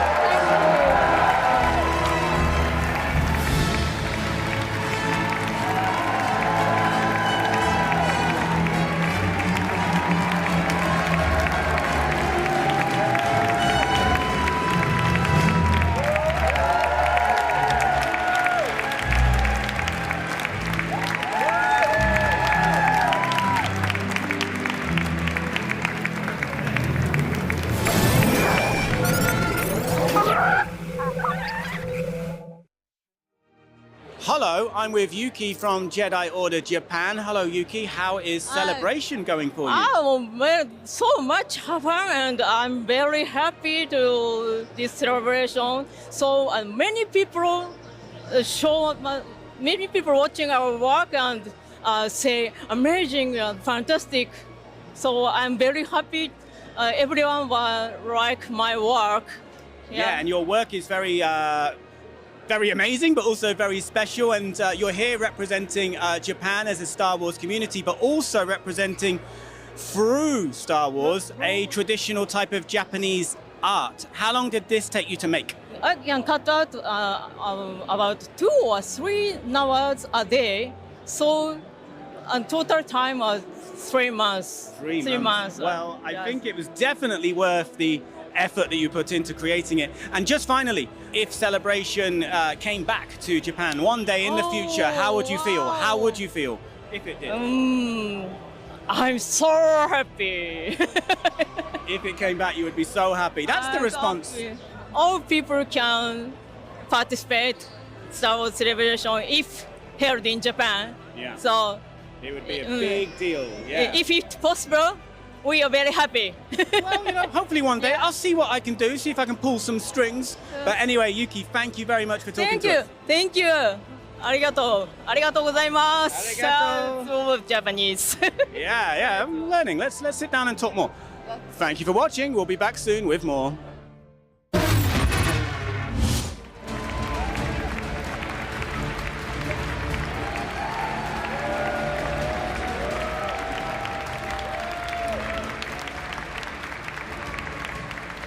Personally, if you ask me, one of the biggest aspects of Star Wars storytelling are the groundbreaking special effects. Well, thanks to our next 2 guests, they've helped pioneer effects work for an entire generation. Please welcome the Vice President of Lucasfilm Visual Effects, TJ Falls, and Visual Effects Supervisor, Mohen Leo. Thanks for coming, y'all. Thank you. Thanks for having us. Oh, so delighted. I'm excited. So how do you approach creating the impossible? I mean, first of all, I think it just takes hundreds and hundreds of really talented artists. On a project like Andor, which we last worked on, we had people working around the world, like really, really talented people everywhere. And it's a lot of hard work, but it's really about bringing the best out of everyone who contributes. Yeah, it makes it very easy because it's not a individual aspect, it's a team effort. And so as Mohen said, we've got hundreds of people that work around the world with us. And so nothing becomes impossible. It just becomes a new challenge. And so we have to approach it from a creative standpoint, a storytelling standpoint, and something that everybody will grow to hopefully enjoy. Now, are there any effects shots we've seen that go by in an instant that took months and months of work to create? There's tons. Yeah, I mean, there's a lot. And I think on a show like Andor, what stood out to me was really the meteor shower that we created in episode 6. Thank you. And again, a wonderful team at Scanline worked on that. And it took a long time it was once again one of those situations where the writer just wrote the words like nothing you've ever seen before. And that's always terrifying when you work in visual effects. So lots of conversations with the filmmakers, looking at reference, looking at inspiration. In particular for that, the inspiration was not just meteor showers, but the iris of an eye, how the colors play in that, paintings that Tony Gilroy picked out. So it's really a broad spectrum of inspirations. And I mean, months. I mean, it was a year plus that we were working on that sequence in particular, and some of those shots are frames long. They're not even seconds long. I mean, it's a wonderful undertaking. But beyond that, there's invisible visual effects you see all the time that you would never even expect. And that's the beauty of Andor, is that we were able to blend a lot of the practical aspects of what we were doing with the visual and hopefully make it a seamless experience for everybody. How gratifying is it to see something like that you have put months and months of work into, and then to just see it?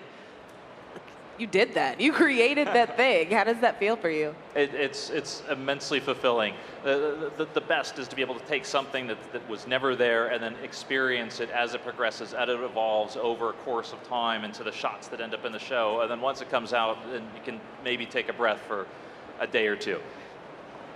Now, what have been some of the biggest leaps in technology that you've experienced?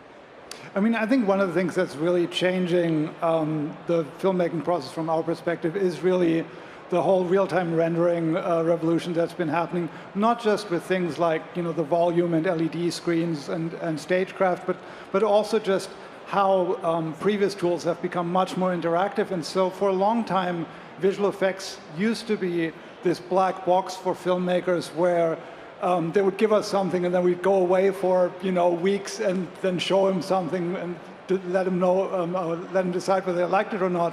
And now with all of these interactive tools, filmmakers can really, in real time, give feedback, work with us the way that they work with any other department.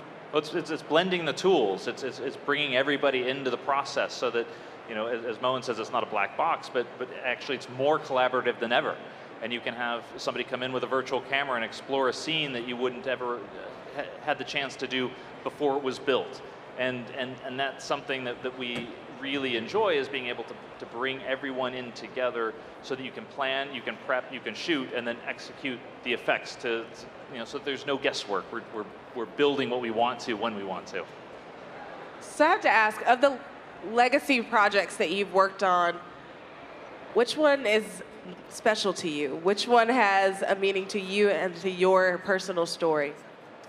Oh, that's a tough one. I've worked on a lot of really good projects, and they're all my babies, and I love them all. But if I had to choose Which one do you love a little bit more? If there's the one that you don't want to admit to, but that you like a little bit more, Rogue One has always been very special.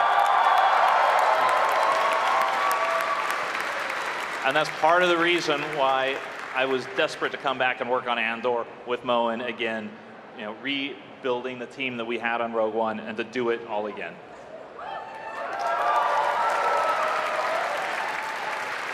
Same question, Mohen.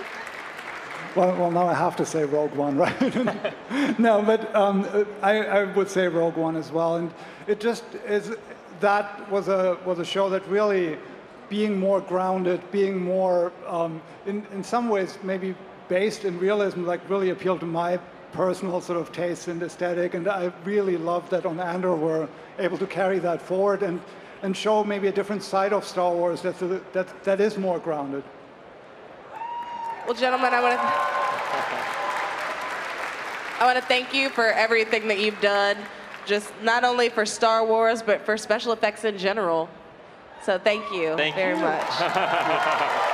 Let's hear it one more time for TJ and Mohen. Stick around, we've got more Star Wars Celebration Live coming right up.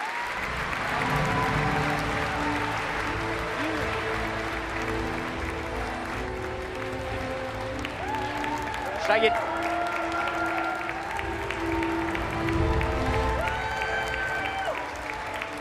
What you doing, Gil?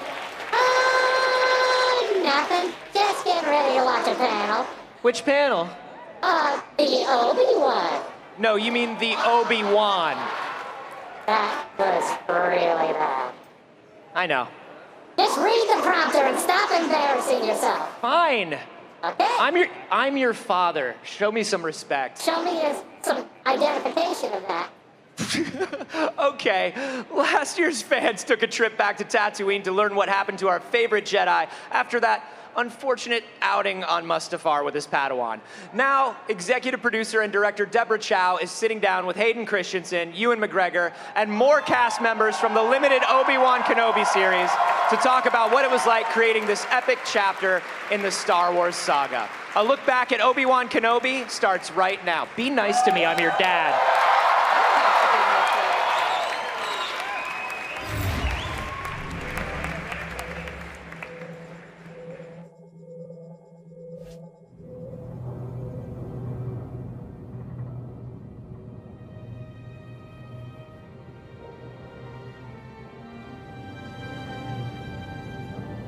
Master Qui-Gon.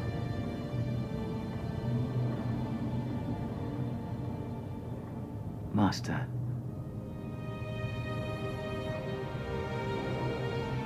Are you there, Master? No. He's alive, Obi-Wan.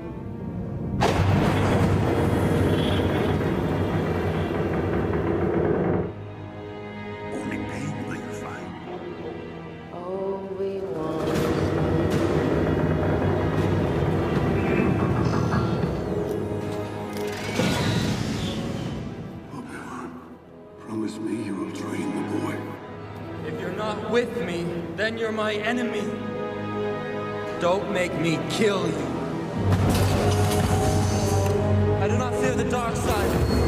I see through the lies of the Jedi.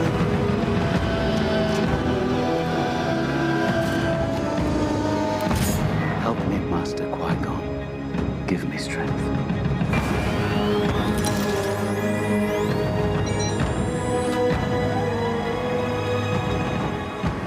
Anakin Skywalker is alive.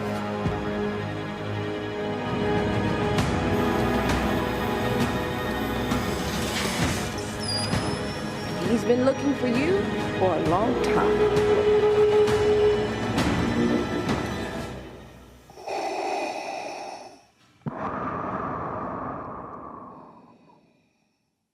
He's coming, Master.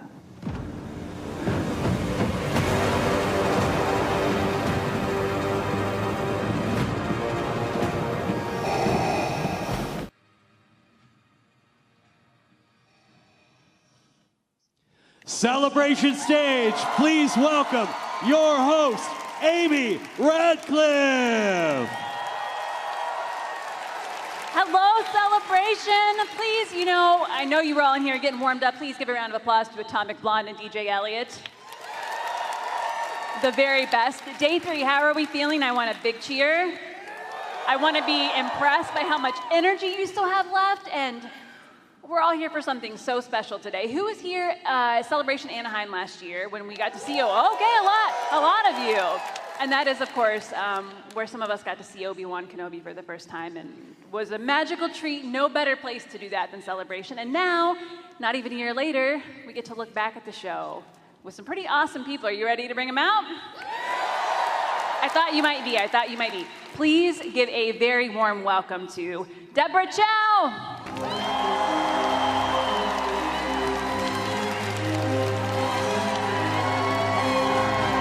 Ewan McGregor.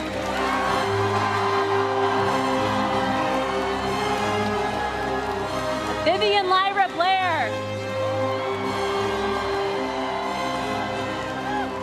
Hayden Christensen. And Indira Varma.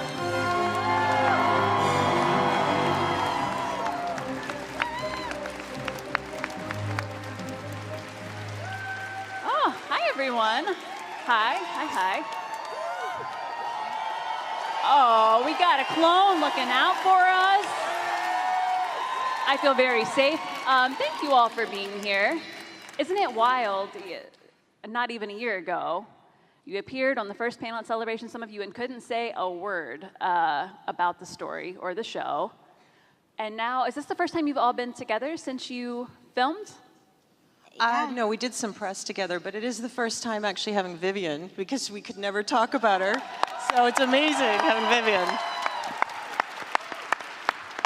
Well, and Vivien, I'd love to, of course, when we learned about Obi-Wan Kenobi, we were all surprised when Leia popped up. And you, how is it for you? Like this past year, you've actually been able to talk about it. I mean, it's been awesome, especially doing these conventions. It's been so cool. I think it was so relieving not to have to keep it such a big secret anymore. It was secret about the secret. But yeah, it's so relieving, so exciting to finally get to talk about it, to finally get to see all these people, in person, be able to travel, to see all these different conventions. It's been incredible. Aw, that's awesome. And Ewan and Hayden, same for you, because, at first at Celebration, it was before we'd all seen the first episode, and secrets upon secrets. So can you talk about what it's been like since you've wrapped and now that everyone's seen it and you can talk about it and share? Hayden, you want to kick it off? It's just been incredible. The reception that you guys have given the show.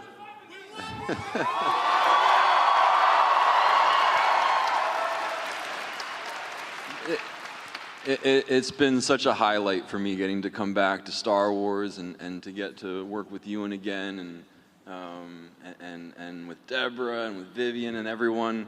I've just had a blast and to get to be here and see all of you guys and see all of the costumes and all of the sort of the love that you guys have for the franchise. It really means a lot to me. So thank you.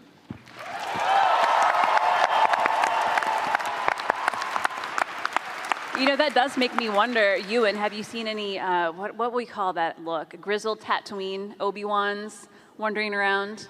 Yeah, there's a few blue tops out there. Blue Obi tops. Yeah, it's been great. It's been so great meeting you over the last couple of days, guys. It's just been absolutely fantastic to be here. That's awesome. Yeah, I have no doubt cosplayers jump on that so quickly. I would like to go back to the beginning. Deborah, tell us about the genesis of the project and how we came to get to come back to this wonderful character. Well, I was fortunate that, you know, it was already in progress when I came onto it, and so, you know, I inherited the project, obviously. And I think for me, it was, you know, it's very hard not to love a project that has two of the most iconic characters in cinematic history. And it was just exciting to get to do something that was very character-based and to get to work with Ewan and Hayden and all this cast. That's really cool. And also, a quick shout out, because I noticed, you know, recently in The Mandalorian, you appeared again as your X-Wing pilot. That's Dave's fault. That a lot of things are, so, you know. And Indira, tell me how you came to join Obi-Wan Kenobi. I got the invite to audition, and having seen Deborah's work on Mandalorian, I have to confess, I didn't know much about Star Wars. No, it's good. It's so good. No, we're a welcoming space. But actually, apart from playing it in the playground as a kid, you know, all that. And then The Mandalorian completely sucked me in. And having seen Deborah's amazing work on it, and also my mate Pedro, you know, having a little chat with him. Yeah, I had to drop that one. And he gave Deborah such an amazing review that I had to meet her. And just talking to her, Deborah cares so much about character work and relationship. And that's personally what I'm interested in. And I think that's why Obi's so strong, is because of the character work that we all got to do. That's how I came here. And we're so glad you're part of the Star Wars. You're part of the Star Wars family now. You're in it. And I'm wondering, you know, because everything is so secretive, how long was it, Indira, before you could tell anyone that you'd worked on a Star Wars series? I think it was all right for me to say that I was actually in it, but it was when the trailers came out, and suddenly I'm this Imperial officer, and everyone was like, ooh, you're on the bad side. But, and then that was when I had to sort of go, yeah. You know, but I get to do both, so that was my privilege. That was tough to sort of not open my mouth about. Yeah, no, I don't envy you all for the secrets you have to keep. I would not be. I had it for years before because I knew that I was.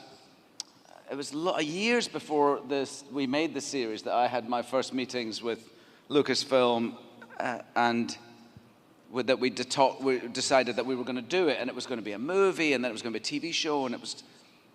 But you know, all the time on social media, you would just see all these fans speculating about whether it was going to happen or whether they were going to get someone else to play Obi-Wan Kenobi, and I'd have to go, oh, that really annoys me, you know, and yet not being able to say. And then in every interview, you know, since we finished the third one, I think in every interview, the last two questions were always, is there going to be another Trainspotting, and is there going to be another Star Wars? Are you going to do Star Wars again? It was always the last two sneaky questions where, you know, when time was up.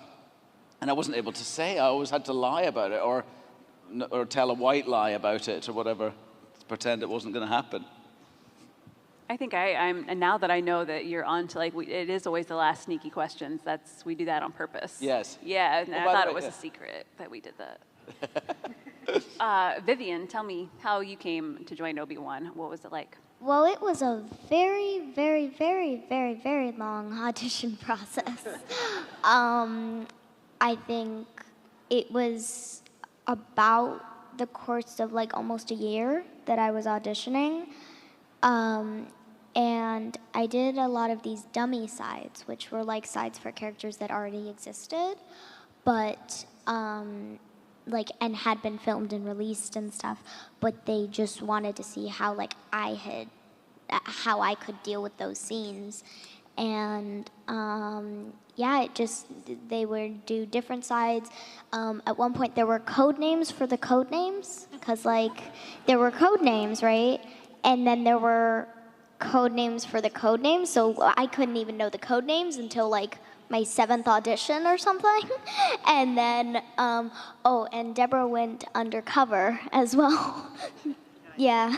I think I had an alias, yeah. So it was a lot of secrets, and then finally they gave me the real sides that said Leia and Ben, I believe, and it was just incredible. And then Deborah called and she said, we'd like to offer you the role of Leia, and it was just absolutely incredible. I had already met Ewan at that point. We had done a few chemistry reads, I think, and I mean, it was just so surreal. It kind of felt like time had stopped in that moment, and it just felt so big, and I was so happy. And then about another year later, here we are, and you guys have all seen it, and I get to see all of you that have seen it.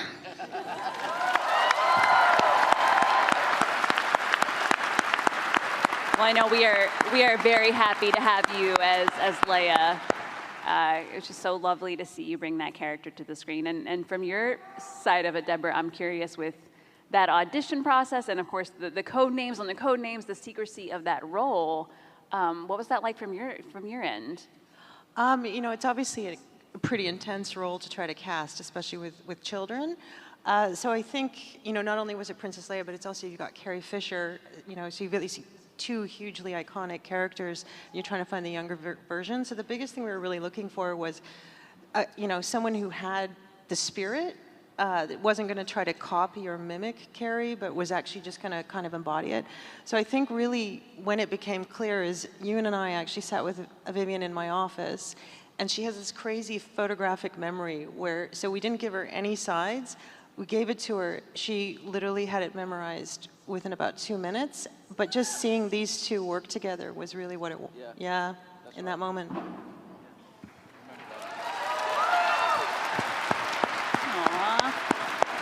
And Hayden, like you, and of course, you have a long history with Star Wars, and you get to come, like, what a gift to get to see you come back as Anakin Skywalker, Darth Vader. Can you talk about, like, getting that call and how it came to be?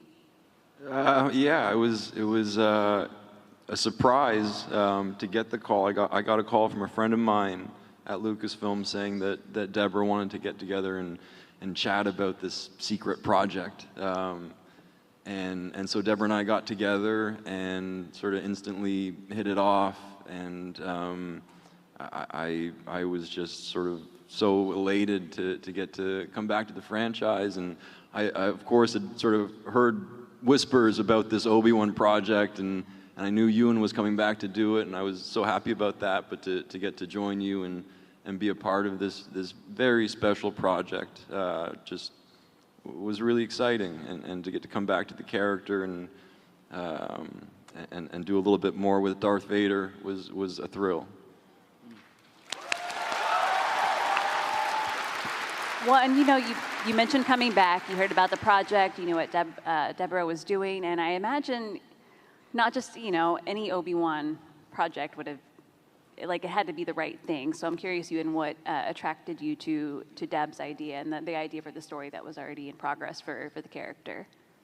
The first discussions that we had way back when were about Obi-Wan being broken, you know, being on Tatooine, having survived the Order 66 and the end of our episode 3.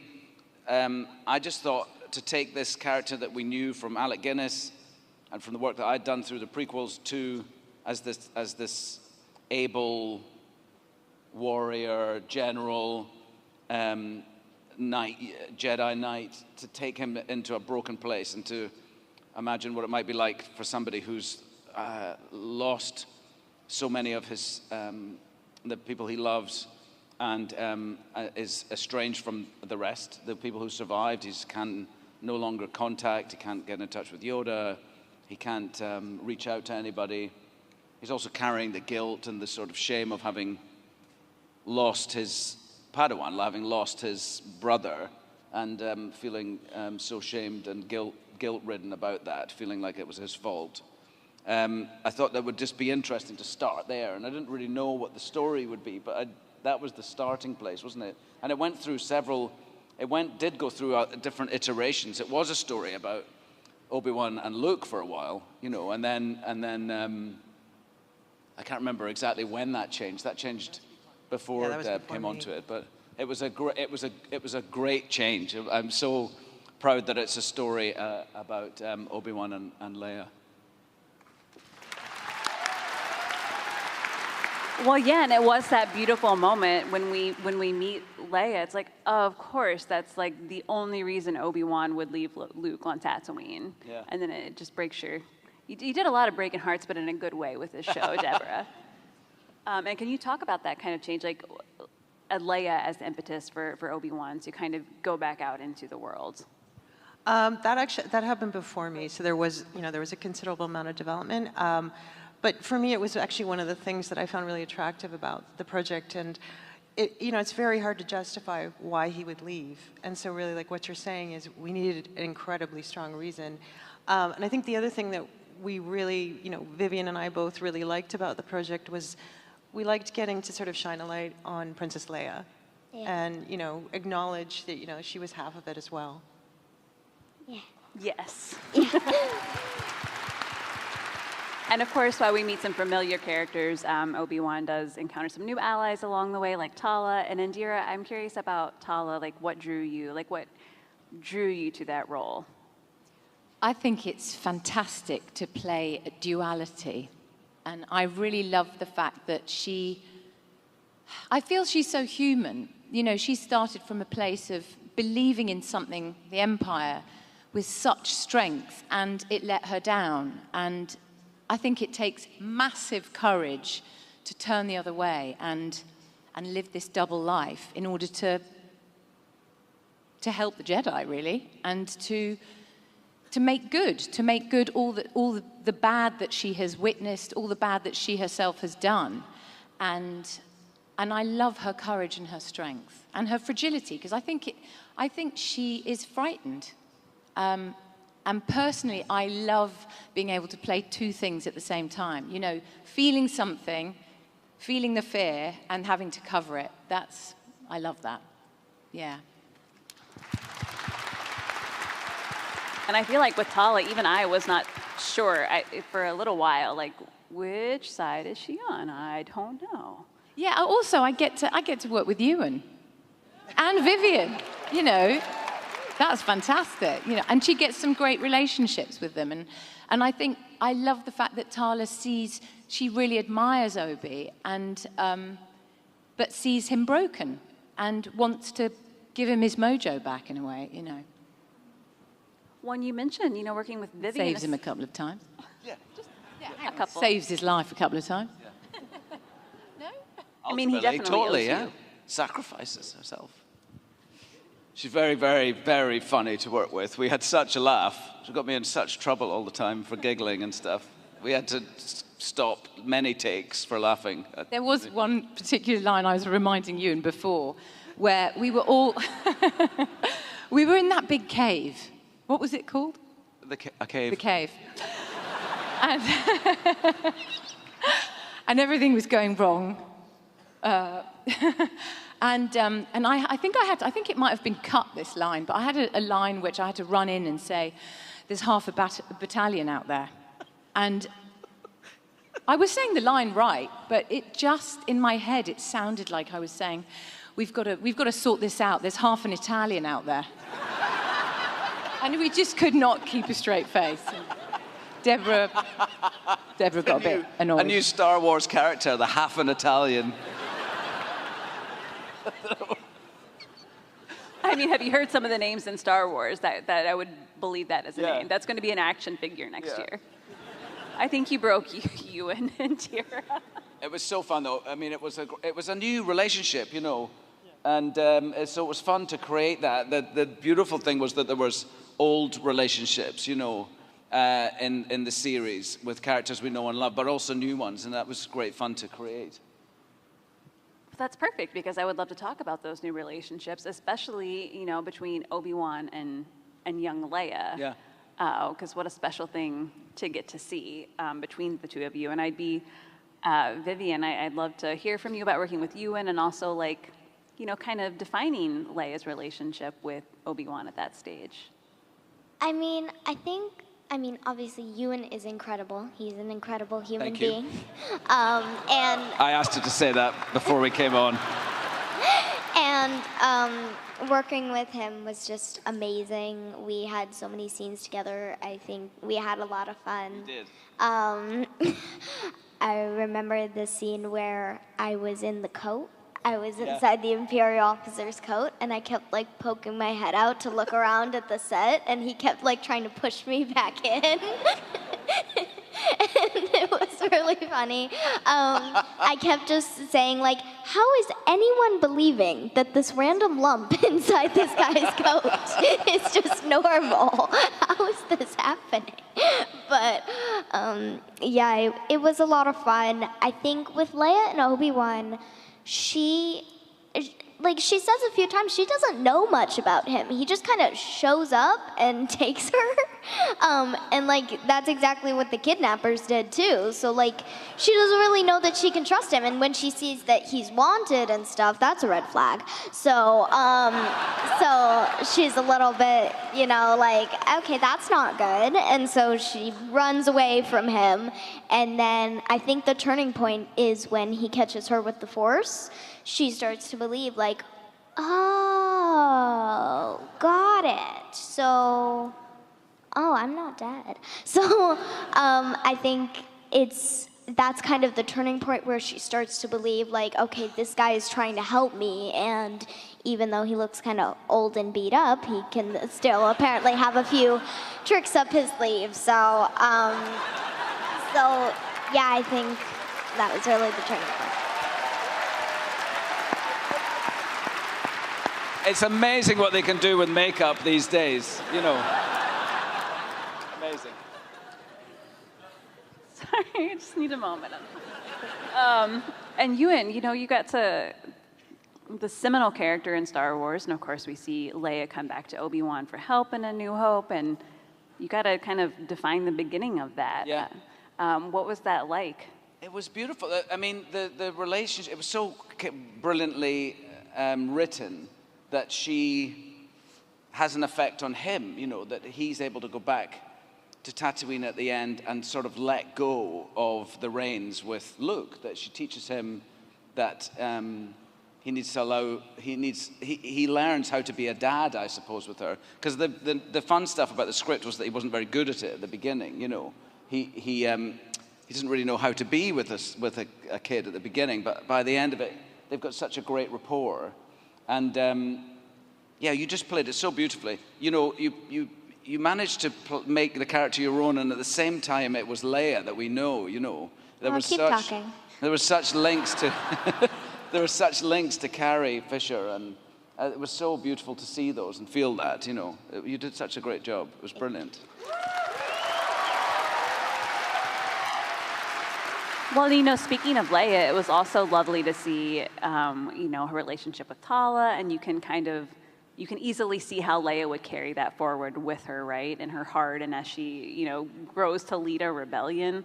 So, Indira, you talked a little about working with Vivien, but what about those, you know, that relationship between your characters where Tala was not quite a mentor, but you can definitely see. Yeah, I think Tala sort of spots Leia's potential as a rebel leader.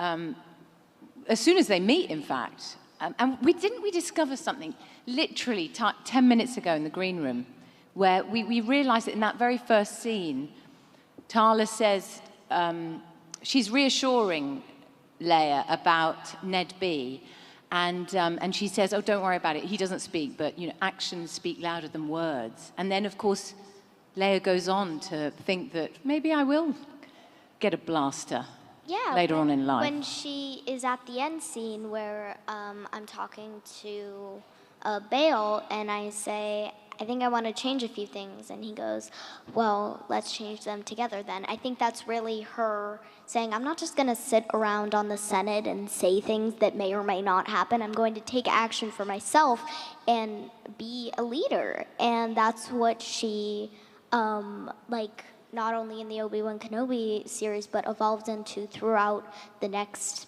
6 movies in the timeline. Yeah, I'd like to think that Tala has some kind of an influence on her. Yeah, for sure.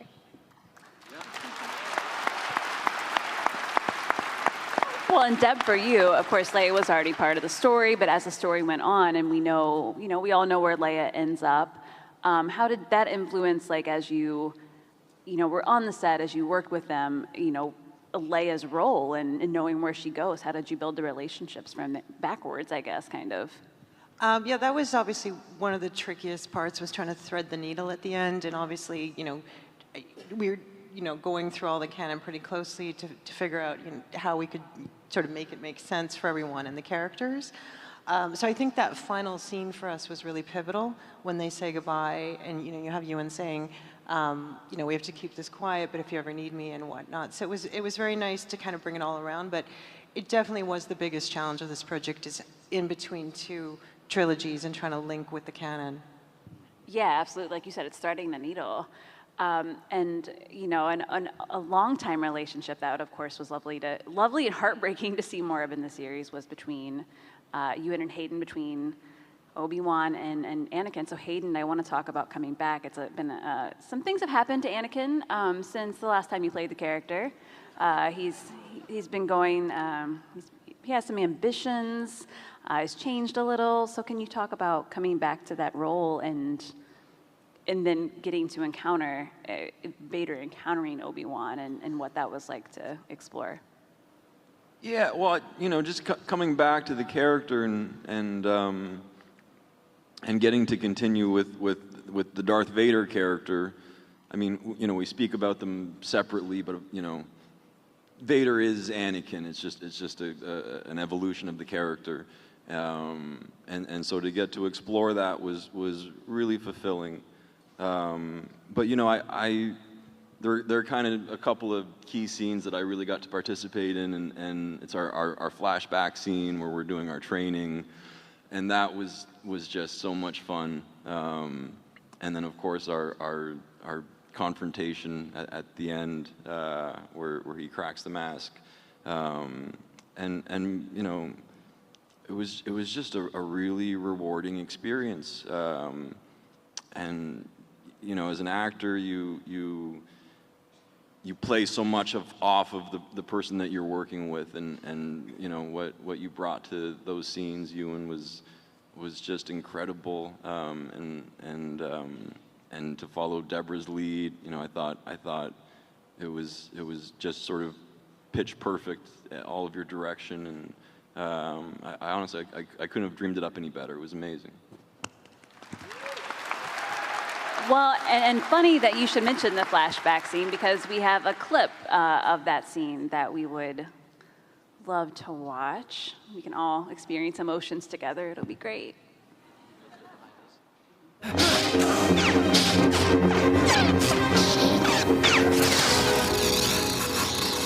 no way out, Master.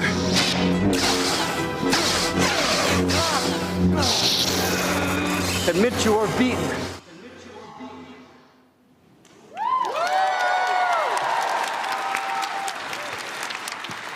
Now tell me, that was quite a bit of fancy lightsabering. That's the official, it's a verb now.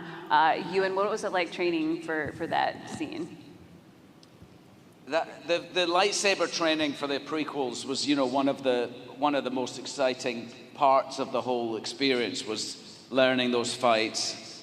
The big fight at the end of episode 1 with Liam and Rey was like mind-bending to learn, and it was so satisfying to do. And then Hayden and I, through episode 2 and 3, it was just an amazing experience working with the Fight Boys there, Nick Gillard on the prequels, and it was exciting to go to the fight gym to learn the fights, and then as we got them into our bones or under our skin, you know, they become faster and a bit more frenetic and fun, you know. And to step back into that again now, like 20 years later, however many years later, was just extraordinary. I mean, and Jojo, our fight coordinator on this film, on this series, took the work that we'd done in those films, and he, you know, he was so clever, like such a thoughtful man, and he designed our fights. Well, for Obi-Wan, you know, to begin with, it was hand-to-hand stuff, and he's reluctant to use, he can't use his lightsaber yet, he's reluctant to. So all of it was very thoughtfully designed, and then to go back to to go back to this flashback was just, it was the first thing we'd shot together, I think, if I'm right in saying, on the series. Yeah, yeah. And so we walked out on set in our prequel look, you know, and you could just feel in the crew, everyone was like, it was really a wonderful moment, and everyone was so excited to see. I came on set and there was like, you know, there's a lot of people on a film set anyway, but I came on set one night and it was just like, everyone was there, like hundreds of people standing behind the cameras, and I was like, what on earth is going on? And I looked, and Hayden's coming down the street, and I'm like, oh yeah, that's it. Everyone came. Everyone was there to see you. Everyone was so excited to have you back. It was great. Yeah. Woo!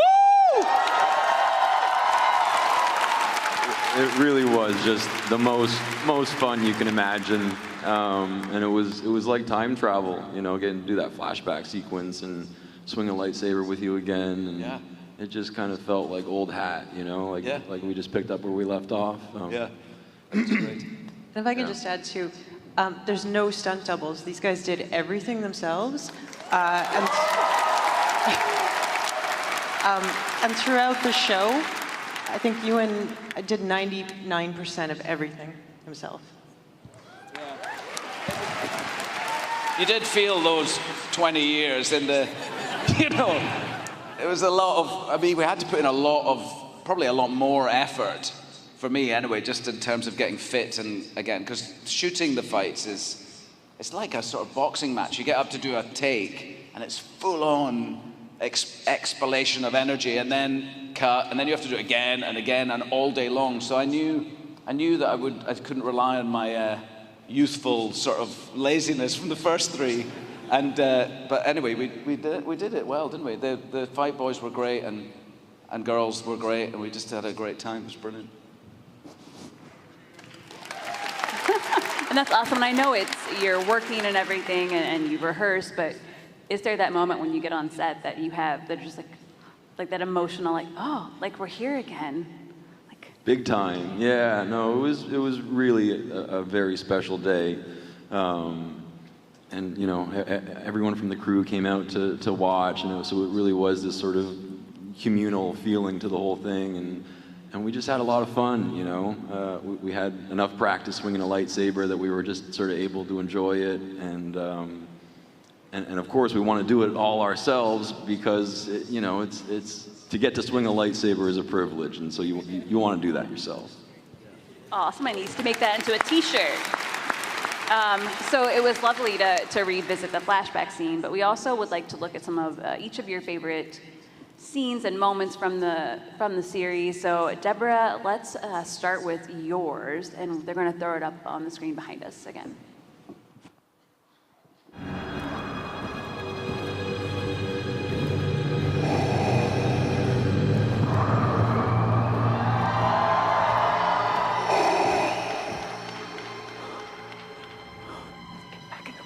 Go now.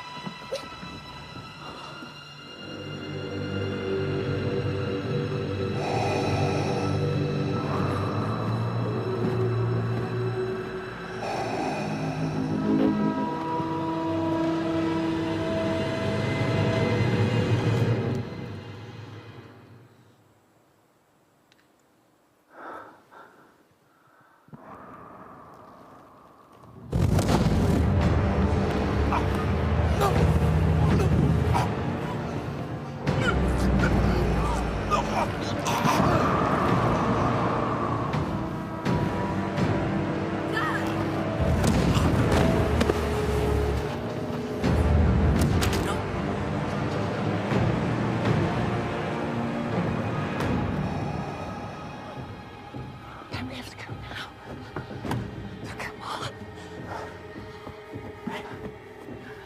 Tala, I'll be right behind you.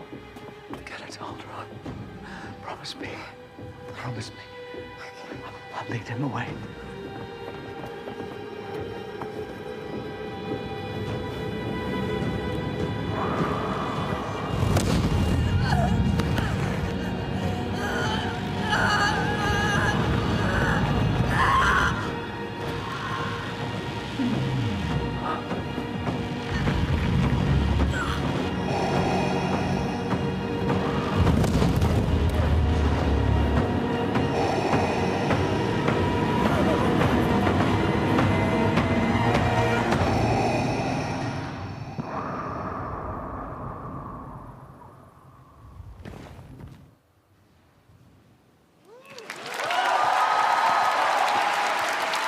I remember the first time watching that, I feel like I didn't breathe, and that brought it all back, especially with the stage rumbling.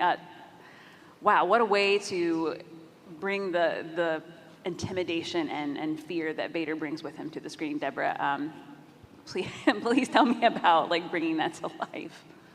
I think, with this clip, one of the reasons I really love doing this scene is that it's the first time for these two characters being in the same physical proximity since the prequels. And so there's such a psychology and it's emotional, and also as a director, it's so great getting to build things like that where it's almost all emotion and visual. So it was incredibly fun to do. And then just for me, so much of what the series was about was leading to the final scene in 6 with the cracked mask. And so this is the beginning of that starting to come in, and then the dynamic between them. It was just really amazing to get to direct something like that, And also, I just loved kind of having Vader shred everybody, honestly. Great. Honestly, yes. But that said, from this one, another one, we didn't have time for it, but another one of my favorite scenes that was very unexpected was at the end of episode 4, when these two hold hands. It's just the sweetest moment. It was so unexpected, and it was just so natural, and so that's probably my second favorite. Yeah, that was definitely a crying moment, one of many. And Vivien, I'm curious for you, filming that, were you just that's Vader, he's here, how did that feel? Well, I actually didn't really get to see him because they kind of filmed it in parts since it was such a long scene. So most of my acting was just with Ewan and Indira. So I didn't really get to see much of it, but I did see when I would be at chairs before we were going into a scene, Darth Vader would just walk past me and I would be like, okay, there's Darth Vader just walking past my chair. So, okay, this is real.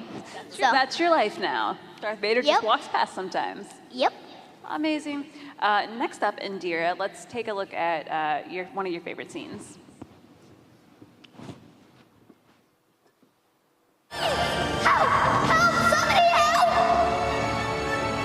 I was told it cannot wait.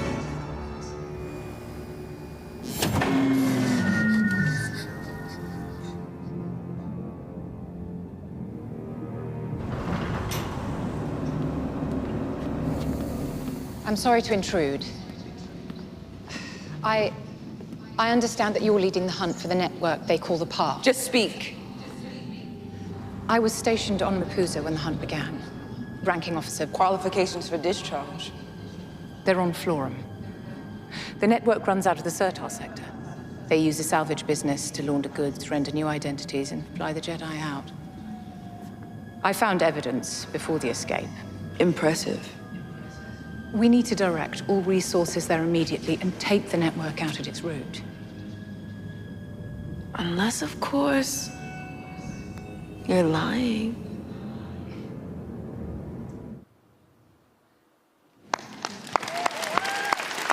I think this is the time, please shout out to Moses Ingram and her incredible performance as Rita. And that scene, speaking to Tala's duality and having to walk a fine line, I was sweating on your behalf. Oh, yeah, me too. And Moses, I bloody love Moses. She's such a great actress. And it was terrifying. I felt so thrilled to have a scene with Reva because she is the boss, and she's an uber evil, I think. She's on your par, isn't she?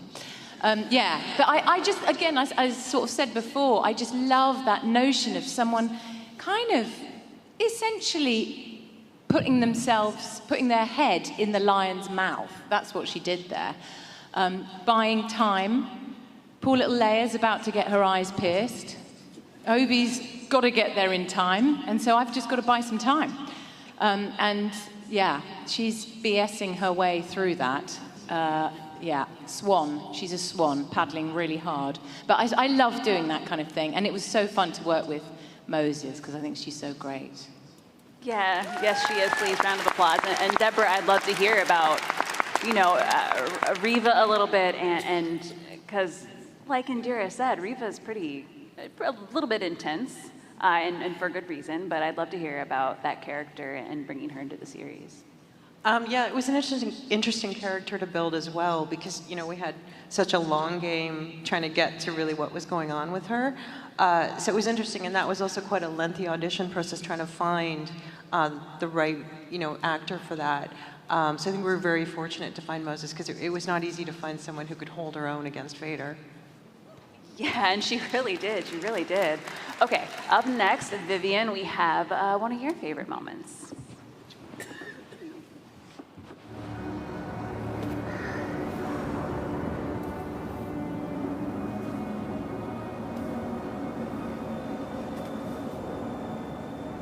What? You knew her, my real mother, didn't you? It was just a story. The whole time I've known you, you've been hiding something. Lying to me. Leia. Are you my real father? I wished I could say I was. But no, I'm not. Sometimes I try to imagine what he was like. I know that feeling. As Jedi, we're taken from our families when we're very young. I still have glimpses. Flashes, really. My mother's shawl. My father's hands. I remember a baby. A baby? Yes, I think I had a brother. I really don't remember him. I wished I did. Then I joined the Jedi, and I got a new family, just like you.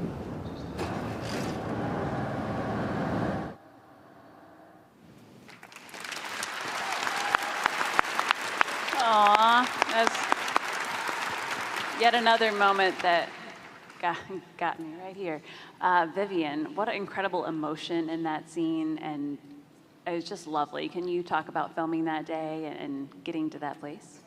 Well, it was kind of a weird little day because we were on the back lot, which was where they filmed a lot of like the desert stuff and like outside things that they couldn't really build sets for, kind of like that. And I think that day was when I really I felt the character. I felt Leia, and I understood her. I understood like how badly she wants to know. Like, not even because like she wants her own family, just because she wants to know. And I understand that feeling of like, I never like being in the dark. It's a really uncomfortable feeling, and you never know when you're gonna run into something. So I think her desperateness to know what Obi-Wan's hiding from her, and she's very intelligent, so she's picked up on the fact that it has something to do with her family. Like, she's heard him talk about it, and she's kind of seen it in the way he says things like that story about their character's mother, you know, that they're putting on for the stormtroopers, and the way she looks at him during that scene as well, she realizes that what he's been hiding has something to do with her family, and now she needs to know. She needs to know what he knows, because her whole life she's been trying to find her father and her mother and understanding who they were and if they're still alive and what they're doing and all that kind of stuff. So I think this is just her really trying to dig deep into Obi-Wan and see if she can find what she wants to know. And I think it's just so sweet and such a really important moment to Leia's character and Leia's life. And Ewan, you talked about how at the beginning Obi-Wan was like, I don't know what to do with children. And you can see in that scene how far he's come and how he relates to Leia. And you really got to tap into like a fatherly side of Obi-Wan. We got the brotherly side when he was training Anakin. But what was that like digging into that part of the character? Yeah, I think there's an honesty between them that develops, and they start speaking to each other, really speaking to each other. And he stops thinking of her as being a child he has to look after because she's so capable, and gets him out of quite a few scrapes, it seems. So they just speak to each other like two human beings, and that was very fun to do. And I think as we shot these scenes somewhat in order, that just happened of its own accord, But it's really amazing watching you up there in this scene because it's really like proper good acting. It's really good.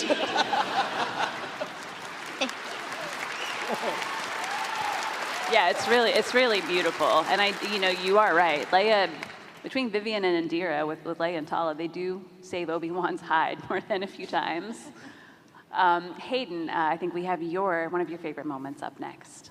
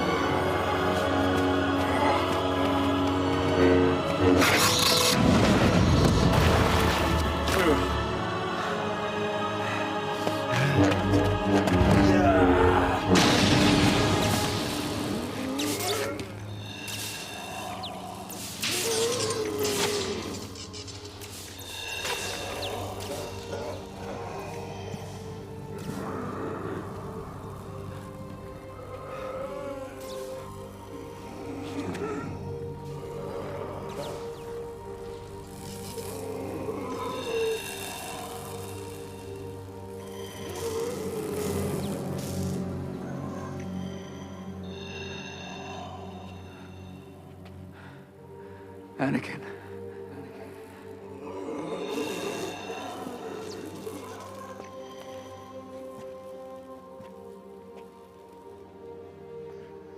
Anakin's gone. I am what remains.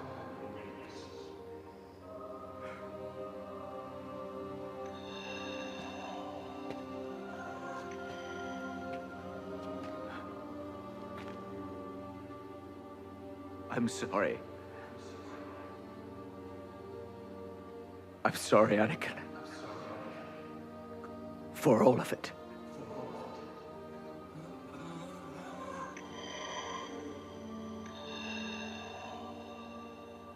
I am not your failure, Obi-Wan. You didn't kill Anakin Skywalker.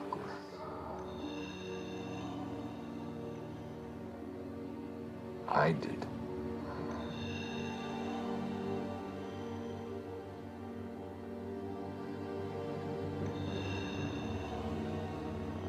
The same way, I will destroy you.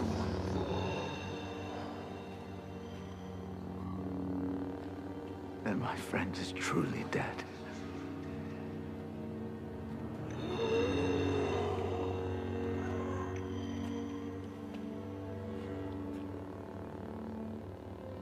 Goodbye,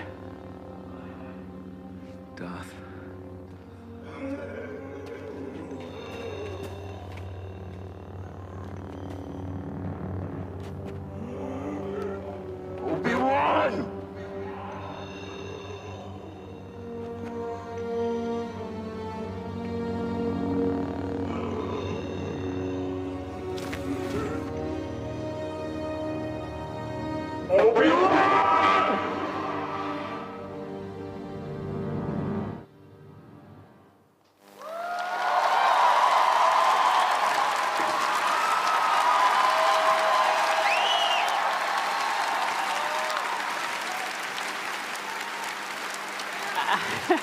what to even say? Y'all really picked some lighthearted moments there for your favorites. That moment, that scene is so powerful. We really see so much of. Oh, there you go. Okay, I was like, did I break something with my? We see so much of the duality you mentioned, right? It's not Anakin and then Vader. They are one. So please tell me about bringing so much to that scene. Yeah, I mean, I think just within the context of the saga, it's just like a great bit of Star Wars, and a really important scene, not just to like the tragedy of the character of Anakin Skywalker and Darth Vader, but the tragedy of the relationship between Anakin and Obi-Wan. And you know, Deborah, I can't thank you enough. You know, the way it was scripted, the way the whole thing sort of came together on the day, and so much of why that scene works is because of Ewan's performance and the heartbreak that you experience.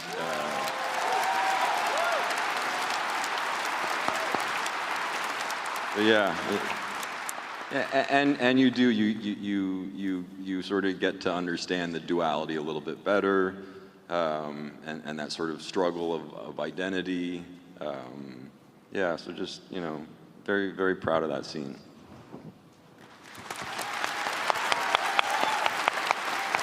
There was something about the scene that surprised us both when we shot it, about how emotional it became. It didn't necessarily feel that way on the page, and it was something to do with us, you know, that we met each other a long time ago in Australia and doing episode 2, and you know, you were a young actor. There's history there. Yeah, so and then and our lives have happened between then and now, and there was something about the experience of working together again, because it's just like, we just love each other, you know, and we hadn't seen each other for such a long time, and so in the moment of shooting it, all of that sort of was alive in the scene, you know, and that's beautiful when that happens in acting, isn't it? It's such a wonderful experience, and certainly I think that's what it feels like up there. Yeah, absolutely came through, right? Yes. And finally, Ewan, we have one of your favorite moments as well. So let's see if this one will also break our hearts. So what do you do now? I don't know. What do you think I should do? I think you should sleep. I think you're right.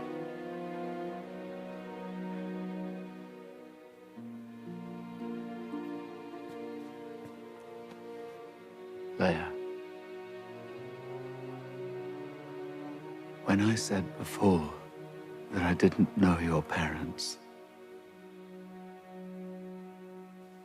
Princess Leia Organa, you are wise, discerning, kind-hearted.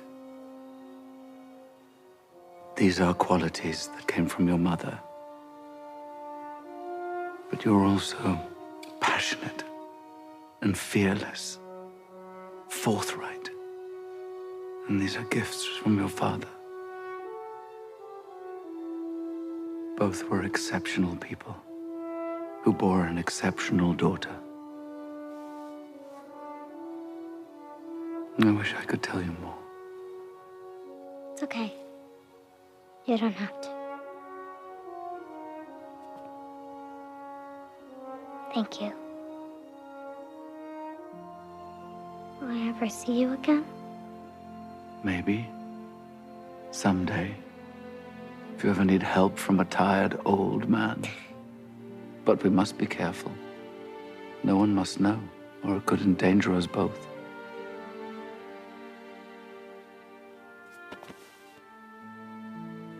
Goodbye, Obi-Wan.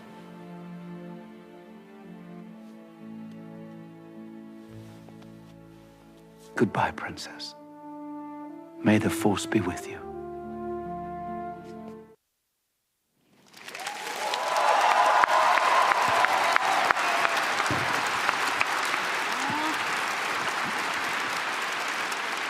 So Ewan, tell us, we followed Obi-Wan on that journey, and now he's come to a point where he's as honest as he could be, right, with Leia then. So tell us about getting him there, and then what Obi-Wan took back with him from that interaction to Tatooine. Oh, goodness. Yeah, I mean, firstly, I just remember when I first saw it, I came down to the studio and met with Deb, and I watched the first 3 episodes when they were ready for me to see. And then when I came back to watch the second block, I was totally alone in an edit room, and somebody pressed play, and they came back after the end of episode 4 and pressed play again. But when it came to this, it was, and John Williams' music creeps in, and I was sitting there, and I was just, when we say goodbye to each other, I was just like sitting alone, crying my eyes out.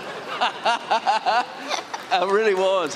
And before they came in the room, I was like wiping myself out. Oh my goodness. I just found it so beautiful. And the fact that the May the Force be with you doesn't come till then, it's so beautiful. He's finally got to the point where it's alive in him again, and I think that was part of the point of the series, wasn't it, to bring him back to that point. So I love it, and I love doing it with you, that scene.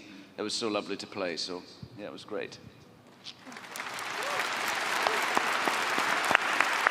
And Deborah, it really was this lovely gift you gave us and worked on of getting to see Obi-Wan in that time period and how he goes from herminating away to coming back to help save the galaxy.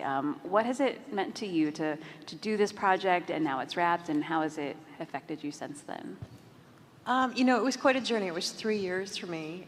So it's been a long time with these characters, but it was an honor. And just getting to continue with George's legacy with these incredible characters, it's kind of a director's dream. I think we can all agree that Deborah just absolutely nailed it. Yeah. Beautiful.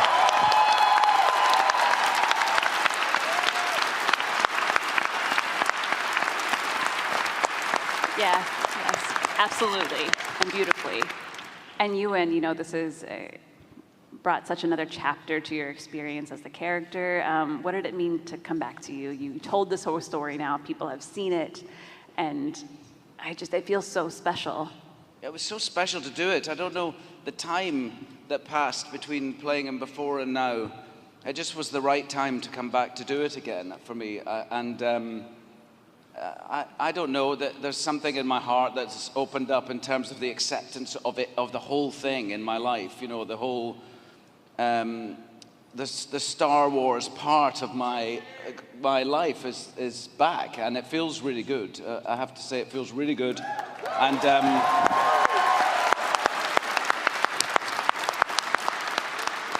hopefully someone might think we should do some more.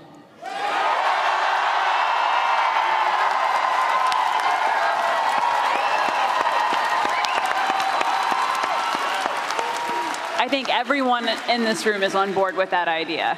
It sure sounded like. Well, thank you all for joining us today. Thank you for being at Celebration and sharing such incredible memories and stories with us. And, as a fan myself, this series was just so lovely. And thank you all for coming, but please give all of our panelists another warm round of applause.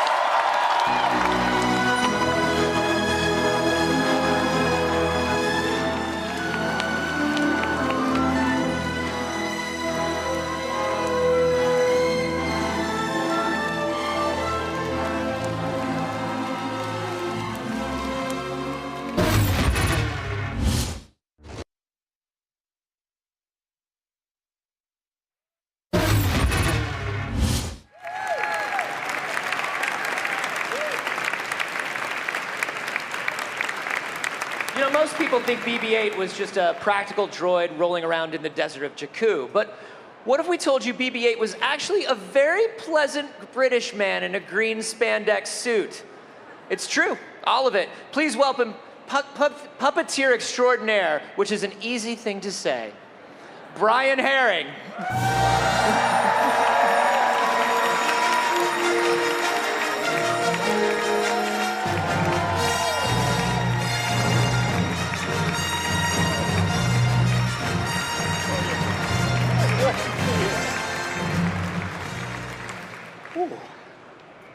Brian. Yes. In case people don't know what I was referring to in the intro, there's a very, very, very famous photo of you on the internet. Yeah, that one. Oh, not that one. We found it. We found it. No, there's a very famous photo of you on the internet, which is a desert, BB-8, and then a man in green with a gigantic rectangle pushing BB-8 through the desert. Yes. That's you. That is me. Yes, that is me. I work within Neil Scallan's creature department, and I got the job as one of the performers for BB-8. There's a few of us that do it, and I'm the guy on the remote. I'm the guy on the behind-the-scenes stuff in the green suit, running around in the desert, in the sand, in the forests. Yes. And myself and Dave Chapman, we control his movements and give him a voice on set. Well, because I don't think people understand what a truly delicate soul BB-8 is. And by delicate, he has a delicate soul and a delicate constitution. And he does not handle terrain as well as maybe some people would hope. Well, on his own. Yes, on his own he doesn't. He does need a little helping hand up sand dunes and across muddy field terrain, that sort of thing, yes. When you sweat through the armpits of a green suit in the desert, and it's 2 different shades of green from the sweat, is that hard for ILM? I think it's harder, yes. They did eventually make me a nice kind of flight suit with vented armpits. Oh, wow. And I like to think I look like a young Tom Cruise, but I think I look more like one of the Teletubbies. So, obviously, BB-8 was one of the biggest characters, one of the most known characters in Star Wars that you've worked on. But you've worked on a lot. What were some of your favorite ones recently? Some of the other things we did, now my mind has now gone blank. I was originally hired as a puppeteer consultant for The Force Awakens, so we were casting people and putting them into all kinds of crazy positions, and like the big Habb, which is the big beast that was drinking from the water trough. Yes. To Finn. Well, there were 5 guys inside that. So we had to find these guys and help with the help of Paul Casey. We put them inside this thing and we had them all moving around, one in the head, one in each leg. And that was crazy to do. And then there was the lugger beast, which was the thing that Tito rode when you first saw BB-8. Yes. He was this kind of mechanized beast. And there were 2 guys inside that, and Kieran Shah on the back, and that was a great one to do. I've been in Creature Heads. I've been, I'm just trying to think what else we've done. We've been involved with the Porgs, of course. Yeah. We were part of the puppeteer team for the Porgs. How do you operate a Porg? Well, they were little rod puppets. So there were 2 puppeteers to each puppet. So there was one on the head and the body, and one on the wings. So we would just kind of hop them around. They were really back-breaking because they're tiny little puppets, so you're kind of bending along like this. And then it's green suit time, so they just take you out afterwards. Just a special vented armpit green suit. There you go. How much time of your life do you spend in that special vented armpit? It was quite a lot of time. Over the last few years, there was quite a lot of it. And then also with the Porgs, of course, as soon as they take off, ILM take over and do amazing digital things. Yeah, of so course. It's a big mixture of that sort of thing. So, talking about like sort of the different creatures that you do, you just had a panel yesterday, the Creature Cantina, which was amazing. You brought something like 20, 30 creatures, all total for the opening, the Lucasfilm panel. There were 20 creatures on the background there, and they were all static. Nothing was moving until some of them were. So we had a whole bunch of creature suit performers on there as well, and they came off the stage. I was in the head as well, so I was in one of my characters that I'd done in Solo, which Pablo very nicely named Hirang Birin, which was very good of him, just anagrammed my name, and now I'm Star Wars canon. Wow, that's awesome. Very cool. They named a character after you. Yeah, I was quite pleased with that. That's amazing. And then the panel we had yesterday was our creature panel. Yeah. So we just wanted to show people how we put performers into creature suits, and we had some of our key members of staff. We had Fiona Barnes, who's head of fabrication, and we had Matt Denton, who I work with as well very closely with BB-8. He also drives a lot of the mechanized BB-8s around, and so we were up on stage. We got a couple of Neil very, very nicely got a couple of people out of the audience for us to dress and put in a head. So that was wild to see. That was wild to see. Did any of you catch that panel? That was wild to We had see. an absolute blast. Pulling people up from the audience and actually putting them in the real suits that were used in the films. I mean, has anything like that ever been done before? I don't think so. I don't think so. And then we had a little surprise at the end as well. We had a little guest star who turned up. I think it's on your live stream. You can check that out. I don't want to spoil that for anyone if they haven't seen it. But the guys we got out of the audience were just amazing. They were really good. I'm worried for my job. Yeah? I mean, listen, I'm going to be completely honest with you. I have definitely spent a lot of time in my life practicing being a Star Wars creature or puppeteering a Star Wars creature in my mirror. I think that's normal and good. Yes? Not as strong applause as I would have hoped for that. Well, you know, I'm sure, no, it is normal and good, isn't it? Yeah. I got you. Thank you. Thank you. Kip, I don't know when you all turned on me. I don't know what the moment was. It was when you turned on Anthony Daniels. That's when it happened. No. He deserves it. Yes, he does. No more back talk from you. So let's talk about performance and design of creatures. When you are setting up to perform a new creature, how much input do you have on the design in terms of how it is operated or what you need? Is it a process where they're constantly changing throughout production? Yeah, sometimes you get to say, oh, can we just move this controller here, or what if the rods were longer, that kind of thing from the more operational side of it. And occasionally, definitely within The Force Awakens, one of my roles was to work with the concept designers to say, yeah, you can't bend a human being like that. They don't react well to that. You know, they can't breathe, or you know, I was kind of involved with some of those masks, making sure there were vent holes in there, because you know those guys are going out in the desert, so that it's very, very hot. Yeah. So when we were doing, say, something like as far as performance mechanisms are concerned, something like Babu Frick, when we started putting that together, we worked out. Hey! We were trying to work out where we would need the puppeteers to be with Babu Frick. Yeah. Because that was all done practically.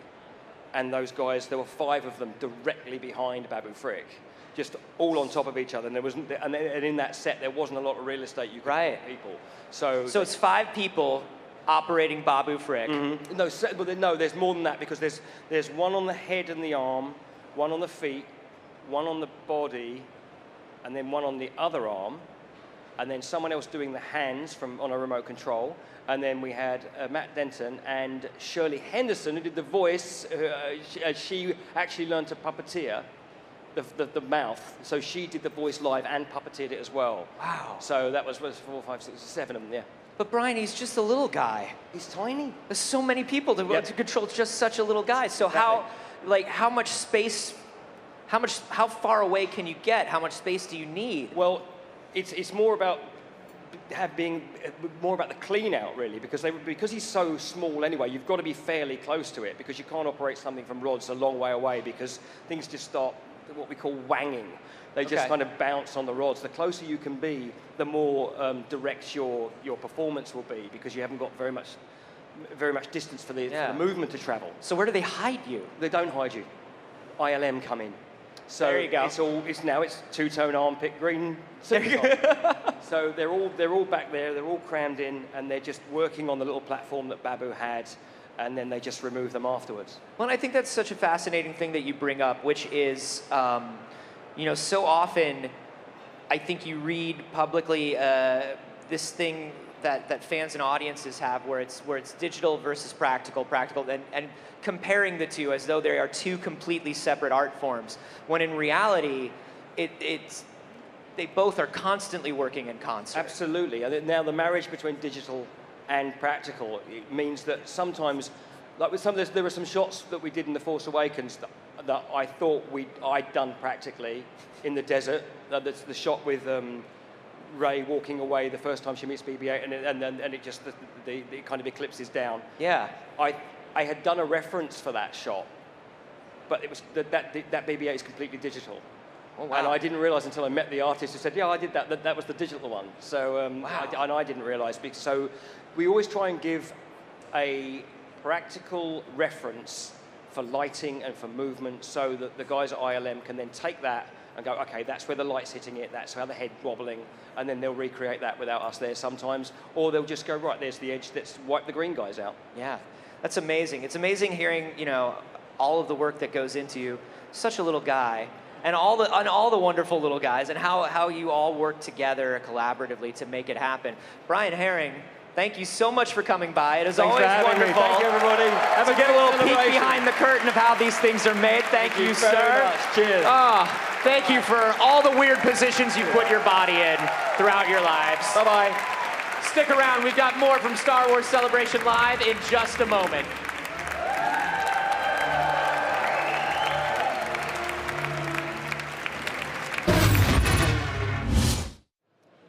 Welcome back to the floor here at Star Wars Celebration Live here in London, Europe, and I am with Doug and Alex to talk about this pretty cool Mandalorian Season 3 and Volkswagen collaboration.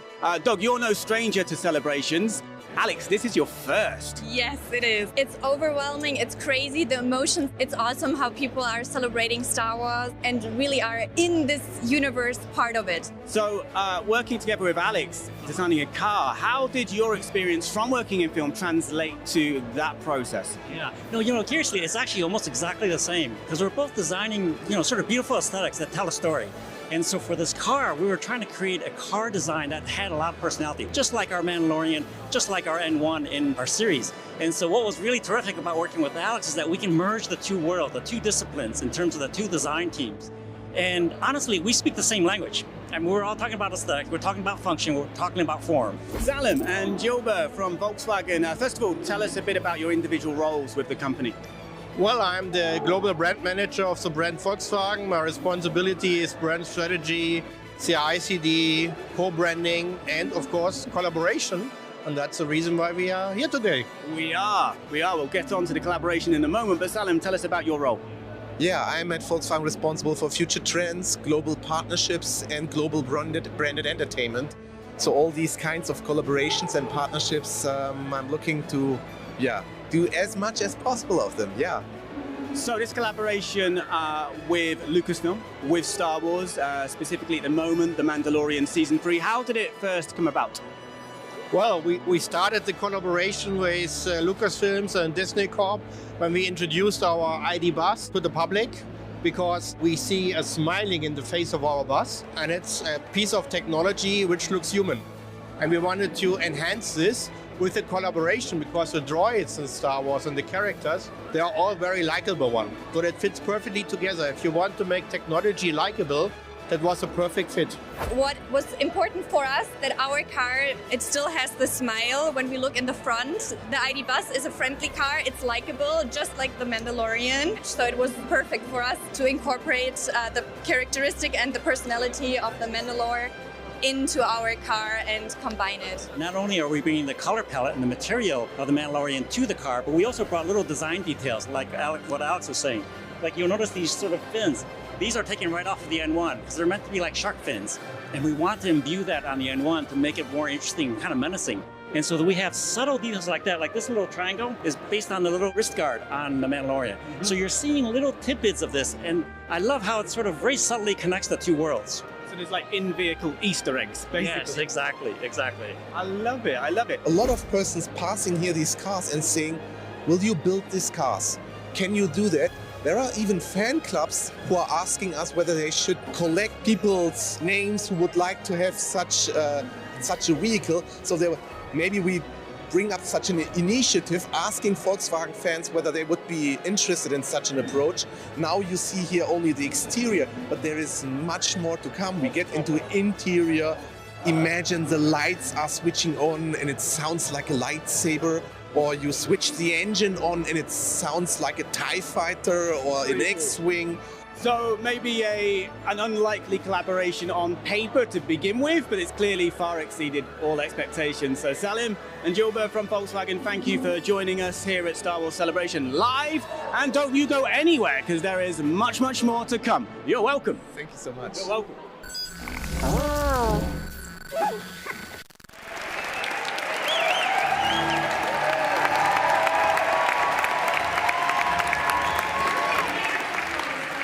They made music for Star Wars. And our next guest has created hours of unforgettable themes for Star Wars, and you'll be able to hear his latest work in just a few weeks. Please welcome the composer of Star Wars Jedi Survivor, Gordy Habb.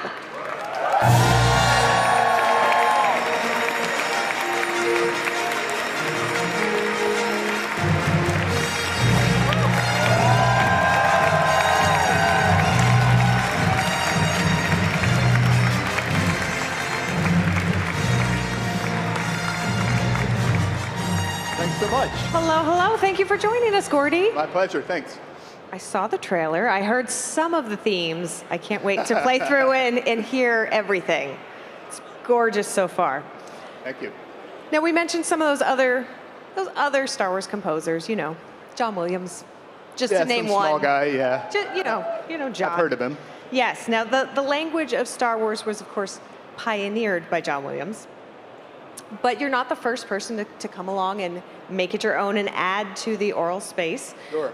What is your unique Gordy take on how to make Star Wars music your own? Yeah, so that's a great question. And, you know, look, I was born in '76. I was 1 year old when the film came out. If you saw the premiere in Richmond, Virginia, and you heard a 1-year-old baby crying, that was me. So the sound of Star Wars, sound of John Williams' music in the films has been such a huge part of my life and my musical development. And but I also come from sort of a rock background, so you know I have my own sort of take on music. I'd never imagined in a million years that I'd get an opportunity ever to write music for what is my favorite film franchise. How did that come about? Yeah, so I mean, you know, I had been living in Los Angeles, working on films and doing a lot of films for horror scores, and met someone who was making a Star Wars fan film. It was a 5-minute film called Ryan versus Dorkman 2. I don't know if anyone saw that. All right, yes. So I wrote the music for that thing. And some friends of mine at LucasArts at the time had seen it, and they were looking for a composer to do a score for an Indiana Jones video game. And I managed to land myself on that job, and that led to the next thing, which was Star Wars: The Old Republic. And yes. Yeah. And it just keeps going from there. It snowballed. I did the Star Wars Battlefront series and Squadrons. Well. And then had the very great fortune of working with another composer, Stephen Barton, on Star Wars Jedi Fallen Order. And then, of course, most recently, Survivor as well. So. Yes, and we're all very excited for Star Wars Jedi Survivor. Now, how is scoring a video game different from scoring something like a fan film or a movie or a TV series? Sure. I mean, there's a lot of things that are very similar. I mean, you know, we're all storytellers. So, you know, at the end of the day, what we're trying to do is evoke emotion out of the player or the viewer, whatever it may be. But in video games, I will say one thing that's very different than film is there's a lot of music. You know, a film is, you know, is a finite timeline. With a game, it can go on forever. I mean, so many scenarios could unfold. So there's a lot of music in games. You always have to account for basically every possible scenario that a player could encounter and write music that could accompany that as well. So it adds up. There's quite a bit of music. But it's also very interactive, so the music needs to be able to change with the player's decisions and you know, sort of keep up with the storyline in that way too. So interactivity is really important. How many hours of music do you think you've created for a game like Star Wars Jedi Survivor? Because that sounds right, yeah. quite a lot. It is a lot. I mean, I think in all there's probably, you know, north of 7 hours of music that Stephen and I created for Survivor. About the same for, yeah. Yeah. It's quite a bit. It's staggering, yeah. It is, it's quite a bit. And now you mentioned you also have to account for players' decision-making, different moods for different moments, and the composition has to echo the emotion of what's happening on screen. So when you're doing that, how do you make some of the sounds that, you know, won't have to change? Is there kind of a base score that you can create for certain moments where no matter what the player does in that moment, within the realm of what's allowed in the game, that, you know, this composition will work? Yeah, that's a great question, and it's varied from game to game. So for something like Battlefront, for example, which is multiplayer online, so there's so many players in the room at once playing, and the music needs to be able to change for each player. It might have a completely different musical experience. If you're playing as a main character, you're playing as Darth Vader, the music you're hearing in that moment is very different than another player completely across the other side of the globe. With Survivor and Fallen Order is so story-driven, it was a bit more like scoring a film in a way, so it was very narrative. So we were writing more to story, we were writing to cinematics, and scoring the cinematics much like you score a film, so, to the finite timeline of a cinematic. That's amazing. And can you tell me a little bit more, too, about the process, then, for when you're creating that music for the game? Do you get the scripts first? Are you one of the first people to know what the storyline is and what all the plot points are for a new game like this? Yes, exactly. So we do get the script in advance. You have all the secrets. So we're very on the end with everything that's happening in the game very early on, because we have to develop themes and be able to write music for this very vast story, and quite a bit of music too. So it's a long process. Working on it for a couple of years is not uncommon on a game. With other games, sometimes I'll just get like storyboards or concept art, that type of thing to write themes to. Where we don't have finished graphics necessarily yet to score, but we have the idea of what it will be like. So we're sort of imagining that as we're writing the music. When you're looking at that art, are you already starting to hear the music in your mind? Yeah, that's just the nature of, that's the unfortunate nature of what I do. It's like I see something and instantly I hear music. So it's just kind of a part of it. That's awesome. And also, I know we're talking a lot about your amazing resume with all of the games that you have worked as a co-composer on or a composer, but you also worked on creating music for one of our favorite shows at StarWars.com, Star Wars Jedi Temple Challenge. Oh, yeah. How did you approach making music for a game show differently than some of your other projects? Yeah, I approached it quite a bit like I approached scoring games because it was interactive. We needed to have music that, could change on a dime and accompany, what we're seeing in the scenes. But because it was a game, there's people actually playing this game, so I scored it a lot like I would have scored one of the other games. That was a very fun project, by the way, too. The most fun I had on that actually was I got to visit the set. I may or may not have gotten in trouble for climbing on some of the the ice wall, but it was quite a bit of fun. Did you run the course? I did run the course. Yeah. Did you make it to the temple? I did in record time.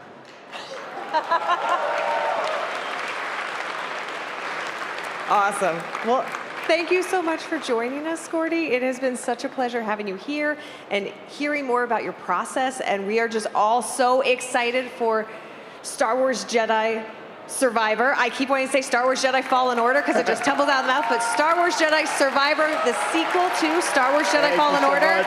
Give it up one more time for Gordy Habb. We've got lots more to come from our stage here at Star Wars Celebration Europe on Star Wars Celebration Live, so don't you dare think of clicking away to something else that may or may not be Star Wars related.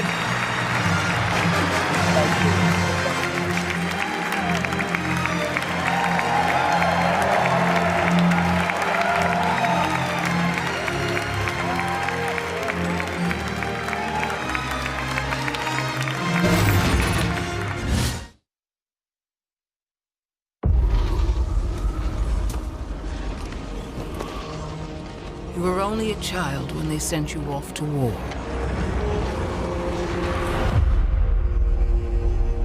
Now look at you. The weight of a galaxy on your shoulders.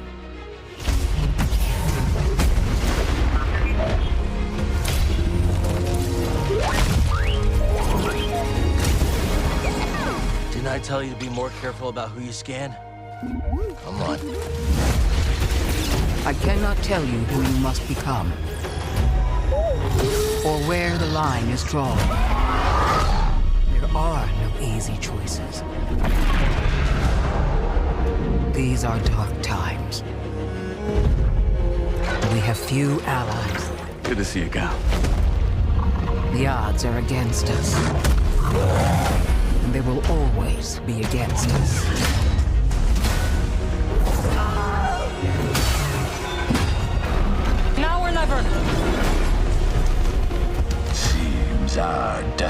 destinies are intertwined.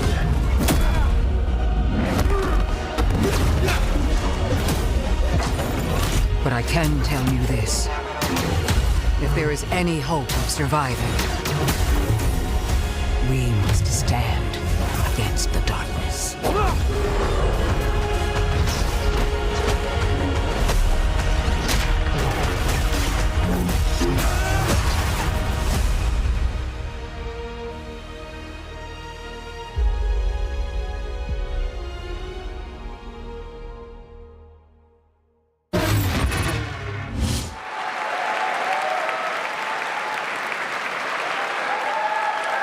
Our next guest has been helping shape the effects world for nearly 30 years. Now he's the Chief Creative Officer at ILM and one of the most fun people to nerd out with about Star Wars. Please welcome Rob Bredow.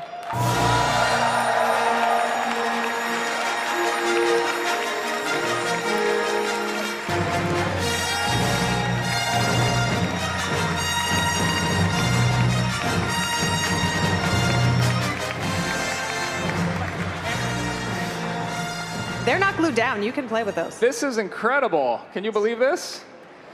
Hello, everyone. I cannot believe. I knew there were a lot of faces here. I had no idea how many people were at this stage today. This is incredible. Yeah. And it has been a sea of faces this entire weekend. It's been amazing to see everybody coming out and just sharing the excitement. I love Star Wars Celebration, don't you? It's so much fun. It's so much fun to get to see everyone and to ask everybody what their favorite shows are that they're looking forward to. I mean, on the train, I think there was a dozen stormtroopers today. On the train getting here to the Excel. So, I mean, when else do you see a dozen stormtroopers on the train? Not nearly enough. Yes. Not nearly enough. What are you most excited for, Rob?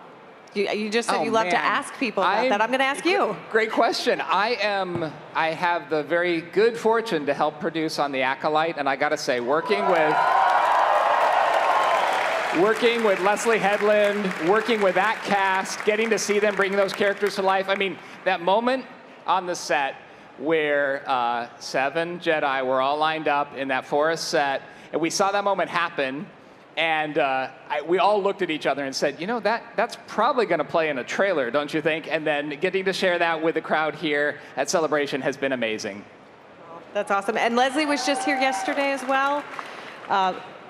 Clearly just someone who loves Star Wars so deeply and is so excited to be part of this universe, and I cannot wait to see what she has made for us. She is such an authentic fan and an amazing filmmaker. It's such a joy to get to collaborate with some of the best creators in the world on these shows, and they bring so much passion to these projects. And I mean, there's nothing more fun than getting to work in Star Wars, see Neil create new droids for us, our visual effects teams, of course, creating these incredible worlds. Like, I feel very lucky to have a job where I get to do this for a living. I feel very, very lucky. Absolutely. It is an honor and a privilege to do what we do. Now, of all the projects that you've worked on, is there a moment where it's kind of a pinch yourself moment? You just cannot believe that you get to do this and they're paying you to do it and it's a job and this is your life now? I do have those moments I gotta say, I mean, getting to do what we do, that does happen from time to time. I was the visual effects supervisor on Solo, a Star Wars story. A couple of you saw that movie, yeah. So this was in the early days of stagecraft, and we were still figuring this all out. In fact, John Knoll, one of the other supervisors at ILM, had done some work on the previous show, Rogue One, and he had, yes, a couple Rogue One fans in the audience. He had used some LED stage lights around some of the cockpits in that show, and on Solo, we wanted to try to take it up a notch. So we completely wrapped the Millennium Falcon cockpit in projection screens, but we kept a little secret. We didn't tell the cast. So they went up, and the screens were just dark, and they went up, and they were rehearsing the first time through, and the whole cast was in the cockpit. Phoebe Waller-Bridge, Donald Glover, Alden Aldridge. I mean, the whole team was in there. There was even a Wookiee in there. He didn't have the mask on. This was just a rehearsal with... I think we know that Wookiee. Have you met him before? Yeah, we met that Wookiee. Was he? I think he already signed something backstage. Yes, that Wookiee was here. So the whole team was in the cockpit. They ran the scene, and at the end, Phoebe reached over and pushed the hyperdrive levers. And when she did, I went to the radio because I was controlling the screens, or asking people to control the screens, and I went, cue hyperspace. And the hyperspace races by the screens, and the cast freaks out because they didn't know we were going to do this. And we also shook the cockpit at the same time the special effects team did. And then maybe the highlight of my Star Wars career so far is Donald Glover, who is like the coolest guy.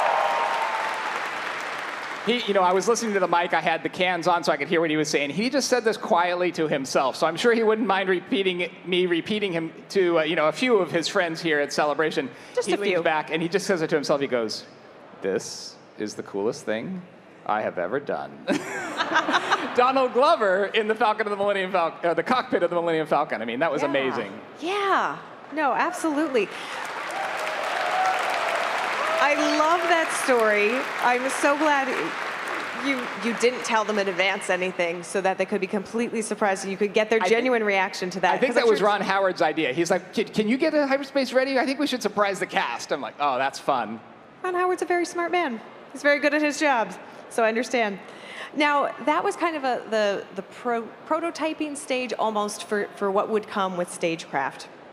How has stagecraft, which is used on, of course, The Mandalorian, but several other productions now, and has really just been an innovative and revolutionary tool for visual effects and camera.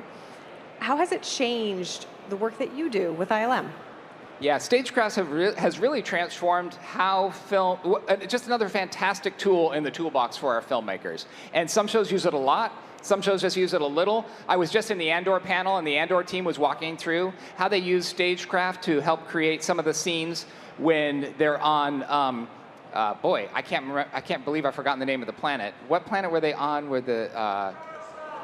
On Coruscant, thank you. I knew someone here would know. I'm in the right audience to forget Coruscant's name. Yes. Embarrassing. So when they were creating Coruscant... It's all right, no one's watching this live or anything. It's fine. Right, it's fine. No problem. It's good. It's good. Nobody's watching.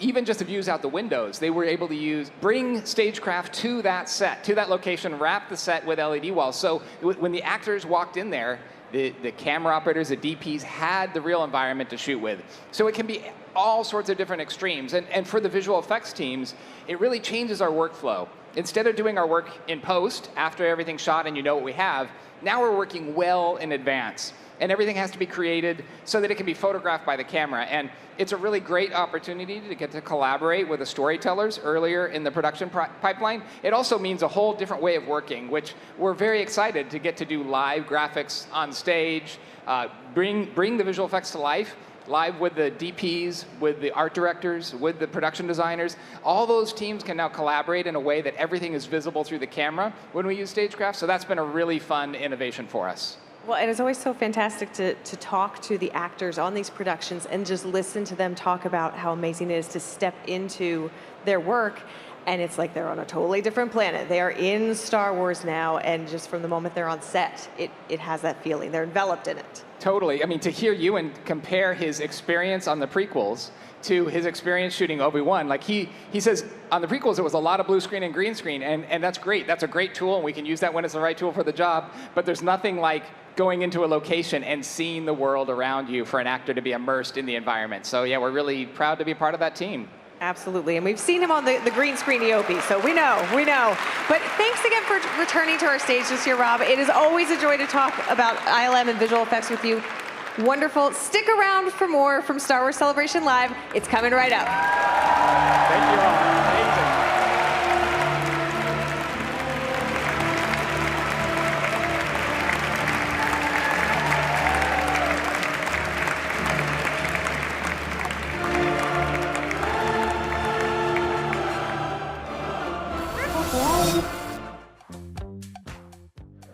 That was Chopper. This is Chris. Welcome back to the Hasbro stand here at Star Wars Celebration Europe. Chris, you're from the design team at Hasbro. I am, yes. How much fun was this to work on? Oh, these are a blast. And I'm on the design team, but it is a massive team. We've got a lot of people working on this stuff. Working with Lucasfilm, and I think it's over 40 different animations he does. He's got motors in there driving stuff around. Just great features to him. He's got the chatter back, which with all the noise going on here is a little tough to demo. Well, I mean, you could always replicate it as a demo. I am not Dave Filoni. I cannot do Chopper justice. But, all right, you're off the hook. But he does have all that great attitude, the grumbly noises, all that stuff that you expect from Chopper. So yeah, and I can see on the box, I wasn't part of the design team, but I can see on the box confirmation 40 plus animations, and it's been a big weekend for Chopper. We've had the Ahsoka trailer, which Chopper we're featured all excited for that, in. yeah. And actually, this Chatterback Chopper was unveiled over Celebration weekend. It was Friday here at Celebration, yeah.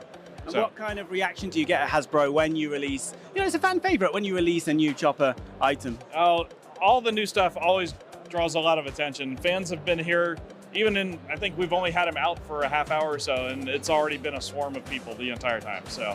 And is it available to buy here at Celebration or generally, or is No, we I got to believe wait it's going up for pre-order, so. Yeah, but we wanted to have a few samples here to be able to have people get hands-on, interact with it, see all the fun stuff he does.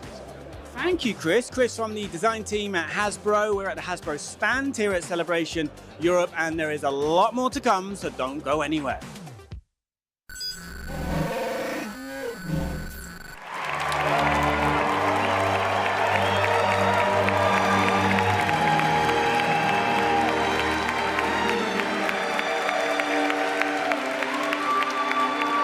If this was my show, I'd spend the entire weekend talking to our next guest about his role in one of my favorite movies, School Days.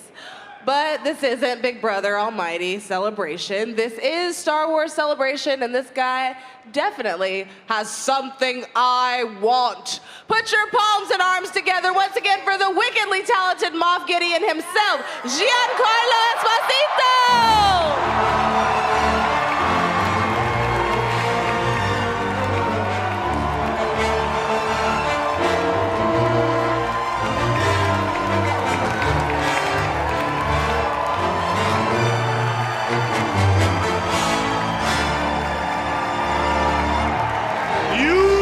Something I want.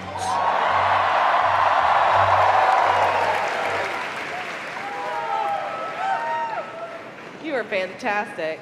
Having a good time. Yes. As of all of you are having a good time too. I love it. If you got a dark saber in the crowd, put it in the air. Put it in the air.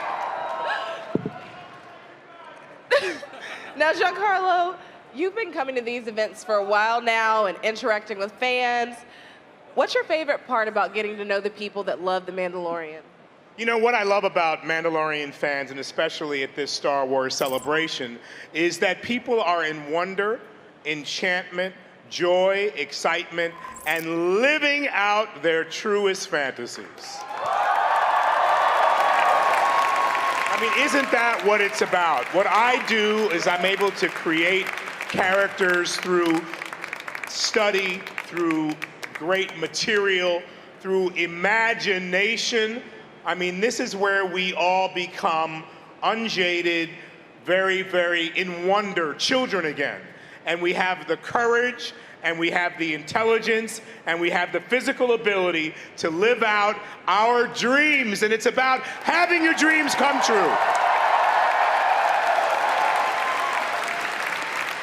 Now, has being a part of The Mandalorian changed who and how the fans interact with you?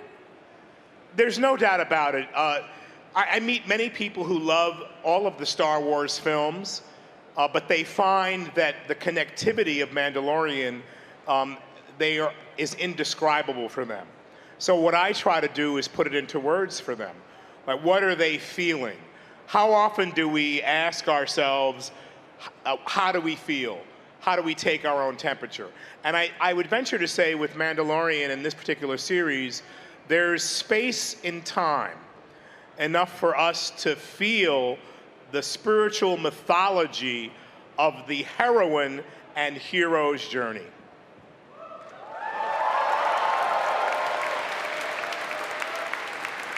I love you getting your flowers, so I gotta let the claps go.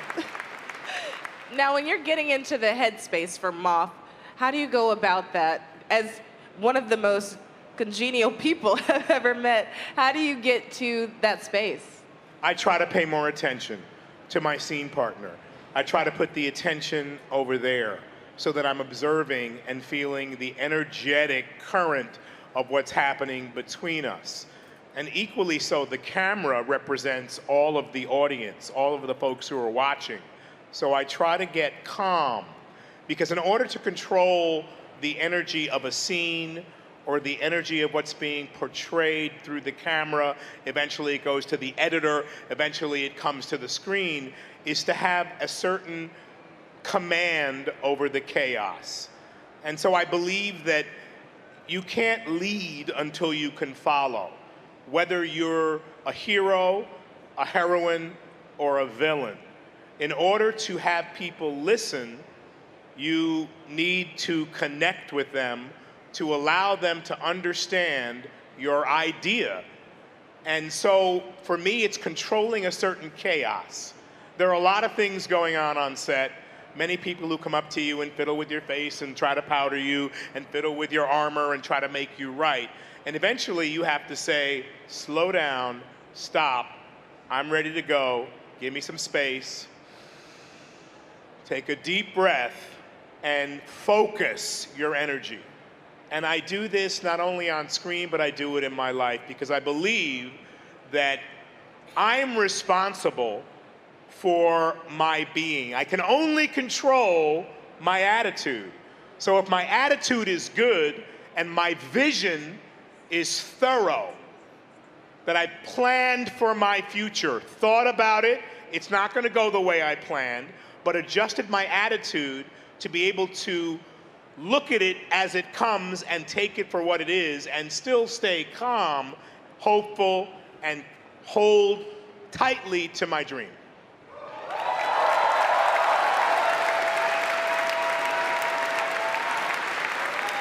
Now, how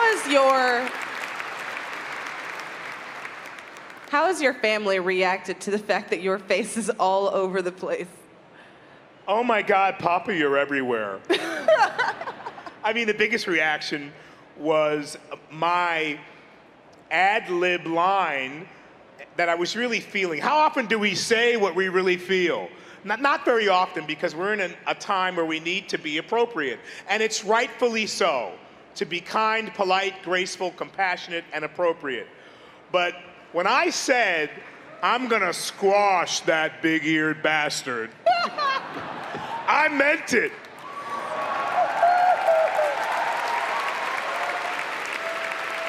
I was on point, because that was my character's through line and what Moff Gideon really wanted. And I didn't hold my tongue. And so I got texts from all my 4 daughters saying, Papa, don't you touch that child. I mean, it's interesting when you're able to, it's good to filter, but it's good to filter honesty and the truth. On set, when I was wielding my darksaber in front of this cute little child. Your darksaber? You're testing me now. My acquired darksaber. And I said, careful. You've never seen one of these, did you? That was an ad-lib line. You've never seen one of these, have you? Oh, be careful. You're liable to lose an eye. That was very playful. And I find that in order to be really in the moment, you need to honor that child within you. And I remember saying things similar to my children. Stay away from the fire, that could hurt you. No, don't light a match, all of these things. So the naturalism and organic way that we interact as human beings should be honored. And when we can do that with grace and aplomb and compassion, it's a wonderful thing.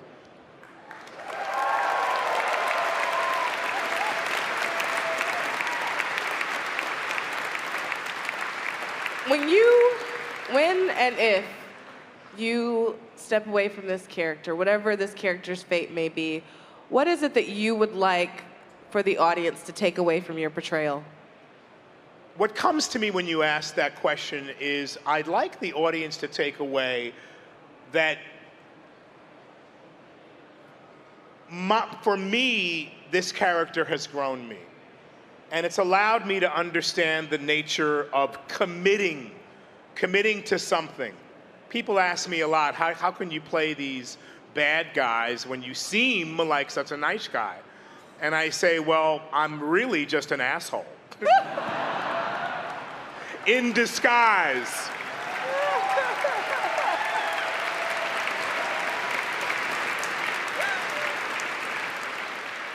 I'd want people to know that I feel as if I follow through. I honor John and Dave and the writing that they've done on this show. I honor the director. I feel like it's a collaborative effort more than ever now, than ever before, with the fans. And I feel like to commit to what the character believes means to take my mind and put it away and understand what the character wants and allow myself reasons to do what the character needs to do without haste or pause. And allow also there to be a glimmer of hope that this nefarious villain's ideas may be embraced and that they may help all people. That may not be the case in the writing, but I want them to see and understand that I've created a character with depth that's not stereotypical and not one-sided. And I think that may have happened because I think a lot of the fans really like Moff Gideon.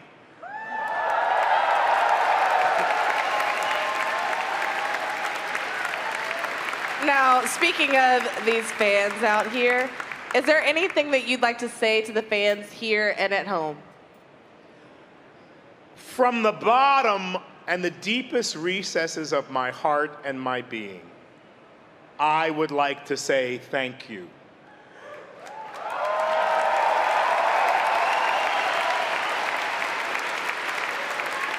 I get the opportunity, and when the door opens and opportunity knocks, you either seize it or you don't.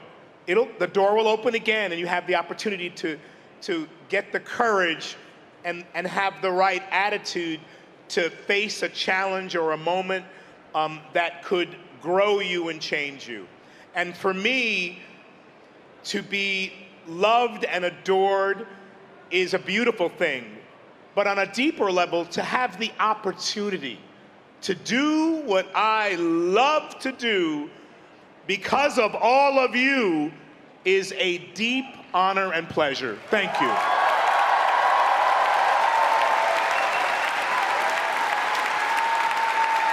Thank you. Thank you.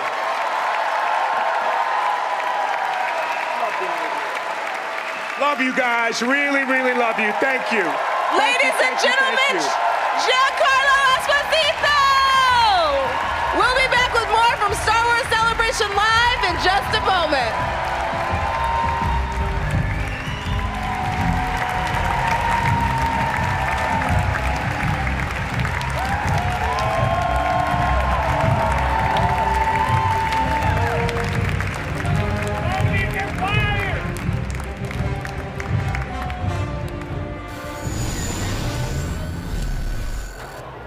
Pretty sure you're in my chair. That's right. Oh, so tired from Celebration. All right, we're here at Star Wars Celebration Europe, and I'm with Tom from the Mando Mercs. How are you doing, Tom? I'm doing well, thank you. Oh, wonderful. This is a very comfortable chair. Thank you for bringing my throne here. Tell me a little bit about the Mando Mercs. The Mando Mercs is probably the oldest Mandalorian costume club in the world. We just had our 16th birthday a couple weeks ago, so we've been around a long time. We have members here at Celebration from clans all over the world. It's being hosted by Vok-Chi clan, which is out of the UK here. So some very talented Mandalorians showing up from The Mandalorian. Has the popularity of the show, The Mandalorian, had more people interested in joining the Mando Mercs? Absolutely. We've seen thousands and thousands of people get interest in building the costumes because the show's just been so phenomenal. And how do people get involved? First, come to our website. It's mandalorianmercs.org. Or you can find us on Facebook at Mandalorian Mercs. We also have a builders group called the Mando Mercs Builders Group. So we've got a lot of different resources out there that people can find. Awesome. Do I have to duel someone for the Darksaber in order to get this chair moved to my house? Probably, yes. I would say so, yeah. You know what? I'll cede the throne. It's okay.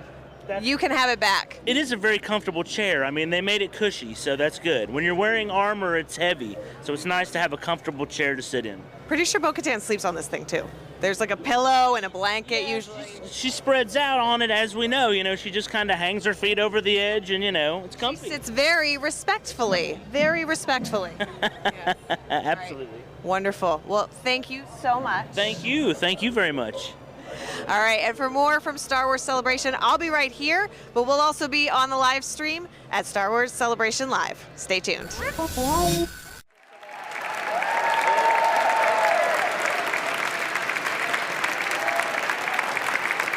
Hey, y'all like toys?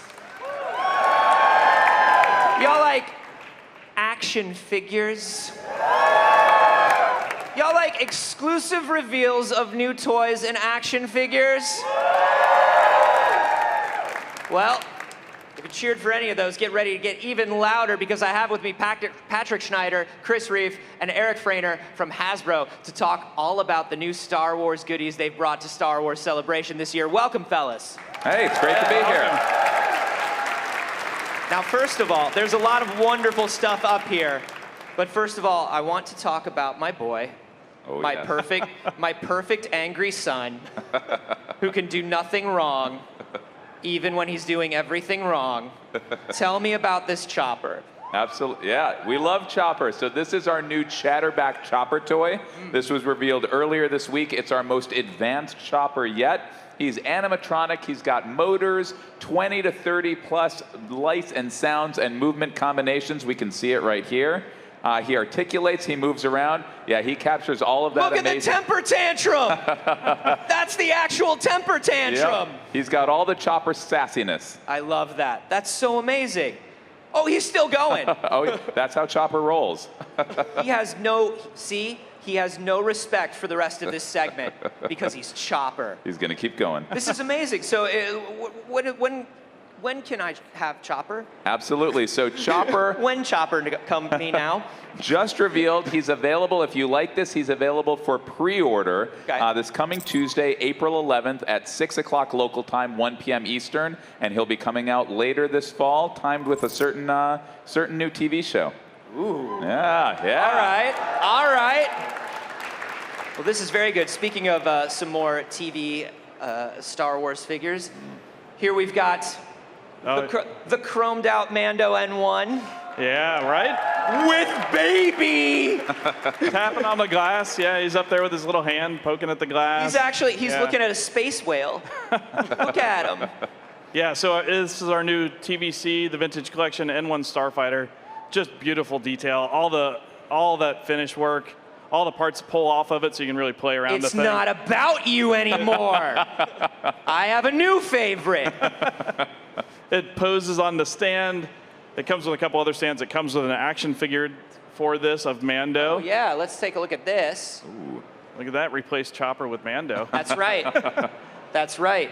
Learn something from this. This is a lesson. So we've got this Mando figure.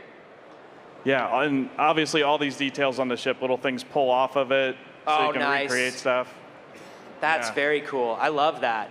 And then we have some very classic stuff as well here. Yeah. So this is our Black Series line. So this first one here is Doc Ondar. So it is a newly tooled figure. Really exciting figure. I love how this guy turned out. Did a lot of research into kind of his den of antiquities to figure out what accessories we include with him. So we have the really muddy, dirty Phase 1 clone helmet. We have the Sword of Kashyyyn. We have a Jedi holocron and a Sith holocron. I'm just so happy with how this guy turned out. He looks awesome. He looks wonderful. That's amazing. I love the detail on his robes and hood. He looks great. The little holocrons look amazing too. Yeah. Being able to get those little accessories out there to world build, it's really fun and exciting to be able to pose them out with those. Yeah, absolutely. Now tell me about this. This Batman. This is Darth Maul based off of his costume in Battlefront 2. Whoa. So, this is his old master outfit. So it has a really exciting new lightsaber hilt. This is my favorite version of his lightsaber, and has a nice like snarl face sculpt that we have here. Tom did a phenomenal job. Tom and Bailey did a phenomenal job on this, and yeah, just really exciting figure. Love to get him all on the line. He looks really cool. Looks really fierce. That's amazing. I love the detailing in the legs and around the calves. Like all like the robot stuff is it looks good. It's such a good sculpt. Yeah. Y'all do wonderful work. And all of these things, are they available now, or when are these coming? Yep, absolutely. So the Doc Ondar figure will be available for pre-order I believe this coming April 11th as well, and Darth Maul as well, April 11th. Nice. Now, we have some other big stuff coming from Lucasfilm, of course. The return of Indiana Jones. Yeah. And here we have 2 new Indiana Jones figures. Let's talk about them. Tell me about these. Absolutely. First new Indiana Jones figures in 15 years. These are let's hear it for Indy. These are our very first Adventure Series 6-inch figures from the Dial of Destiny, shown yesterday for the first time. Indy and Helena Shaw ripped straight from the trailer. Amazing likeness, amazing details, accessories. You can see their backpacks. They are kitted out for their adventure, absolutely. So Dial of Destiny figures, and we've got more coming. Wow, those look great. I'm looking for spoilers in the backpack. I'm looking for any plot spoilers in the backpack. Don't worry, audience, I've got us. Nah, they're too smart. It's just ropes. Spoilers, he uses Maybe a rope. carabiner. Yeah. Well, these are wonderful. And so you have a lot more Dial of Destiny coming, but when Dial of Destiny coming? So these 2, you can pre-order these on April 13th. So Tuesday is Star Wars Day, Thursday's Indie Day. We will have more of these in the lead up to the movie, so it's going to be a fun next 3 months. Wonderful. Well, all of you, thank you so much for showing these off. Thank you. They're wonderful. I absolutely love them. Also, I will keep the boy. Thank you so much. Thank you. His home is my home. He is my son. And speaking of home, don't go away at home, because we have lots more to come from Star Wars Celebration Live in just a moment. Thanks so much. Thanks so much, y'all. That was fun. Yeah, thanks.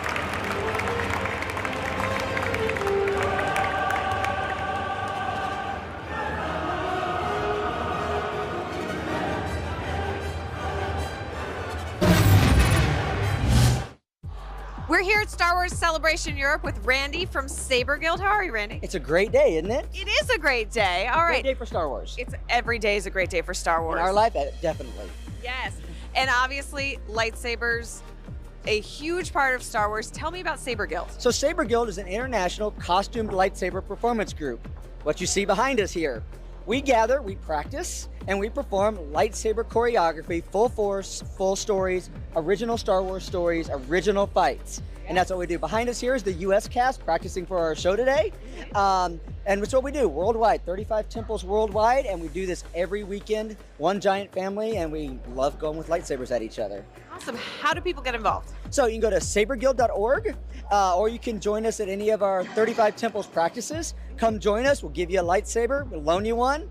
And to be a member, you got to build a costume and then come to our practices. You have to build a lightsaber? No, but there's many different ways to get a lightsaber. Just we need to have special ones we need to make sure of for safety reasons for what we do. Sure. So no going on the gathering? No. Okay. Has anyone ever lost a hand?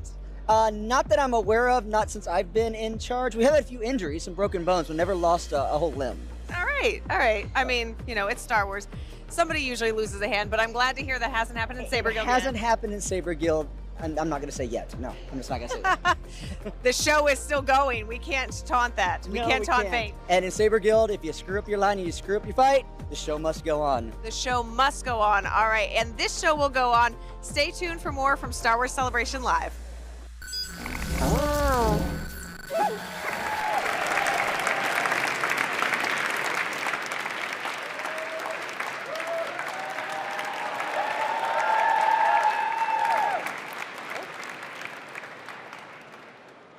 Just realized that my earpiece is not in, so if you're talking to me, I cannot hear you. Star Wars has had a long history of tabletop gaming, and thanks to our next guest, they're taking tabletop Star Wars to the next level. Here to talk about what's new is Will Schick from Asmodee and Simone Elliott. Hello. Hello. Welcome. So excited to talk to you. So can you tell us what's new with Asmodee? Absolutely. So we're here to talk about Shatterpoint, which is our newest Atomic Mass miniatures game. It is going to launch in June. And we have been doing demos of it here all weekend. And what we have here is the core box, which focuses on the Clone Wars, quite obviously, and our beautiful, beautiful miniatures. Yeah. Now, my sincerest question is, which of these miniatures is your favorite and why is it Ventress? Oh, well, I mean, that's a pretty easy answer because Ventress is easily the most deadly out of the entire box. She flips the flips, she stabs the stabs, she does all the cool stuff. We love to hear that.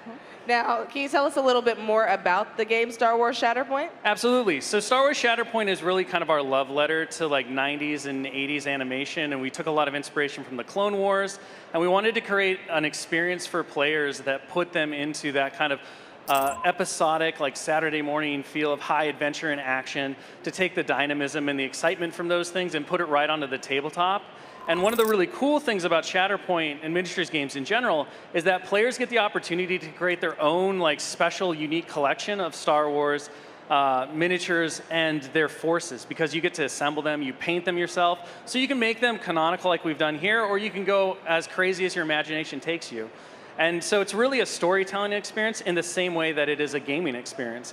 And it's a lot of fun to watch players like create their own little dynamic battles on the tabletop and fight the duels and see the kinetic action go back and forth. So it's a very high octane kind of experience in game.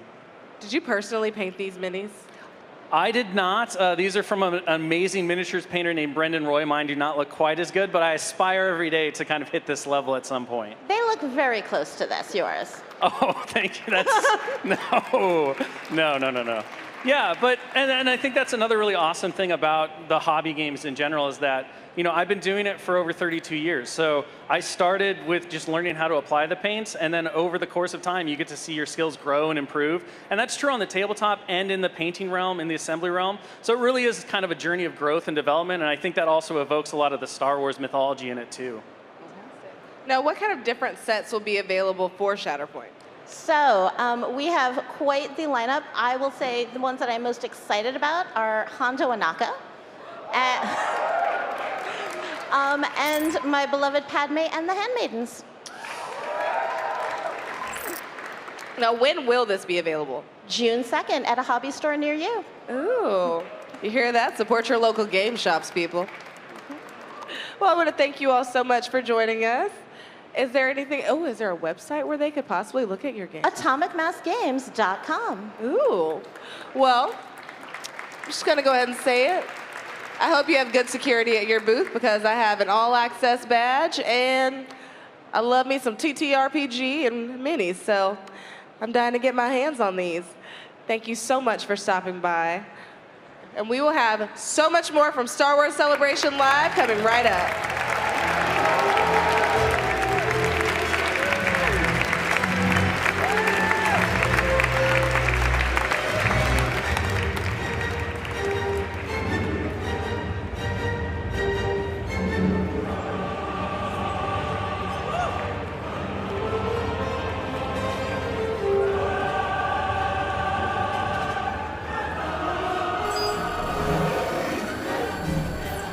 We're here at Star Wars Celebration Europe with Gary from the 501st Legion. Can you tell us about this amazing fan group? Oh, the 501st Legion was started over 20 years ago by a guy called Alvin Johnson. It started out at the birth of the internet, really. It coincided with that. Personally, myself, I've always wanted to be a stormtrooper since I saw the movie back in '77. I've always wanted to be an Ewok.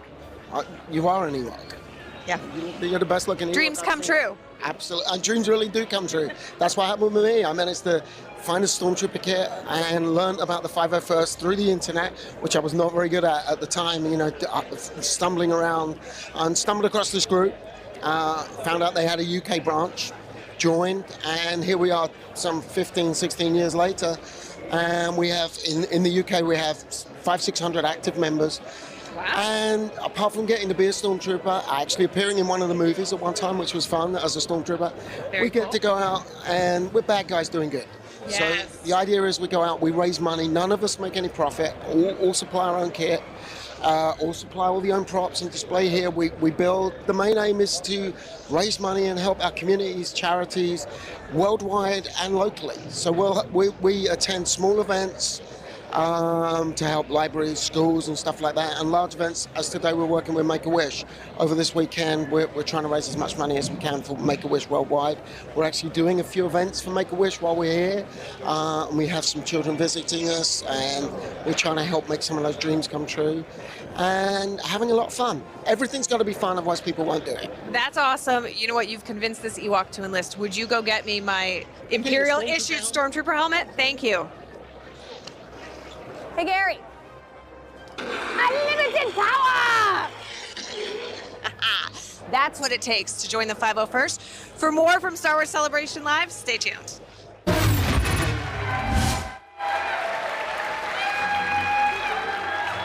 Since 2021, fans have been engrossed in the unfolding saga in the latest era of Star Wars, The High Republic. Now, as we're on the precipice of Phase 3, I've gathered a couple of my favorite authors to sit down and talk about what we can expect. Please welcome Alyssa Wong, Daniel José Older, and Cavan Scott.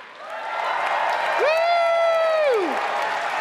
What light in life? Hello, London. Hey. Hello there. Now, Alyssa, you're new to the High Republic family, but not to Star Wars. What's it been like to join this crew? And can you tell me a little about what you're working on right now?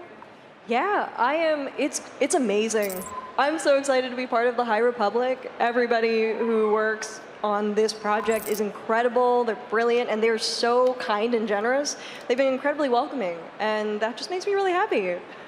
So yeah, I mean, it's cool getting to go back to a period where it's all new stuff, and we're getting to create these beautiful, cool new stories in spaces that we haven't seen before. How is it different from working on Dr. Aphra? It's, well, there's a big time difference, but I would say with Aphra, you get some really fun, like, scoundrelly stuff. She's not Force sensitive, but High Republic era is so full of Force excitement and Jedi stuff, and it's been great getting to build some of that stuff. Now, we've heard that Daniel might have used you as inspiration for a character in Midnight Horizon, a certain Crash Angua, perhaps. What's it like to now be writing that character? It's so weird, and it's great. I love it. It's amazing. It's funny, because Daniel didn't tell me any of this beforehand. He was just like, hey, if you wanted to be in Star Wars, what would you want to be? And the next thing I knew, there was a character with my name, and it was crazy. Awesome. Now, what's it been like for you to work with Alyssa after writing Alyssa, after knowing Alyssa? Man, listen, Alyssa Wong is one of my favorite Star Wars writers and a great friend. So this was like the best opportunity. I had already created a character based on them, and then it was like we had this moment. The hardest part about the whole thing was keeping it secret, because we wrote an entire book together without telling anybody about it, just snickering like, and we had a great time. That's how you always write. That's true. That is technically, I'm constantly snickering while I write. And we just had a blast. Now tell me, what is it about Sav and the Dunk Grinks that you think resonates with High Republic fans? Look, we talk a lot about Jedis. The High Republic is the height of the Jedi, and that's cool. But pirates, like pirates, you know? Like Star Wars has always been about pirates deep down inside. And Sav is a Jedi who loves pirates more than she loves Jedi.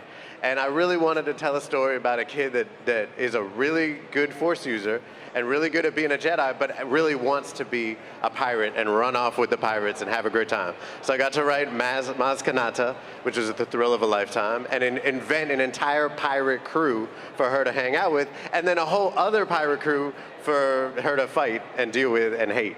What's it like to be able to expand on the mythos of Maz Kanata? Maz is one of the most iconic Star Wars characters. So in some ways it's like, oh God, like I have to do this right. You know, it's huge. But in another way, because it's a whole new era, like this is Maz at her height of being a pirate queen, right? Like she is just terrorizing the galaxy in the best way, with love, of course. And so, you know, I just had fun with it. I just had a great time. Can you tell us a little bit about Edge of Balance, Precinct? Edge of Balance is a manga set in the High Republic Phase 2 era. It's a story that I've always wanted to write because it's a long game cat and mouse story about two characters who are chasing each other throughout history, and it spans literally a century and a half. So it's really intense, it's bloody, in the best way, and there's a great battle scene, and there's a lot of fun intrigue and excitement, and there's a brand new droid who has a lot of surprises up his sleeve. That's all I'm gonna say about that. You know, I love me a droid. All right. Now, Cavan. Hello. Hi. Hi. It's so good to see you outside of my computer screen. How delightful. I know. It's weird. I feel I should be. I know. This is real life Zoom. What now? This is real life Zoom. Wow. Wow. Now, we're seeing the Battle of Jeddah happening right now in comics, and we've seen what happens to Maddie. What can fans expect in the last few issues, and will everybody be okay? I wrote this. So basically, yeah, in the last few issues, we see Vilda Mack, who's our Jedi, and Tay Sirik, who's our former Guardian of the Wills, who perhaps has a bit of a shady past. They're exploring the desert and some things that might be underneath the desert, and they go through a lot. We push those boys through a lot, and we push them together, because at the end of the day, it's about their bromance and maybe a little romance as well. Ooh. Now, you also have Path of Vengeance coming out soon. Do.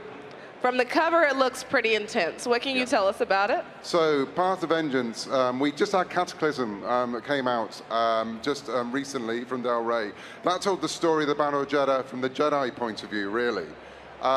What we see in Path of Vengeance is what's happening to the Path of the Open Hand at that time, specifically Marder and Yana Rowe.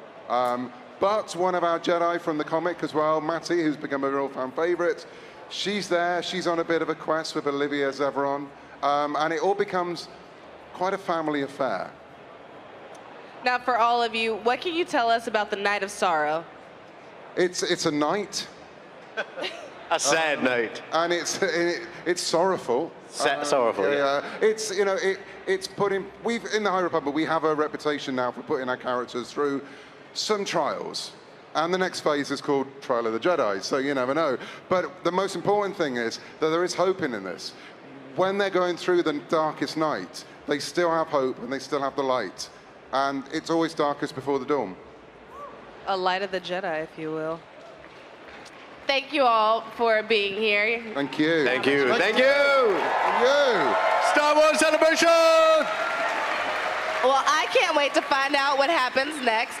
Once again, hashtag prayers up for Burry. I need to know that my Wookiee is safe. No comment.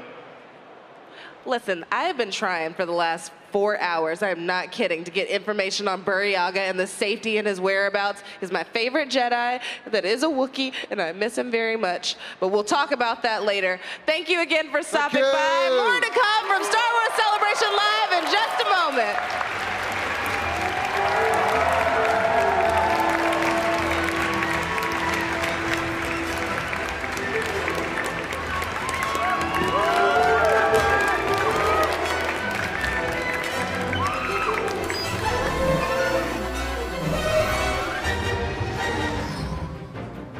With everything happening in the galaxy, StarWars.com is the only place online that is all Star Wars, all the time. Never trust a pirate.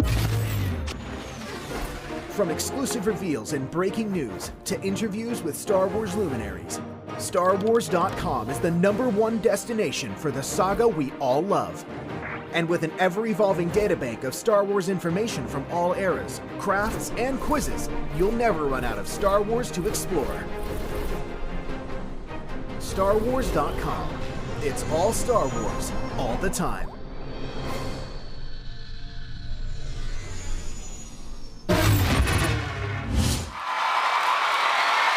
Hey, buddy. Do you know what time it is?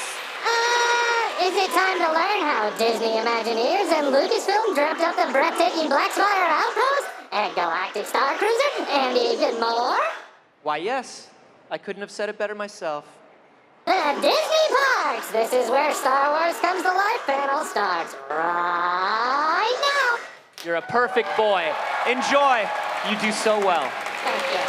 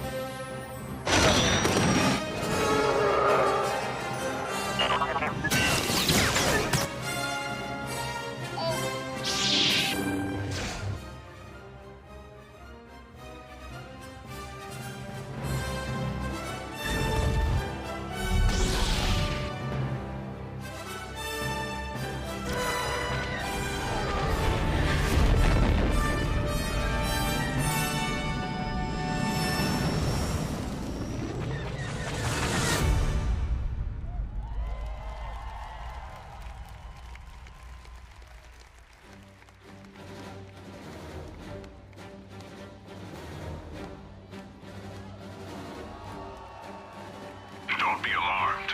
We are here for your protection. Area secure.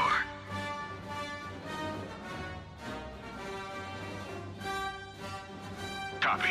No sign of rebel activity. This is an Imperial security zone. Maintain order. Guys, I think I got it. I think I got it here. I got it. Thanks for the help. We've got eyes everywhere. Carry on, citizen.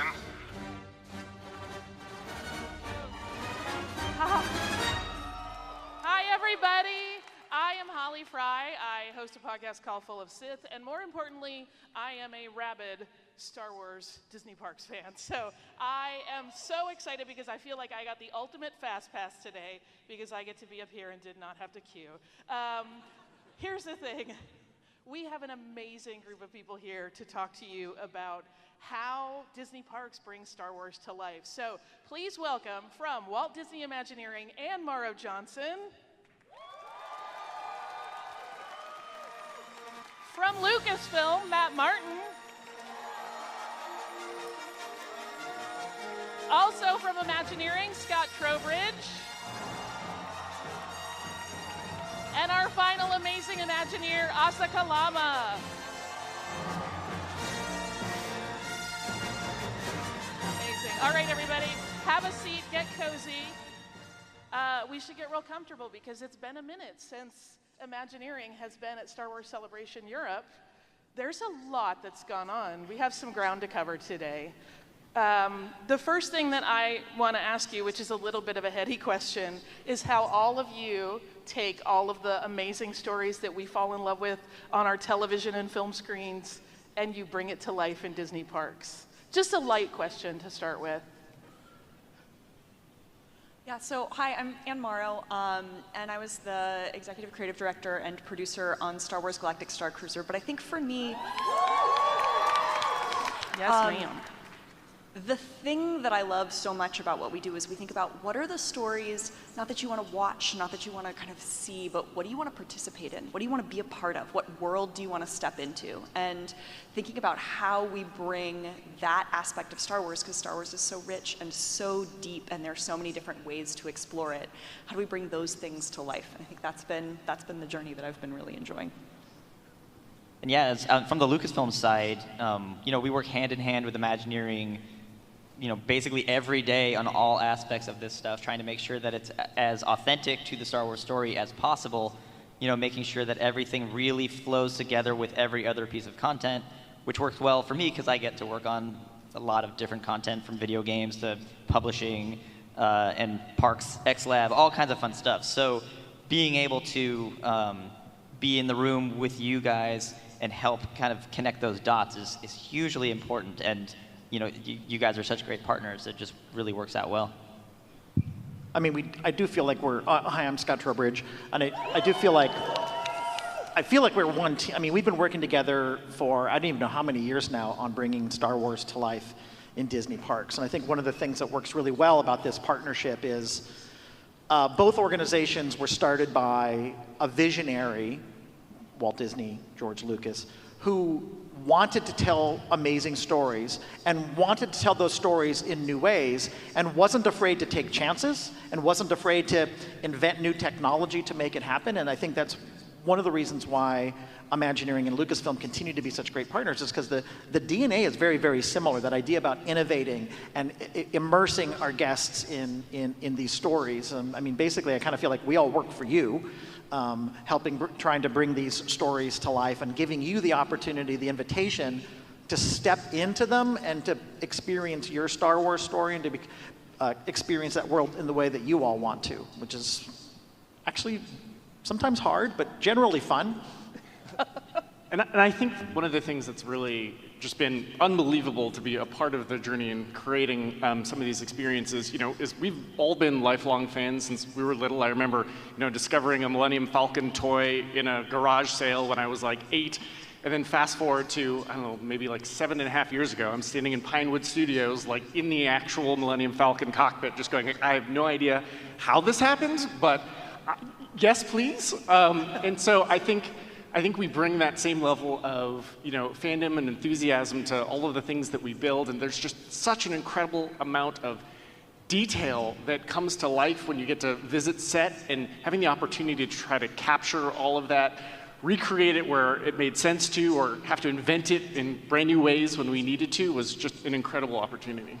Matt, one thing I wanted to ask you about, there's this element of it that, Star Wars fans are kind of obsessed with what's canon and what's not, and it's got to be tricky to find ways to keep things canon in a living space where not only is it built to be part of a bigger story, but also people are coming and making their own stories. How does that work? I mean, it is very, very difficult, but I think that's kind of one of the most fun challenges about this is that, in addition to wanting to make sure that it aligns with all of the other fiction that we're telling, we do want it to feel like a unique experience for each person, which is why something like Galaxy's Edge was such a fun experiment, because we created a new world that then people can come and kind of live their own stories while we're setting up sort of the backdrop for them.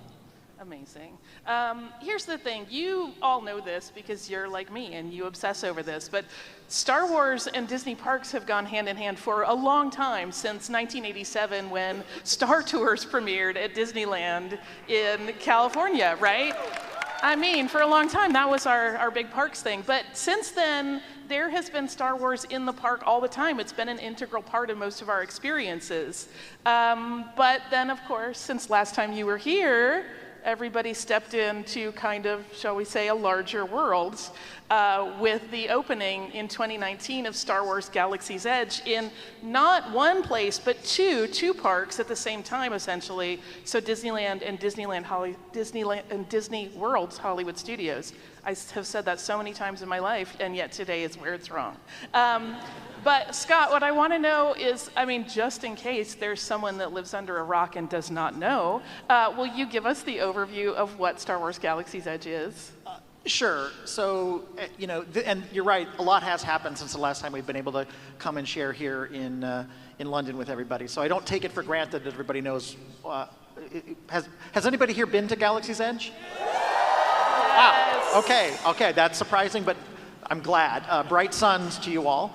That's fantastic. So yeah, Galaxy's Edge, as Matt said, we invite our guests and our audience to come to the planet Batuu, to Black Spire Outpost, this kind of remote exotic trading port on the edge of wild space, a place that we created specifically so you weren't there to remember somebody else's story, that's already happened and you know you're not a part of, but a place that invites you to actually engage and participate and feel like you're a resident or a citizen of this place, or at least there's a place for you in the galaxy of Star Wars.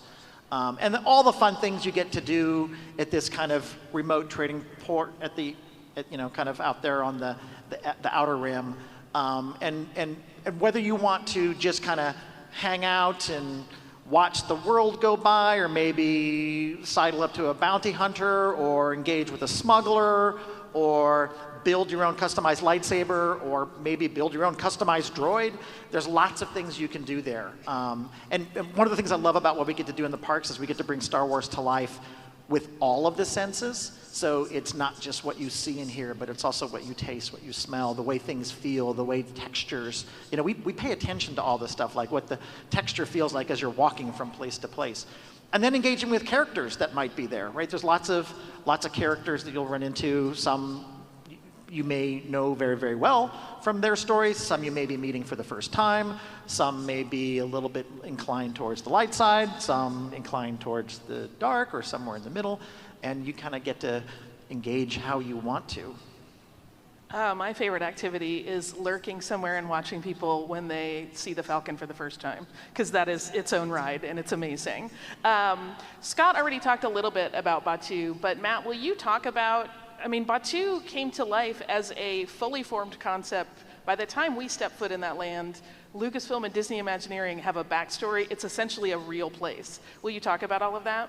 Yeah, for us, it's only existed in the real world since 2019, but in the Star Wars galaxy, it's been there forever. So when we were creating it, we really needed to sort of create the whole kind of history of the land, really understand every little element of it, which is kind of great. It's like the ultimate world-building tool that we don't have for most of our planets. We see bits and pieces, but with this, we really had a chance to explore it and think the entire thing out.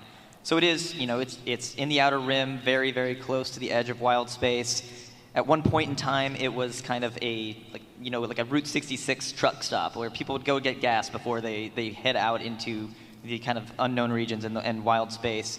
As kind of hyperspace travel got a little bit more advanced, it sort of fell by the wayside, and we sort of pick it up in Galaxy's Edge, in kind of its, a little bit down slope where it's a little bit more of a little wretched hive, but in such a loving way. And we've had it actually, because we've developed it so much, we've been able to include it in a lot of different storytelling from across many different eras. It's had its own series of novels and comic books. There's 2 novels right there, Black Spire and Crash of Fate. Both of those are, really telling out kind of the history of the land.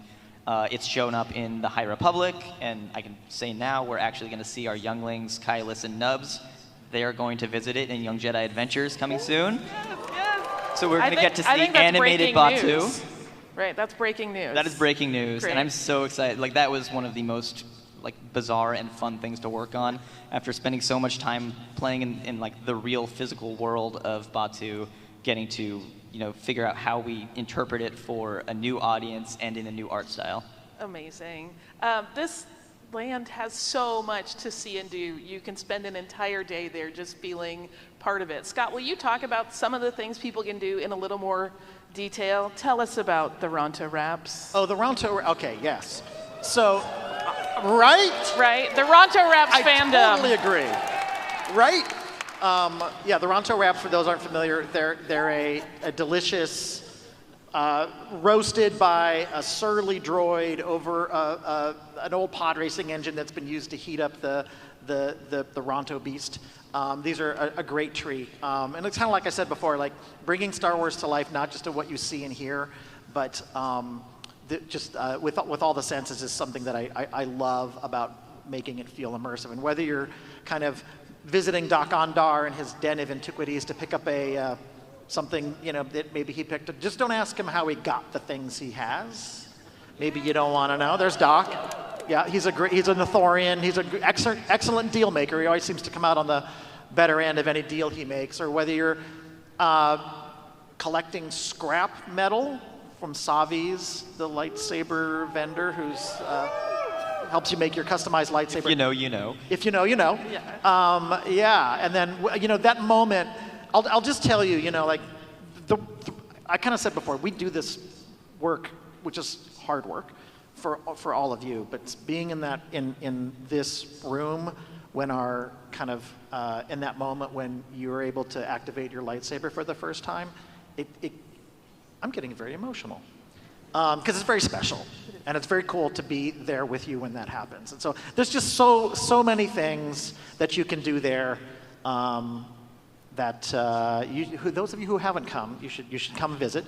And there's more. There's a whole part of interactivity at Galaxy's Edge that kind of flies under the radar sometimes. Asa, will you talk about all the things you can do on your data pad that make you more entrenched in that world than ever? Yeah, absolutely. I mean, as everybody touched on, right, we really wanted Galaxy's Edge to be a place that allowed you to feel like you were part of the story and to really make the land itself another attraction. And so one of the ways that guests can interact with this world that we've created is with their very own Star Wars data pad. And it really sort of transforms your mobile phone into sort of an in-world or in-story device that allows you to pick up jobs or missions to support either the light side or the dark side, the local smuggling gang, really allow you to find a way to sort of express how you want to be seen in this world.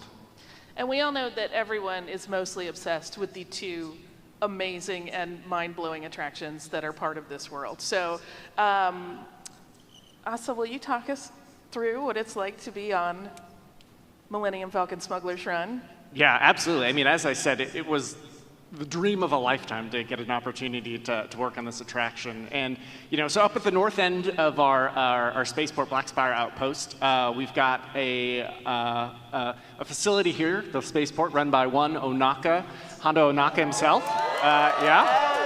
It's Onaka Transport Solutions. He runs a totally above-board, legitimate shipping business. Totally legitimate shipping business. Nothing to see here. And he has come into a little bit of an arrangement with Chewbacca, where Chewie's looking for some supplies to help out the Resistance, and he's going to loan Hondo his ship for a little while in order to get some of those supplies. Well, Hondo now has a ton of cargo to move, the fastest ship in the galaxy. And now all he needs are flight crews to help him move his product. So you and 5 of your closest friends get to not only just ride inside the Millennium Falcon, but actually get to control her on an amazing mission to go pick up some coaxium, totally for the Resistance, and maybe just a little bit from Hondo if you guys have time. The stress of being in the pilot seat. But there's a whole other form of fun stress in Star Wars Galaxy's Edge, which is Rise of the Resistance. Holy smokes. Wow. So, Scott. I look at that cockpit and I remember there's over 200 active buttons and switches in that cockpit. And, I don't know if we've ever talked about this, but Matt and I talked about this the other day. Is there such a thing as Wookiee mode? I can neither confirm nor deny that if everybody in the cockpit were to push the right buttons in the right sequence at the right time, that maybe instead of Hondo, you'd get yelled at a lot by a pretty ornery Wookiee. Maybe. Weird. Interesting. But yeah, so as fun as flying the Millennium Falcon is, and as long as you bring it back in mostly one piece, Chewie won't be so mad. We wanted to bring another attraction experience, which is Rise of the Resistance, which puts you in the middle of that epic battle between the First Order and the Resistance. And for us, it was one of the most ambitious attraction experiences that we've ever built. It's been recognized with some awards, which we're very excited about. But the most important thing is just that sense. You talked about kind of lurking as people are coming around the corner and seeing the Millennium Falcon for the first time. I do that as well. Full disclosure, I'm a complete sketch lurker. But I also like to hang out around the entrance or the exit of our attractions, whether it's Millennium Falcon, Smuggler's Run, or Rise of the Resistance, and just listen to the guest reactions coming off, because it really is something that we wanted to make it feel like we were putting you in the middle of an epic, authentic Star Wars action movie. In fact, I know we have some footage that we've never shown anyone before. You guys are literally the first ones to ever see this footage. Well, I've seen it, but you're aside from me, you're the first ones to have seen this footage publicly, of some footage that we shot just of people and their reaction to the Rise of the Resistance attraction. Maybe you can run that. My name is Dylan, and I came here today specifically for this ride. As soon as I got on, I was overwhelmed with emotion. Just seeing it so real right now. It's amazing. It's really cool. Really awesome what they're doing here. it takes you right back to when you were 5 years old in the movie theater. You feel like you're a part of the Resistance. I cannot leave without getting on this ride. I have waited 42 years to ride a ride like this. You feel like you're in the movie. We're here with our family today. Me and my uncle. Something he wants to do with Mom. I want to join the Resistance. It follows a storyline. Pretty cool characters. Awesome heroes. You're in a battle zone. I'm here to see the rest of Resistance. The doors open. We were in another galaxy. You don't know what's coming. Rey, Kylo, Finn. They're so in character. This dude comes at you with his lightsaber. We were going down. I had chills. I'm still shaking. Stormtroopers shooting at you. Flying the ship. The Imperial walkers. A cinematic experience. Our group was screaming. Shock and surprise. Gun shooting. Very unexpected. Blew my mind. We were part of the Resistance. Whole new level. I'm in shock. It hits you right in the gut. We're speechless. Honestly, it was so much emotion. There is no way to explain the scope of that ride in there. You are able to live out this world. We enjoy seeing it come to life. Experiences that will last a lifetime.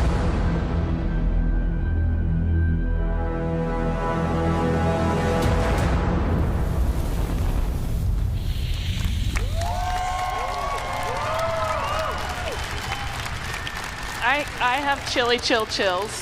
I'm choking it back a little bit. But there are some new ways that Star Wars Galaxy's Edge has let you bring Star Wars to life. Will you talk a little more about that, Scott? Because we have a good one. Yeah, I guess one of the things that, you're right that people love these attractions. I love these attractions. I love doing other things. When I'm not creepily lurking near an exit, I will often find myself in Oga's Cantina.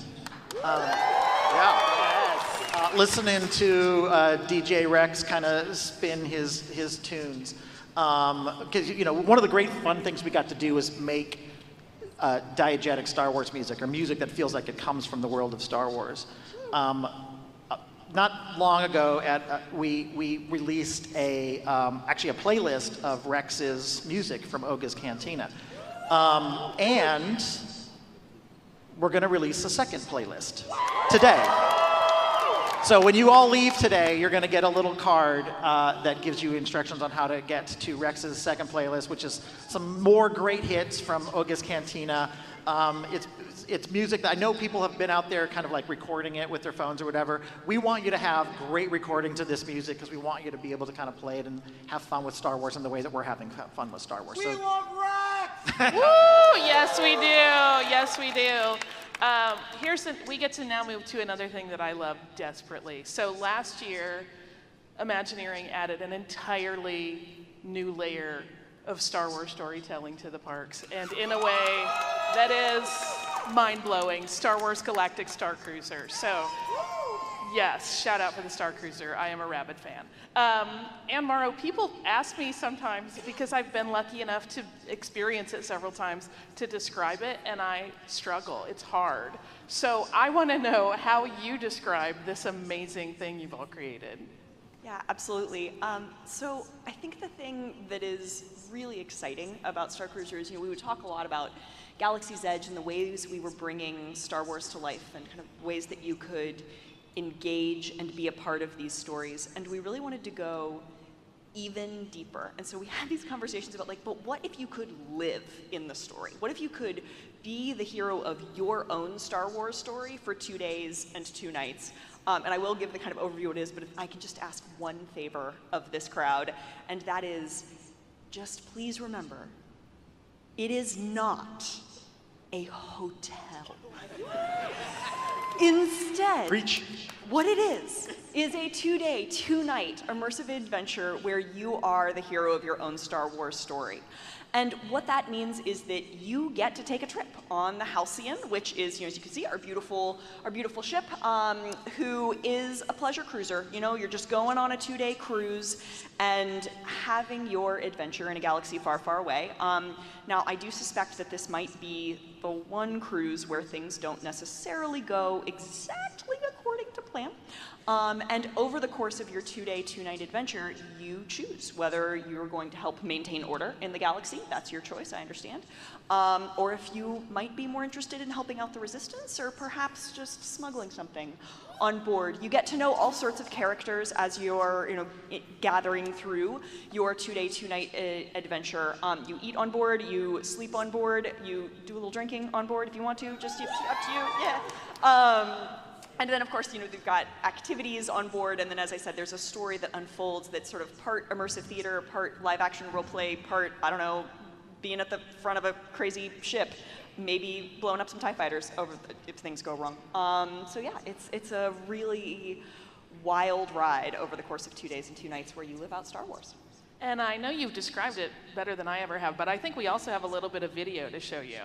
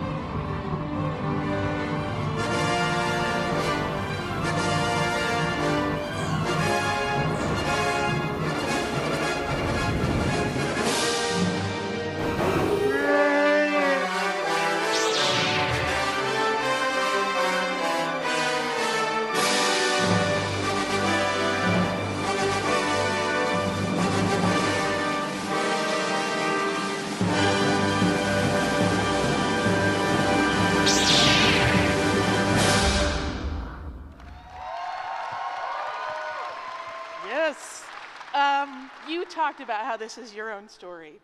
I'm choked up just watching that. But I want you to explain some of what we just saw, because there are things. You're going to get missions. You get asked to do things. You develop relationships with characters, and that's all part of building your own journey. Will you talk a little bit about that? Yeah, absolutely. So you come on board and you arrive on the Halcyon, getting ready to have your 2-day, 2-night cruise. What could go wrong? And you get shown to your cabin, and actually just talk about the cabins just for a second because I love them so much. We really focused on, how do you think about, I want to sleep in a bunk bed, kind of like the ones we saw Chewie do, on board the Falcon, but all gussed up in the sort of fancy Halcyon style. Or the many, many days we spent talking about how can we get a sleeping pod just so. And we did. And we did. So you get settled into your cabin, and then you come in and you have a muster where you get to meet the captain and the cruise director and all of the crew of the ship that are getting ready to take you on your 2-night adventure. I don't want to give anything away, but it's possible that we may get interrupted by the First Order, who is sussing out suspicious resistance activity on board the ship. And then from there, the way the rest of your 2 days and 2 nights unfolds is really up to you. Because, you know, the crew, the First Order, perhaps a stowaway or two, are all on board the ship cruising with you. And, you know, whether you choose to kind of make an alliance or find your allegiance one way or another, whether it's in your activities or hanging out in the bar, what you choose to do and how you choose to engage with those stories really does pay off in some really different ways over the course of your adventure. Well, and you might even find yourself, you know, learning how to wield a lightsaber or potentially at the helm of the ship. You might. It's a dangerous time in the galaxy, and yeah, everybody who comes aboard the Star Cruiser is, by the way, you're not obligated to do anything except have a great time. You're a passenger aboard this glamorous Star Cruiser, and all you want to do is just sit back and watch the stars glide by. That's totally fine. But there's an invitation to engage as much as you want with the characters that you're going to encounter. You know, and the other thing is that the stories, there's many different stories that thread their way through the Star Cruiser experience. One of the cool things was we actually developed those stories. We designed this experience at the same time we were designing Galaxy's Edge. So the stories are interconnecting and interlocking. So as part of your Star Cruiser experience, there's a shore excursion. Yes. And you get to go down to the planet of Batuu, spoiler alert, and you're probably either working to help somebody, or maybe thwart somebody, or maybe just nick something from somebody and bring it back up to the ship. But all of the stories, including Millennium Falcon Smuggler's Run and Rise of the Resistance, all have part of this interlocking story. And in fact, if you're a Halcyon passenger, yeah, Hondo has some feelings about those uppity Halcyon cruisers. Yeah. So you'll actually can get a different experience on Millennium Falcon Smuggler's Run if you're if Hondo knows you're a Halcyon passenger. Yeah, this is a way that we don't often get to talk about this, but I feel like this crowd will understand. If you think of the Star Cruiser as a 2-day, 2-night experience, your first day on the Star Cruiser is the day before what happens on Galaxy's Edge. And so if you are in a bridge training where you are just learning how to use the systems on board the ship, it's all in its sort of autopilot mode, and we're just doing a training, but unexpectedly. Like defense systems? Yeah, exactly. Do you think those are important? Maybe. Oh, okay. Might come in handy. It's possible.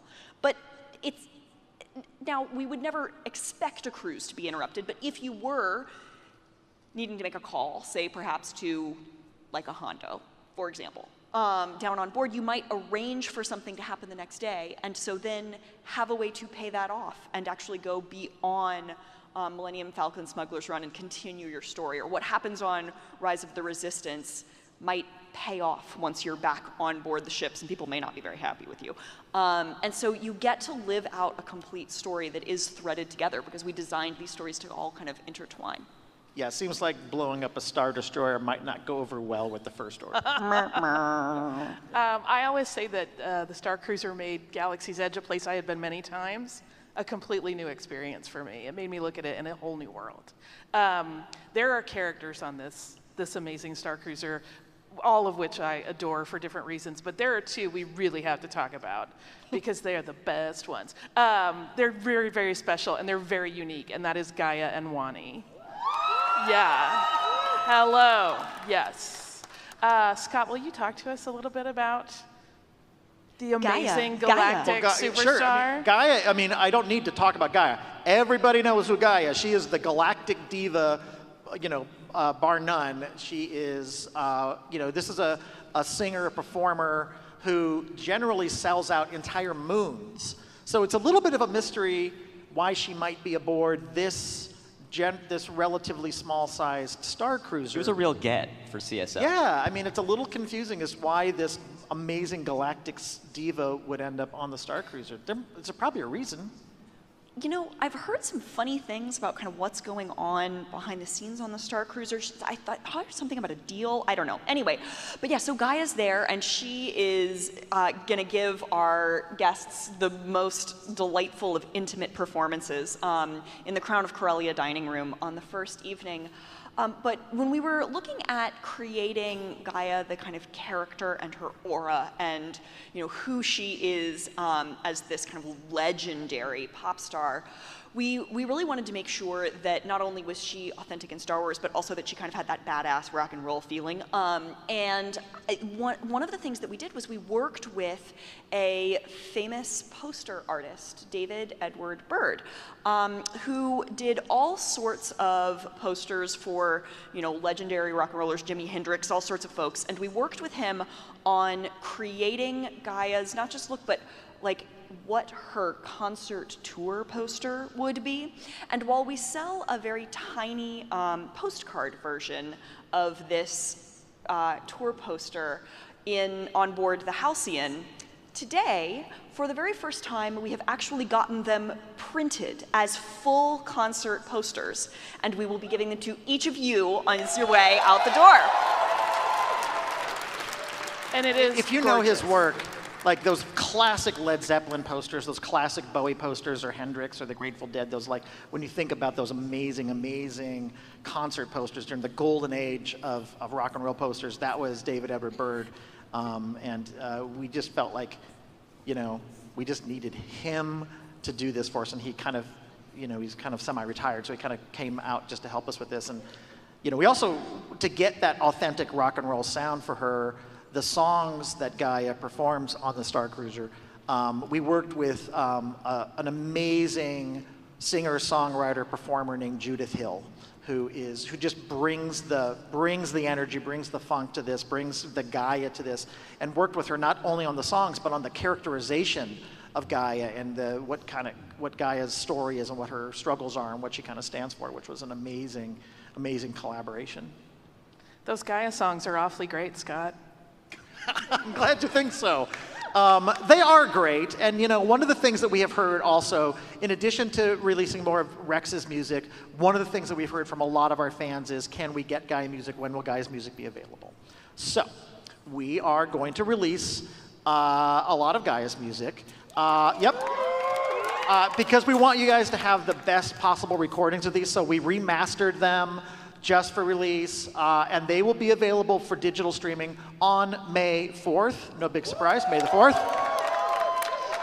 The other thing that I'm super excited about is we decided that we would actually do a vinyl pressing, like a very, very old school vinyl pressing, 12-inch LP album of her music as well. So that's going to be available sometime later, after May 4th. We've talked about some of the new characters. There are a lot of familiar characters as well. Matt, will you talk us quickly through some of the people we might run into aboard the Halcyon? Sure. So, as I'm sure many of you know, it does take place between The Last Jedi and The Rise of Skywalker. So you're going to meet people like Chewie. You're going to meet Kylo Ren. You're actually going to see Kylo Ren and Rey meet together for the first time and probably the only time between those two films. So, a lot of tension there. You will see a little message from Yoda, and of course, you may even see R2-D2 and C-3PO in a message. And you had some fun with Anthony Daniels for this, right, Scott? Yeah, just in the same way that the Galaxy's Edge stories and the Galactic Star Cruiser stories intersect, these stories also intersect with the rest of Star Wars storytelling, as Matt said. So there's that kind of time period when we don't necessarily see exactly what R2-D2 and 3PO are doing while the Battle of Crate is happening. And we're kind of filling in a little bit of that story about what 3PO is actually doing as part of the overall kind of droid network. And so getting, there's when you're thinking about bringing 3PO to life, there's nobody. I mean, it's Anthony Daniels is 3PO. Working with him, and we've done it on many of our projects, but working with Anthony is a delight.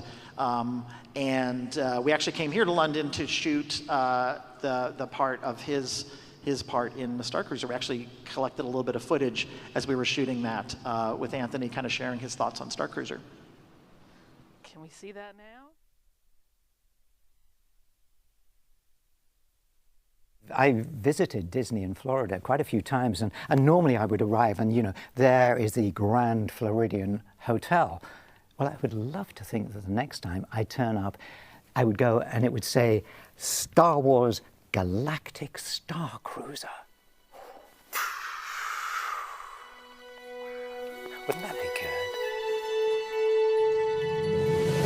What I have learned about cruises, that one huge element is to have an actual entertainment section, whatever it's going to be. And normally cruises, pretty spectacular. But I understand that there are twists and storylines. You don't just get on, say, my cabin's here, boat drill here, lunch, dinner, cocktails here. There's stuff going on, and stuff you actually might want to think about. I noticed, wait a minute, did you notice that?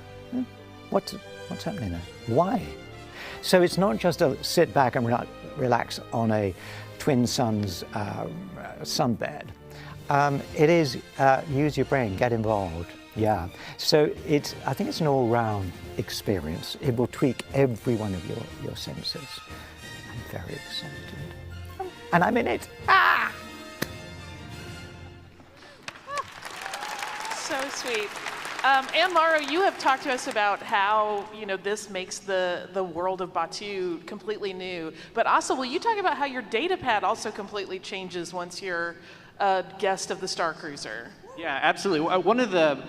One of the tools that cruisers aboard the Halcyon have at their disposal is a special version of the Star Wars datapad. And of course, it includes all of the important information about the various activities that you might be signed up for or when your meal service is. But in addition to that, it also becomes the mechanism through which you can start to develop deeper relationships with some of these characters that you encounter on the ship. And then when you do get to have that shore excursion down to planet, you actually get to go on a series of missions that are specially designed for those cruisers that then again connect back into all of those great stories that Anne Morrow was talking about.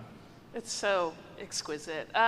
Do you guys have any final thoughts you want to share about Star Cruiser? Because it is so extraordinary. It's just lovely to see people on board living out their stories, because I think the way people get dressed up, the way people get engaged, watching someone wield a lightsaber and kind of feel the Force for the first time, it's really incredible to see the way people are engaging with it. And it's wonderful that it is one of our highest rated experiences kind of across Disney parks, but just watching the way you all bring it to life and have these stories that are so much deeper and kind of so much more than whatever we could have dreamed up for you, and so seeing you live out your own stories is it's been amazing. Yeah, one of the things we do a lot is we listen to our guests every day. We're talking to our guests about what they like, what we can do better, and we kind of track these internally. We don't really talk about this externally, but I think we can say that the Galactic Star Cruiser experience is up at the top of our Disney experiences across, as you said, across the entire company, and that's all of the experiences we offer. So that just means that you hopefully and your friends and family who come are having a great time, and which is, again, that's why we do it. Yeah. And we know Holly has had a great time, so much so that you've really committed yourself to it.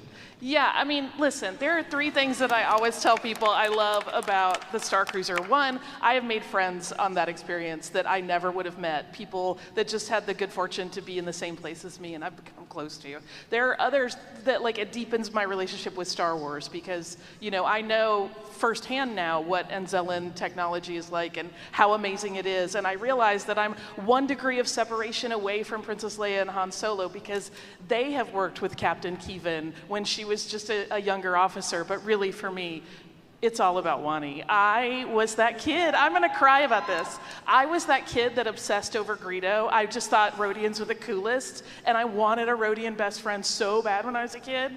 It gave me a lot of imagination and fun, but that wasn't ever gonna happen. Cut to decades later, drinking in the Sublight Lounge, and this exquisite creature walks in and starts speaking with me. And we talked about her home planet of Rhodia and how she, grew up there, and I said I had visited there and I knew about the moons, and we developed this rapport, and the whole cruise, she made an effort to make me feel special and to spend time with me. She gave that 6-year-old her dream. That's amazing. It's so beautiful. So thank you. And now I am verklempt. But you do that for a lot of people. I'm 1 story.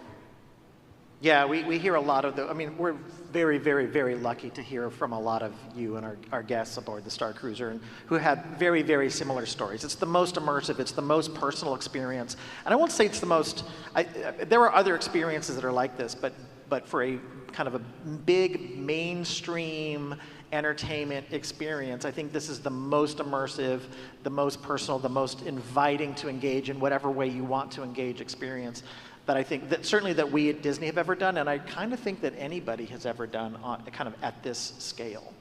And you have the ink to prove it. I do. I immediately got home and booked a tattoo of Wani because I didn't want to lose that moment of feeling that special. And shout out to my amazing tattoo artist, Brandy Smart, who I met at the Tattoo Pavilion at Celebration many years ago. And now I've gotten to share it with Wani, and it just gets that much better. I guess I know what I'm doing next Celebration. Right. Right. Yeah, it's so amazing, and that's a part of the ship I get to carry with me every single day. It's amazing. I will talk about this ship all day long, but we do have to talk about other things. The Galactic Star Cruiser is amazing. There is another cruise ship that is back on this planet, Earth. Will you talk quickly about the Star Wars experiences that you can have aboard the Disney Wish, which just set sail last year? Yeah, we want to make sure that we bring Star Wars to our guests wherever they want it, and there's a couple things aboard our new cruise ships that I'm particularly excited about. One is our kids club that is very, the cargo bay, Star Wars cargo bay here, which is a place on board our Disney Wish cruise ship where you, as a kid of any age, although mostly smaller kids, can engage in the world of Star Wars and take on some missions, taking care of some animals, helping Chewie and Rey on some missions as a part of our, as a thing you can do on this cruise ship. And if you maybe want a more adult experience, we also have aboard the Star Wars Hyperspace Lounge aboard this ship, which is actually really, really cool. You get to hang out in this lounge and go to many different places. Yeah, it's like a 45-minute trip around the galaxy. Thanks in part to our friends at ILM, who did an amazing 45 minutes worth of solid, crazy, cool space footage. You get to go to Batuu, Coruscant, Endor, the Endor system, so you see Kefir and everything. For the three of you that care about that as much as I do. Thank you. Mustafar, Naboo, Tatooine, and you'll see some really cool Easter eggs in there too, including some Disney Parks things, including the Halcyon and maybe some of the Halcyon sister ships, the Starspeeder 3000 from Star Tours, the Razor Crest from Mandalorian, of course, and even the Ace Squadron from Resistance. Yeah, it's amazing. When I first saw those going by with my husband, we were like, whoa, the Aces are here. It's really, really beautiful. And of course, the mixology is really, really great too. It doesn't hurt. We've got some great beverage concoctions. Listen, I'm not going to lie. Part of doing this job of bringing Star Wars to life is making sure and quality testing all of our mixology. And it's a perk. Yeah, but we've got some great offerings, including like a really, really fun offering that you can only get here, which is served actually it's so special, it's served in a Camtano. And I think maybe we even have an image of that. There it is, yeah. It's presented in a really fun way. The beverage is really fun. This is a great way, if you're on a cruise, to get a little bit of Star Wars in your day. I definitely want to go back to really talking about how you guys never stop innovating. You are always changing things. You can go to Galaxy's Edge as often as you want, almost any time. You're going to see something new. It feels like you are perpetually making updates and introducing new things that make these spaces truly alive, not just from living people being in them, but from the park's end, making them continually alive in their own way. Will you talk a little bit more about that? Yeah, I mean, we've really always thought of, these as storytelling platforms, right? Places where we could continue to grow the types of experiences that you have there, the characters that you can meet, and even in some ways, the types of archetypes that you can embody. So when we designed Star Wars Galaxy's Edge, for instance, right, we built it around the idea of who do you want to be? And from opening day, we had great opportunities to ally yourself with the light side or the dark side. There was the opportunity to delve into the world of smuggling with Hondo, as we mentioned. But one of the flavors, for instance, that we never had an opportunity to offer our guests right at opening was the ability to really sort of lean into that idea of becoming a bounty hunter. So one of the more recent experiences we've launched is the Bredow bounty hunting experience that allows you to use your Magic Band Plus as a tracking device. And so we've got this fun little job board down by the old speeder garage where the local smuggling guild has sort of hacked this machine into ostensibly a job board. And this is a place where you can go up, tap your magic band, and you get assigned a bounty. And then depending on sort of the crime that they've committed or their level of danger, once you've located them, you know, following it sort of warmer, colder style, you ultimately get a really nice galactic credit payout for all of your great service. So I can join the Bounty Hunters Guild? You absolutely can join the Bounty. Sweet. Yes. Actually, I already did. You talked about how we're constantly changing things, and I think it's important to say, look, Star Wars storytelling is constantly evolving and innovating, right? And so, I mean, even this weekend, we've heard such amazing news stories yet to come, and we know that over the past, even since we've opened Star Wars Galaxy's Edge, we've seen a lot of new content with Mandalorian and Book of Boba Fett and everything else that has already kind of happened and is on its way. And those characters, you know, as Matt said earlier, oh, well, what, that seems slightly familiar. ominous. Yeah, no. Oh my God. Travelers, wasn't expecting a reception. Mando, what brings you here today? We were just given a little panel and. I'm here on business. Oh, well, that doesn't sound good for somebody. Settle down, kid. Don't get excited. That's a pretty cute little friend you've got there. Can't argue that. You're on a bounty list. Relax. I didn't take the job, but someone did. Watch your back. Okay, that's helpful. That's good to know. Maybe we'll cross paths again. Say goodbye, Grogu. This is the way. This is the way. Mando.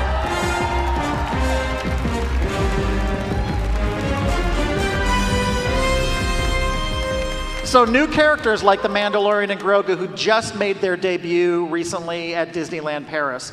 These are the kinds of characters who we're bringing into our Star Wars storytelling as they become part of the broader galaxy of Star Wars stories. We will continue to work to bring them to life, whether it's Mando and Grogu or Boba Fett and Fennec Shand. I would assume that there's more coming that I'm not going to talk about right now. I mean, listen, there is so much fun in Galaxy's Edge to be had. I think it's pretty obvious. I am a hardcore fan of it. And I really, really love that you're taking something we all love already. If you'd never changed it, we'd probably still love it, but you are changing it always and making it better. Will you talk a little bit more about that? Well, yeah, I think, you know, as I said, you know, bringing new stories to life in all the ways that we have to do our Star Wars storytelling, our kind of in-person, real-world Star Wars storytelling, is something we're constantly looking to do. And you know, earlier we talked a little bit about where it all began with Disney parks and Star Wars, and that is with Star Tours. Any Star Tours fans? Yes, so Star Tours started in 1987, as you said, at Disneyland, the original Disneyland in Anaheim, California. And since then, Star Tours has continued to expand and grow. Let's take a look at this video.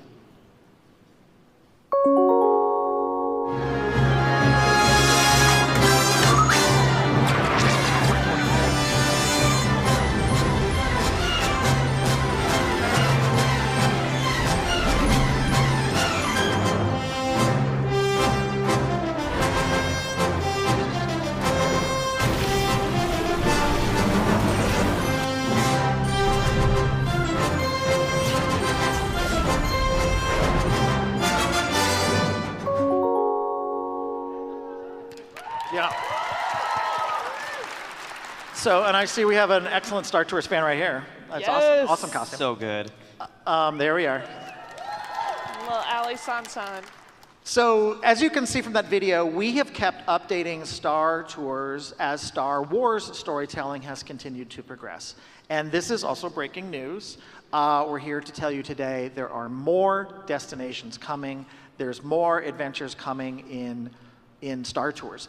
This time I'm hoping C-3PO, maybe his luck holds out a little bit better, maybe his piloting skills are a little bit better. He's not programmed for piloting, man. Okay, I know you keep telling me that, but I keep hoping this time is going to be different.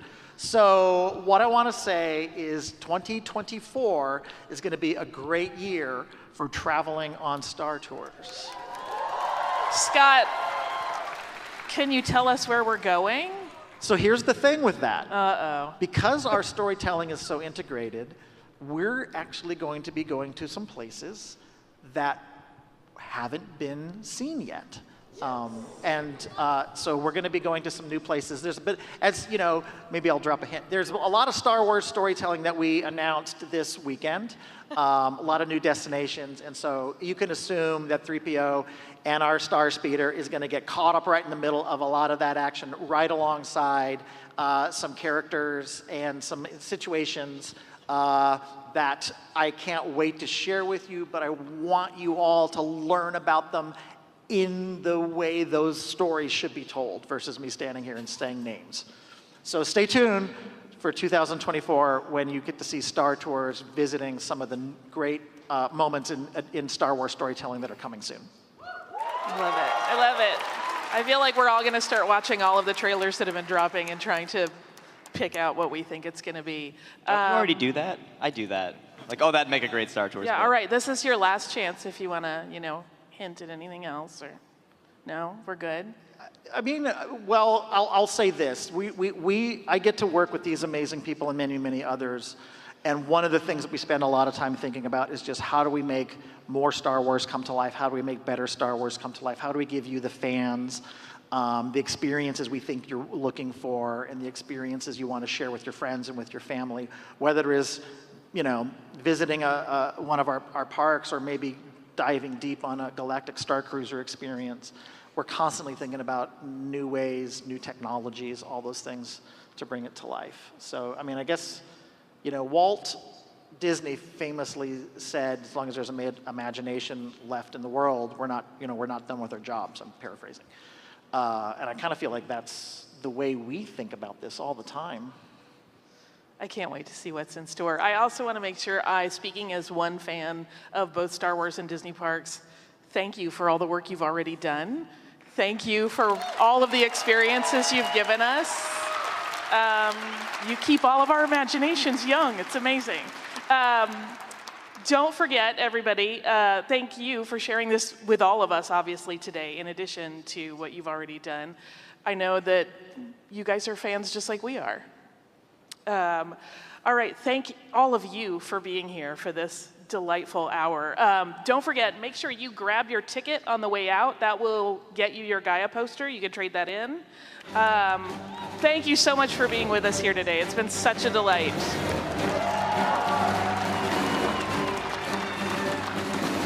All right, you're dismissed. Okay, I think we have to go. One more round of applause for Ann Morrow, Matt, Scott, and Asa. Thank you, everybody. On your way. Move along.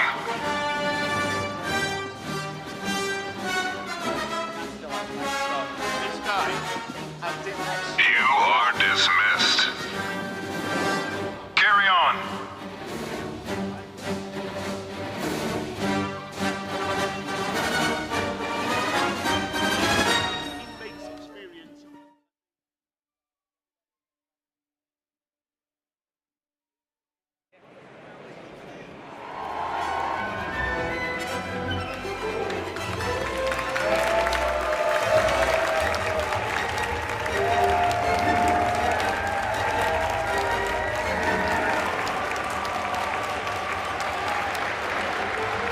For over 20 years now, LEGO Star Wars has been one of the most important toys to welcome generations to a galaxy far, far away.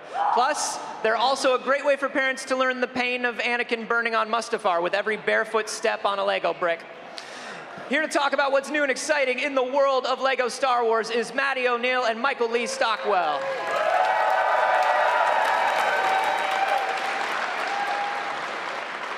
I have the Razor Crest at home. Oh, nice. And it's one of my favorite objects on my shelf. I love my Razor Crest. I love what y'all do with Star Wars all the time. All the little doors and compartments and people and things. And so I'm very excited to see what kind of new stuff we have going on. Well, thank you very much. You must have a big shelf at home if you have the Razor Crest. The Razor Crest is the majority of the shelf. I did have to decide that I had to get rid of some adult things that you need for living. Mm-hmm. But every morning I wake up and I look at a Razor Crest, so I'm good. I'm good. That's all right. So what can you tell us? I mean, we're celebrating the 40th anniversary of the Return of the Jedi here all weekend long. I know you have something special planned for it. What can you tell us about it? We have two fantastic new models in our diorama series. Our design team just raised the bar on these two. We've got the Emperor's Throne Room, and we have got the incredibly iconic speeder chase from Endor. I love the way this speeder chase works. The little suspension. Look at that. Look at that. That's real. That's happening. Those are speed lines. Real levitation bricks. That's a real levitation. Exactly. Yeah. This is great. So, I mean, I know you've done speeder sets before. How is this different? How is this new? What are people going to notice about this one? Well, many of the speeder sets we've done previously have been age marked 8, 9 plus for children. This series is actually marked 18 plus, so it's incredibly detailed. It's for our adult fan base. Anybody can build it that wants to, of course, but we packed it full of all the details. And any child that's caught building it will be arrested on site. On site, yeah. Yeah, we also have some brand new exclusive Luke and Leia minifigures in the Scout Trooper. Oh, and look at them. You'll notice both sets also come with a nice little commemorative brick commemorating the 40 years of... Right up front there, yeah. Right in the front, Return of the Jedi. Oh, I love that. And I love that they're on these little display bases, too. Yep. So they really feel, they feel connected. They feel like a set. I love classy. This. Yeah, very classy. Yes. That's why these are grown-up Legos. Yeah, that's right. Perfect for you. Because children have no class. They don't know. They don't know yet. Put them on your desk. Yeah. So we also have this lovely X-Wing here. Yes, absolutely. Yeah. Got some builders in the audience. Yeah, it sounds like it. So, how does this X-Wing, what's new and exciting about this one? Well, this isn't new, but I mean, of course, Whoa, I always love that. But the first X-Wing that we did at this scale, Ultimate Collector Series, was done in 2000. We've done another one at 2013, and now we've got this. Okay. Every time we revisit these things, we've got new elements to work with, new building techniques that these elements provide us with. So we've got a fuselage that's got a even more correct shape with these angles on the sides like this. We've got a more correct size or dimension on the engines.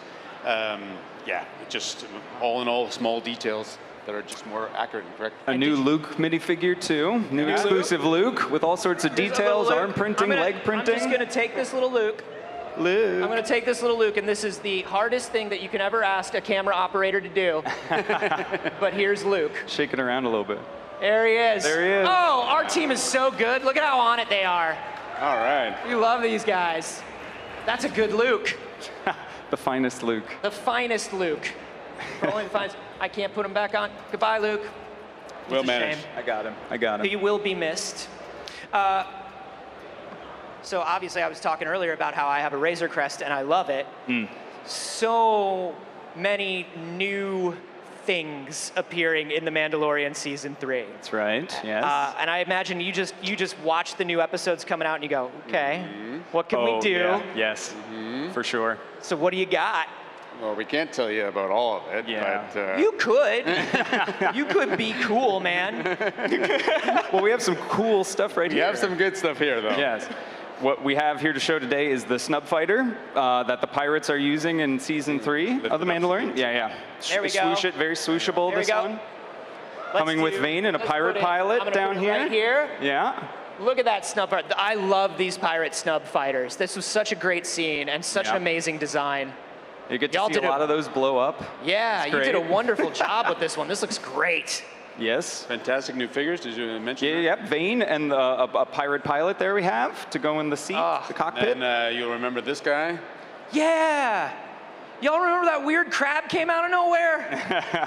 and we were all like, oh my goodness, all of a sudden this episode's about a weird crab. I did not see that coming. Right. But I love that weird crab. That's a good set. Mando's in a kind of a bad situation there. Yep, with his Darksaber, which he's got to drop, so Bo can come save him. Pew pew. Or whatever. That's so good. And I always love, my favorite thing is with the scale that everything's at, with little Lego pieces. I always love looking at a tiny Lego Grogu. Look at that. Look at how small our boy is. They're gonna, leave him right there. Leave him right there. There they go. The little guy. He's so little. Look at him next to a regular minifig. That's adorable. That is freaking adorable. Yeah, oh, look at him with his mom. That's his mom now. That's so good. Oh, I love that. It must be so fun to be working on all these new characters and all these characters that are in live action for the first time. Exactly, yeah. Yep. So good. And speaking of which, a very big thing, talking about the High Republic. There's a lot of High Republic stuff this week. I love the High Republic. For Light and Life,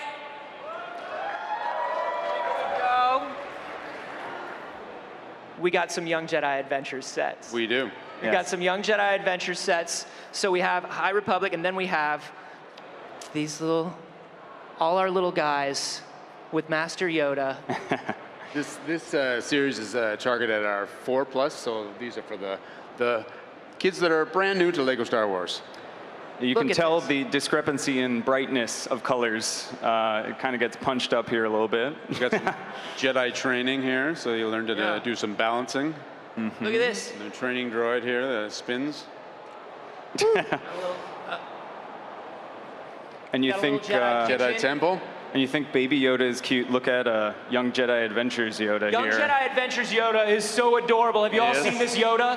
This is a very good Yoda. Yeah. We got to do brand new elements for a lot of the characters in here for both for Liz, Kai, and the new Yoda. They all have new elements for their wigs or their head. Yep. This is so fun. So, when are all of these going to be available for people? I think I've already got a pre-order on these two, but May the 1st. May the 1st. Yep.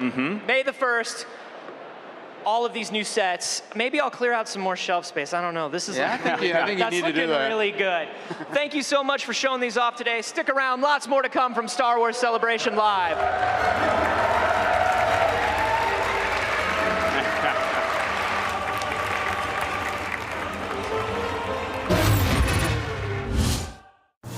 Star Wars on YouTube is the premier destination for new and exclusive Star Wars content every week.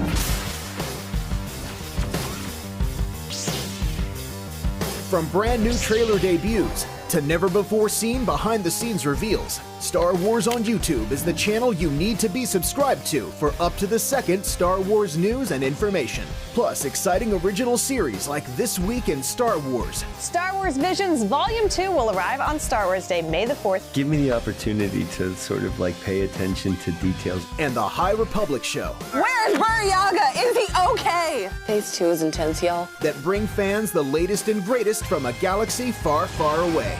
So what are you waiting for? Subscribe to Star Wars on YouTube today.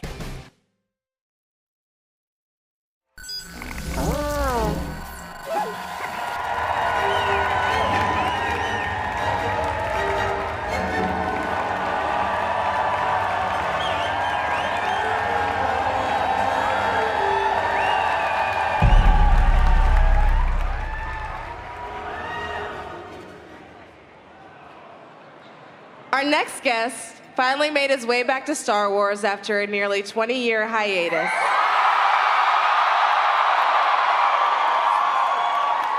And boy, howdy, were we glad to see him return. He may be burnt to a crisp underneath his costume. But to us, he'll always be the sand-hating, moody teen from Tatooine. Straight from a poster in my locker in high school to this stage right now, this is where the fun begins. Give it up for Hayden Christensen!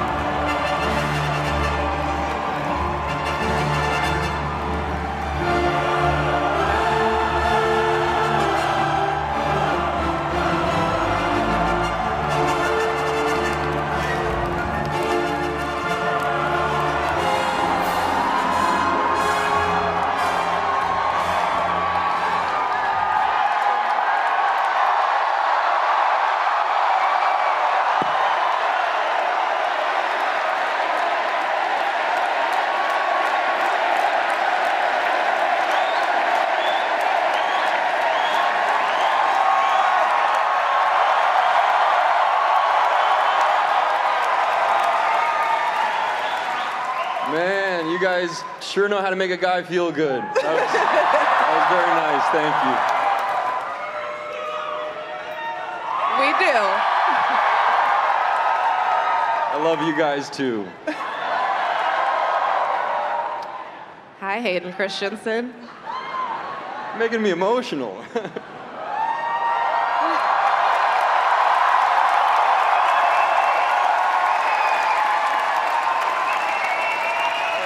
There isn't a single bit of it that isn't deserved. There isn't a single bit of it that isn't deserved. Thank you so much.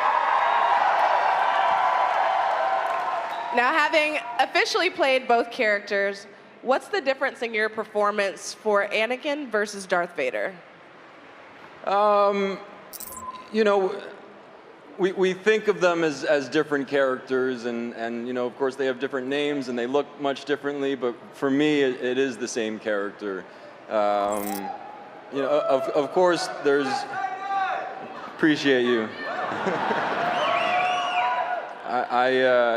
You know, in the performance, though, you know, there's a difference in the physicality, of course, and putting on the Darth Vader armor certainly very much informs the way you play the character, but emotionally, it is just a continuation of Anakin. No.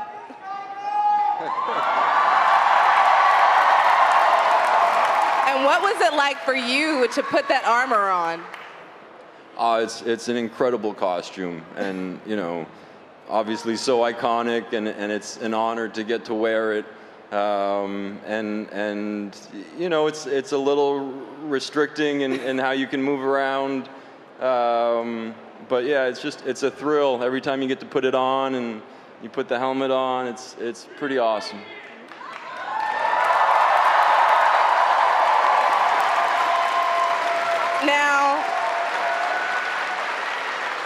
Now that we've seen your reunion battle with Obi-Wan, what was your favorite scene to shoot and why? You know, we had so much fun doing that flashback sequence and getting to swing a lightsaber with Ewan again was just, you know, thrilling. But that last scene, the confrontation between Vader and Obi-Wan when he cracks his mask, that was one of the highlights of my acting career. It was, you know, such a perfectly written scene, and what Ewan brought to it, and the way Deborah sort of guided us through it, and the way it came out. I couldn't have been happier with it. So that I'd probably choose that one.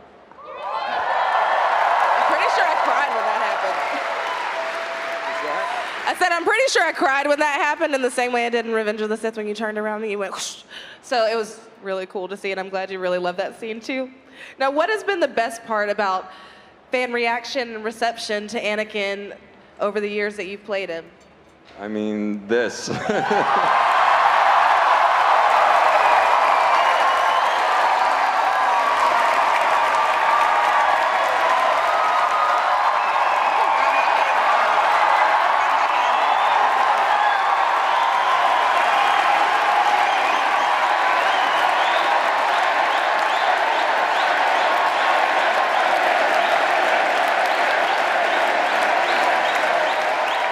I mean, this, I can't tell you how much this means to me. And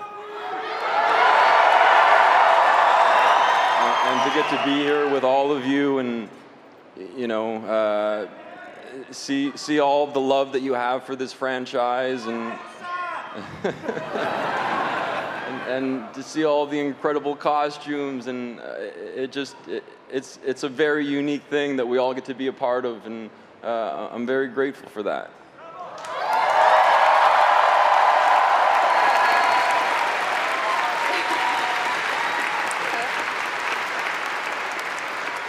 Now I have to ask you a hard-hitting question. As a Star Wars journalist, is there a line or moment that gets recited to you the most? You know, there's a lot of great lines. This is where the fun begins. It's definitely a good one. But for me personally, just may the Force be with you, just because I love what it represents, and getting to hear that from people and say that to people, that's a good one. And is there anything that you'd like to say to the fans? I love you guys too.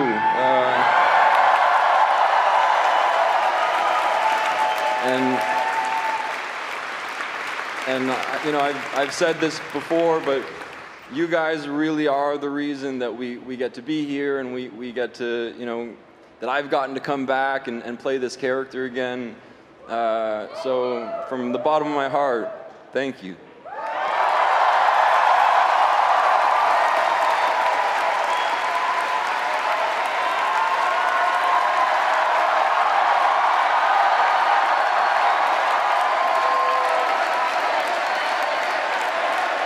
I just want to say, sincerely, it is going to be one of the greatest joys of my life to sit in this chair and see you get your flowers, because you deserve them, and you are great, and you are so loved. Thank you so much. Give it up one more time for Hayden Christensen. And we'll be back with more from Star Wars Celebration Live in just a moment. Stick around. Thank you.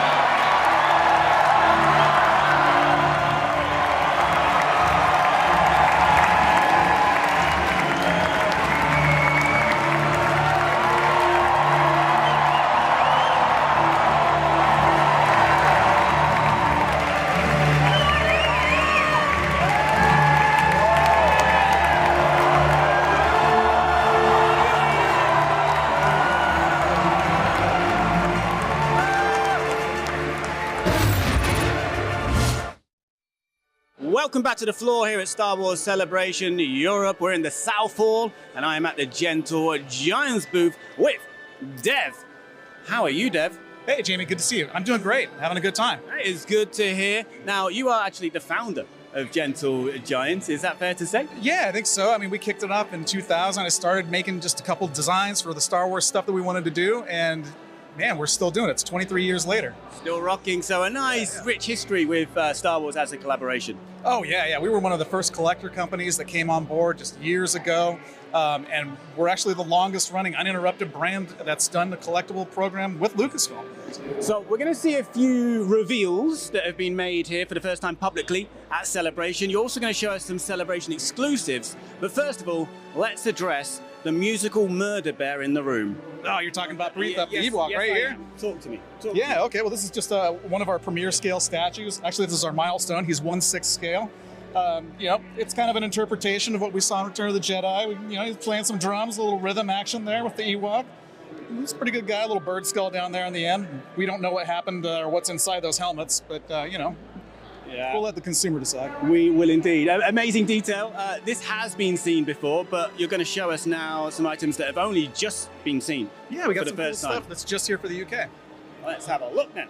Yeah, so this is the first time we brought out this Lando Calrissian. This is the Skiff Guard costume from Return of the Jedi. There's a kind of retro Kenner sort of vibe going on. Yeah, it is. It's actually scanned from original Kenner figure, and it's got all the same stuff. You can remove the helmet, and there's the Kenner style sculpt up underneath there of Lando. And also 8D8, we brought him out too, another Return of the Jedi piece. And it's the first time that anyone's seen this, so we brought him out for the UK fans, so check out. And how's the reaction been so far? Oh, great. The Jumbo stuff does really well for us. The collector community, I mean, they love the Star Wars films, but there's something about the toys that the fans and the collectors, those are good memories too that we all had when we would play with this stuff and create our own adventures in the backyard. Mm-hmm. So there's a good collector community for this stuff. And we're also doing other versions too of Ahsoka and Boba Fett and even 000 here. And then even like a retro version of a Sand Trooper, because Kenner never made a Sand Trooper, but they should have, so we are. You've done it for them then, all these years later. Anything else you'd like to reveal to me before we get to the exclusives? Absolutely, more in line with the Jumbo stuff, we're doing the Max Rebo band. So we rushed this out just to the UK so we could have this debut here. So we're doing the full Max Rebo band with Sly Snoodles, Max Rebo, and Droopy McCool. These are just the unpainted versions. We wanted to rush them out and make sure we got them here on time. And they're all going to be fully painted once we're ready to ship them. And Max Rebo is definitely going to come with his piano. It's going to be a great set. It's great to see them in this form, actually, as a work in progress. They still look good. The detail is still amazing. Oh, yeah, and again, they're scanned right off of original Kenner figures, so they should have every detail that you would have seen back in your, 1980 action figures. And up here we've got more up to date with our recent TV series, Book of Boba Fett and The Mandalorian as well. Absolutely. So what we're really known for are our minibus and our minibus collections. This is what we started with back in 2000, and we're still going strong with lots of new characters and with all the great new content you get on TV. We have some of those pieces. So from The Mandalorian, we have Koska Reeves, we have The Mandalorian with Grogu, Book of Boba Fett, you have Chrysanthemum, and then we even have a Gamorrean bodyguard down there on the end. Yeah, ready to duel. That's right. And these are also, these last two are the first time anyone's seen those publicly as well. So tried to bring as much as we could out for the UK fans. Yeah, so some great reveals and also some exclusives for Star Wars Celebration Europe. Exclusives too, yeah. Let's see them, Dad. So we've got a couple to look at here. So this has been a really good one for us. Everyone's clamoring for this one. This is, we all know this guy, Trapper Wolf. AKA? Dave Filoni. Oh, yeah. Come on, he's the guy.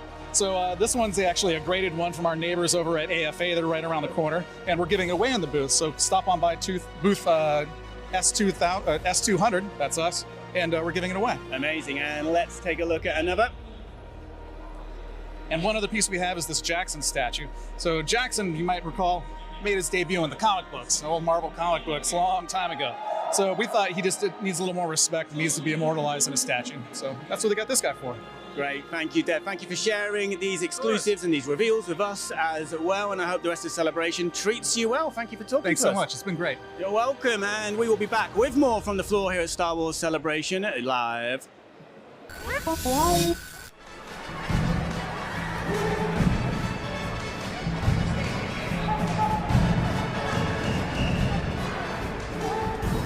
Our next guests have helped us take a Star Speeder to Endor, pilot the Millennium Falcon, party at Oga's Cantina, and take an all-inclusive trip on a galactic star cruiser, and so much more. Here now to talk about the future of Star Wars and Disney parks is Ann Morrow Johnson, Scott Trowbridge, and Asa Kalama. It is wonderful to see you all again. Thank you for coming by the stage. You just had a panel.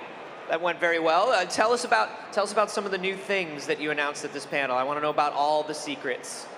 Yeah, we just shared some of the new things that are coming in Disney parks. We are always trying to bring new experiences, new stories to life in ways that we can't do on screens or in books. But in our park experiences, our real world experiences, we can really bring Star Wars to life with all the senses. And so we're always looking for new ways to do that.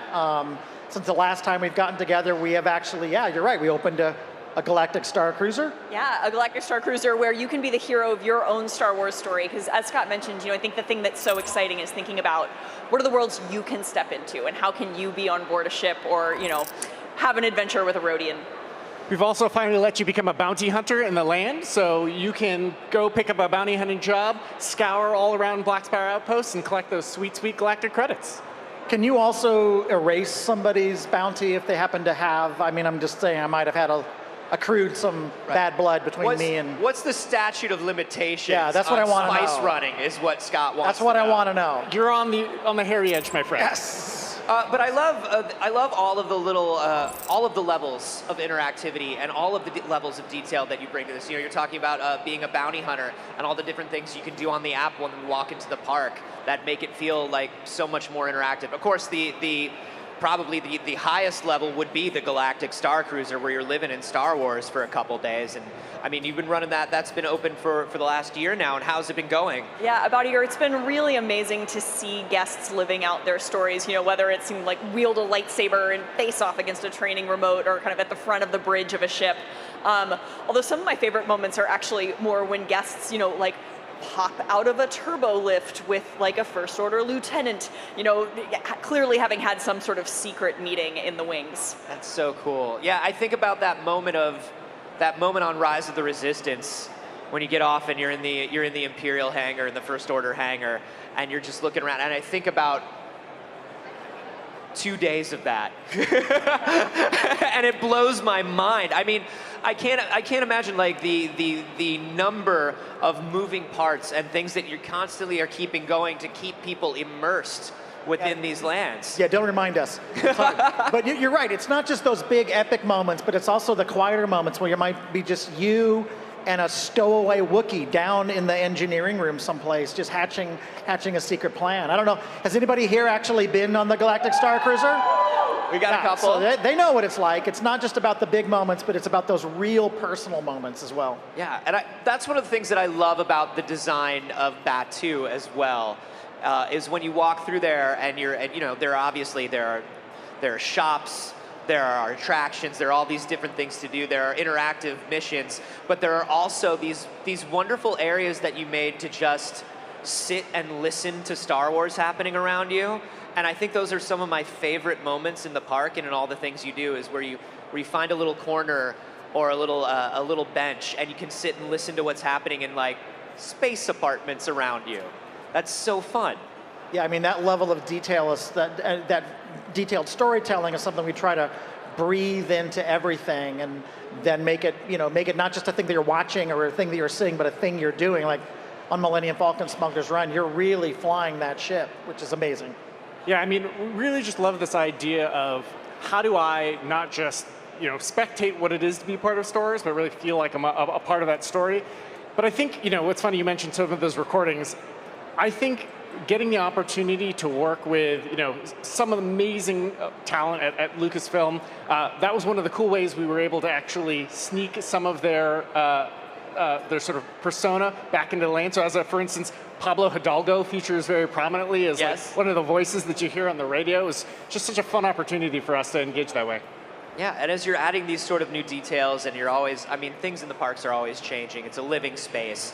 What are some things within the next year or two that you're really looking to add and that people can look forward to?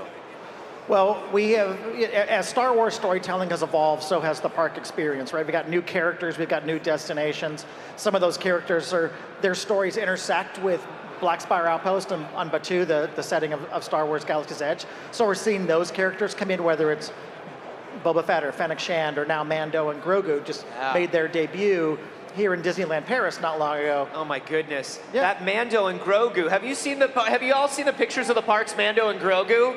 This thing is amazing. Yeah, he's cute. He's very, very cute and adorable. And Grogu is too. Yeah. But it's not just those new characters, but as Star Wars storytelling continues to advance, we're bringing new stories, new destinations. I think we probably have some fans of Star Tours, the original Star Wars experience. Yes. Yeah. So we did announce in our panel today that 2024 is going to be a big year for new adventures right alongside C-3PO. Some characters that we've been talking about this weekend that maybe we haven't seen yet. And some destinations that we talked about this weekend that maybe we haven't seen yet. So 2024 is going to be a big year for our Star Speeder, and hopefully this time 3PO will be a better pilot and his luck will hold out, but I'm not counting on it. I never count on 3PO improving at anything. In addition to in the park, what's happening with Galactic Star Cruiser and what's happening in terms of interactive experiences going forward?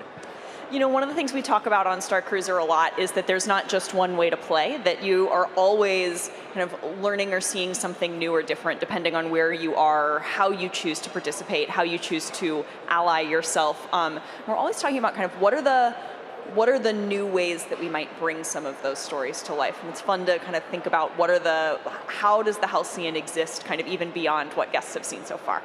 Yeah, I think the storytelling, even there, we may see some evolution. So we're always evolving our storytelling. And when we design all these things, right, we design them with the idea that they're really frameworks for storytelling, right? So that, maybe today it's, a mission to do X, Y, or Z, but it's really designed to be flexible so that in the future, as Scott mentioned, as we continue to tell great new stories inside of the Star Wars Canyon, we can find ways to express that through the park experience as well.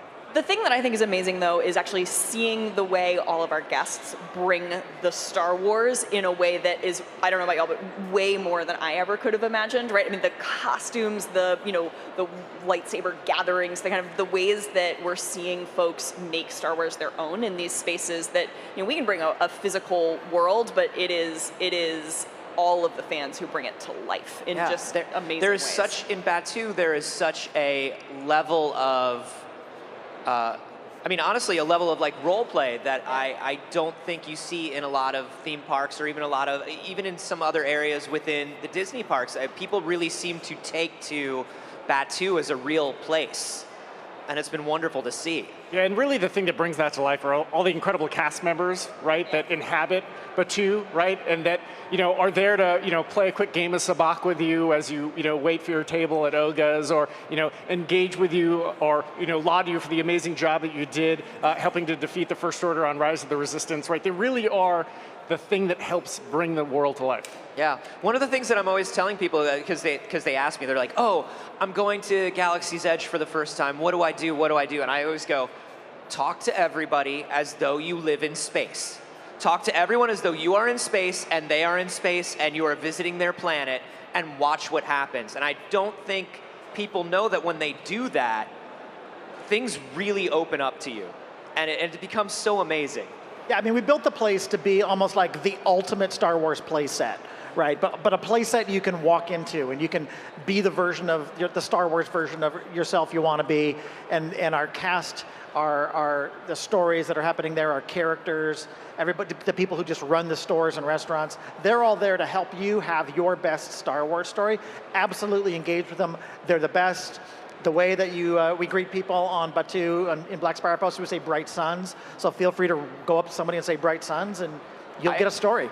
It's so funny. I said bright suns to somebody the last time I was there, and they're like, oh, you're from Off-World. I was like, yeah, how'd you know? And they're like, we kind of just say suns.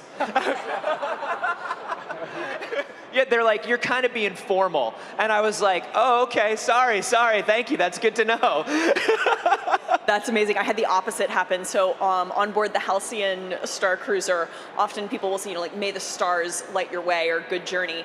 And I had been living and breathing Star Cruiser for so long that someone in the checkout line of the grocery store was like, all right, well, have a great day. And I was like, may the stars light your way, and got a like, that's not how that. Okay, lady, do you want a receipt? Yeah, exactly.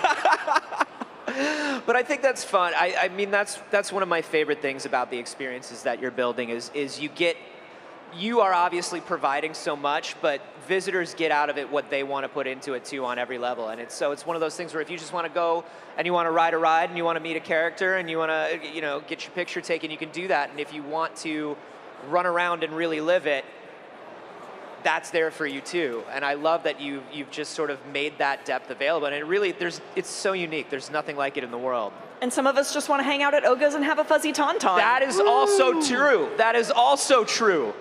I spend the majority of my time in Oga's, which is fine. she's mentioned that actually. She's mentioned that, and you keep saying you're going to pay your tab. But you keep saying that you didn't commit those crimes, so we're even. Alleged. So where do we find ourselves? With a bounty on our head. With a bounty on our head, and this is the way it is. Folks, thank you so much. I'm so excited to see what Disney Parks and Experiences does with Star Wars moving forward. You've done such wonderful work. Ladies and gentlemen, I thank them for being here. They are absolutely wonderful. Thank you, Scott and Mauro and Asa. It's wonderful to see you as always. Thanks for swinging by. More from Star Wars Celebration Live in just a moment.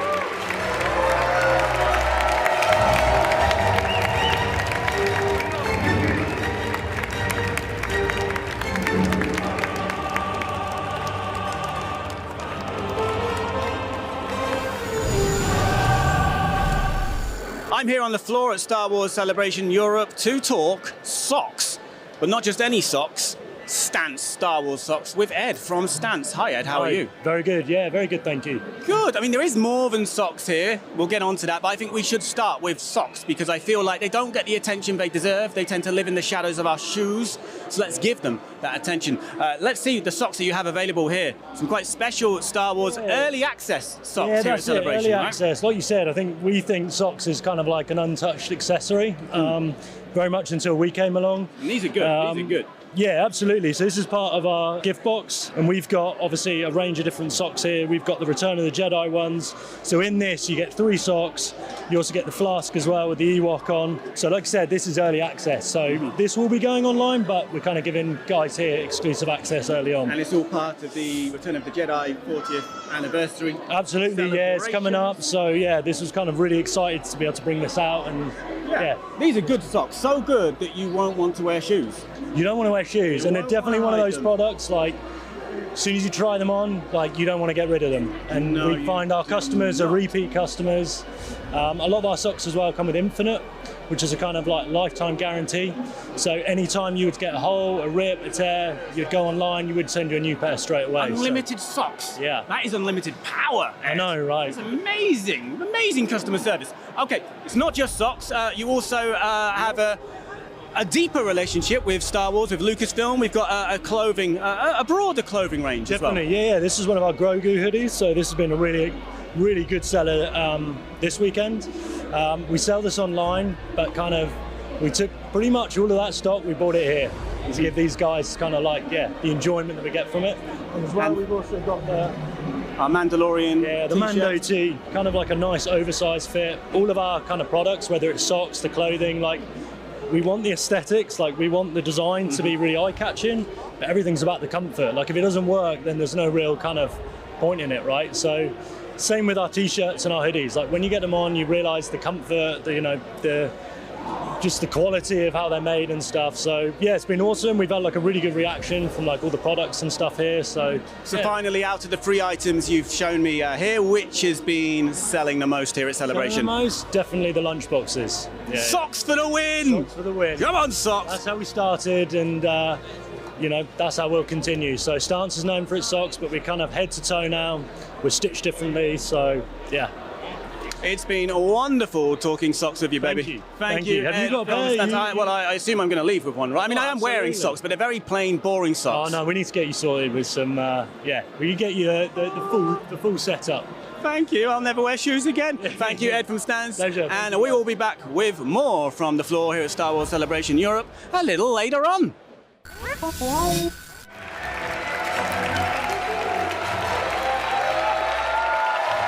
If you've ever wanted to know what it's like for the Jedi Order when they were at the height of their power, then you've no doubt checked out the work from our next guests.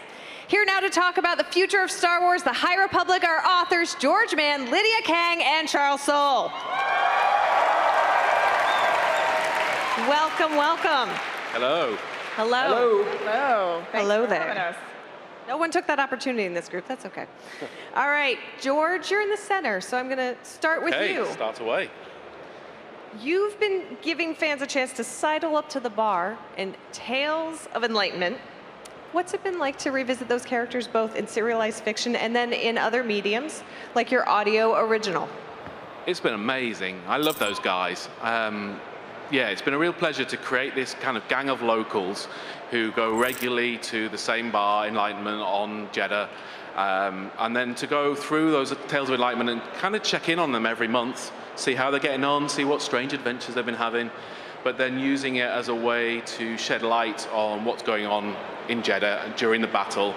I don't think we've quite got to the battle in those stories yet, but it's coming, and we're going to see how that affects those guys as well. Right, no spoilers. Sorry. No, you're good. You can talk about whatever you want about your stories. I won't stop you, at least. Great answer. Lydia. Yes. Thank you for joining us. I call this meeting of the Yaddle fan club to order.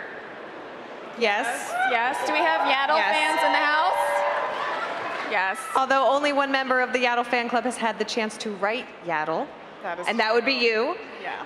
What was that like for you, a massive fan of this character? I was so excited to write about Master Yaddle because Yaddle is almost like a myth. You know, you don't get to see or spend much time with her. And so I really got to spend time with her, see what it was like when she was teaching and maybe kicking ass. No spoilers, but she does.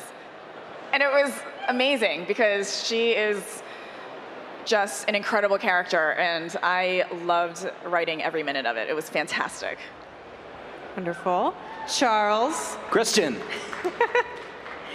Speaking of characters, Yeah.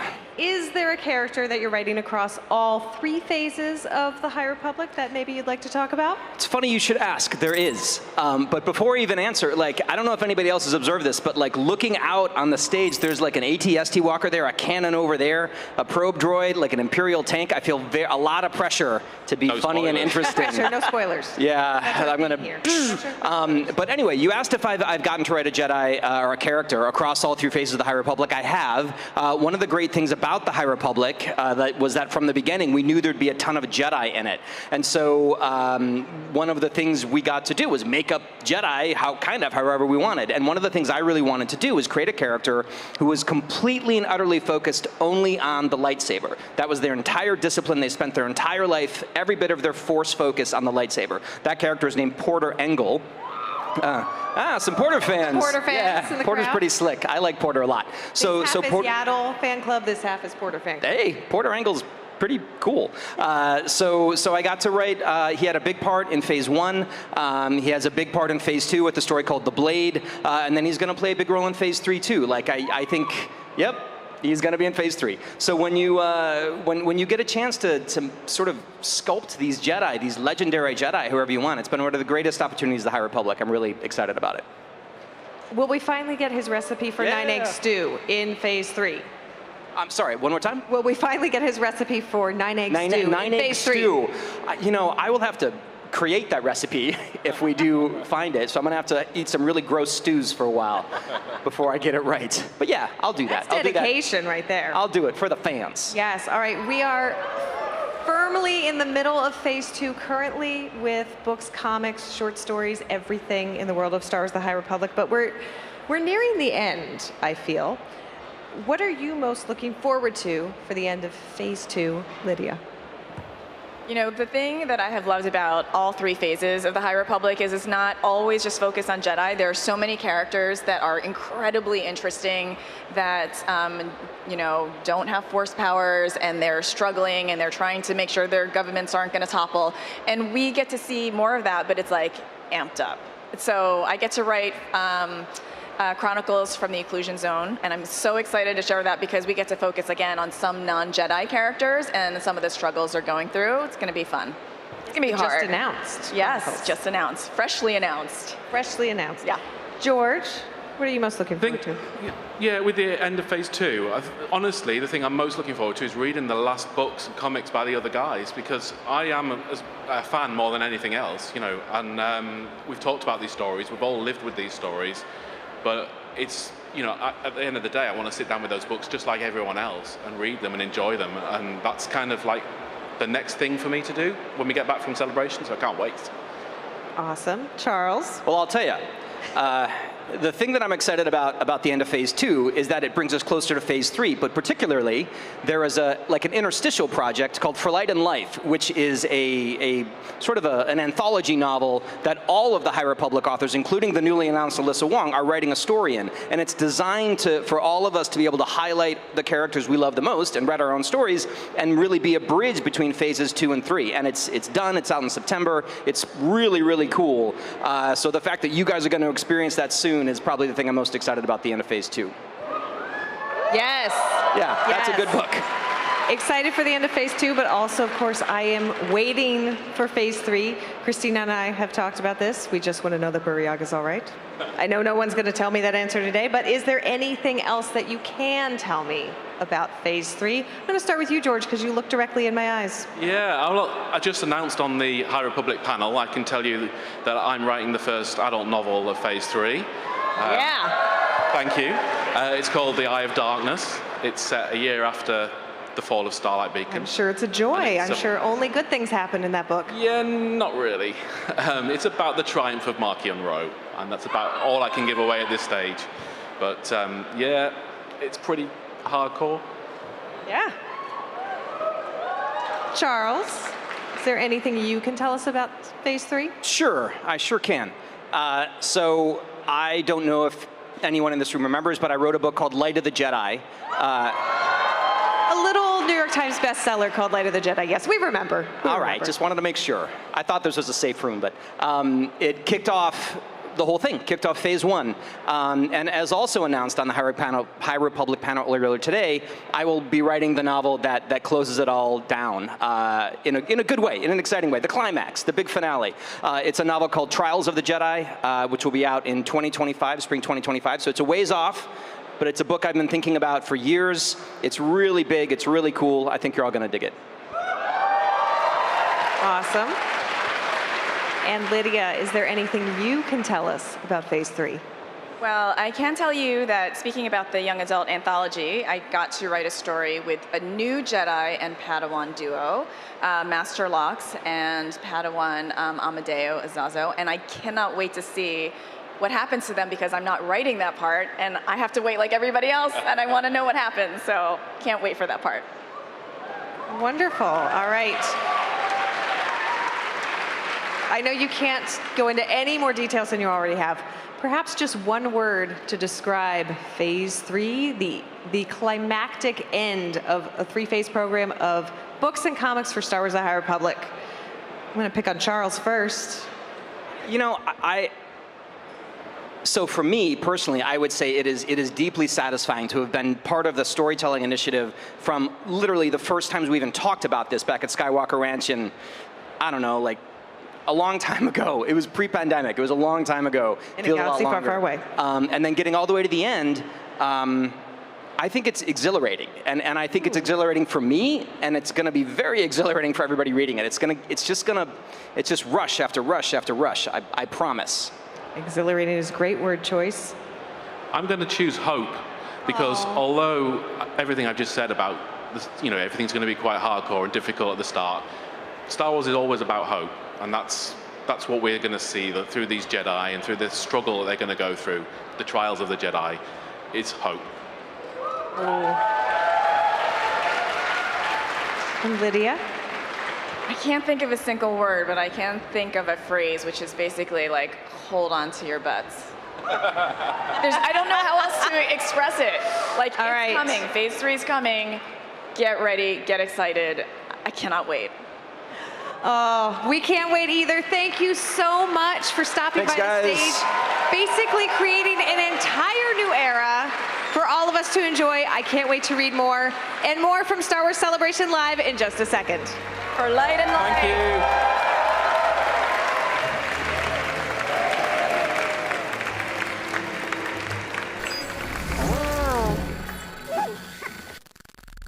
Welcome back to the South Hall here at Star Wars Celebration Europe, and I am at the Citizen booth, and I am with Paul from Citizen. How's it going, mate? It's going very, very well. We're having a great show so far, and thanks for coming along to the stand. Oh, thank you for having us. Great means busy, basically, doesn't it? It means very busy. We were shocked, surprised, and amazed with how busy yesterday was. It took us all completely by surprise with how passionate the fans were for the products that we have, to the point where the second day we girded ourselves up to be ready, fighting fit for it. So my voice is a little bit croaky with all the talking we've been doing to the consumers, but everything has gone down fantastically well. You're sounding fantastically well to me, Paul, I'll just say that. Before we get into the specifics of what's caused this buzz here at this celebration, tell us a little bit about the history of the collaboration between Citizen and Lucasfilm. The collaboration started way back in 2018 when we signed a 12-year deal to become the official timekeeping partner for Disney around the world.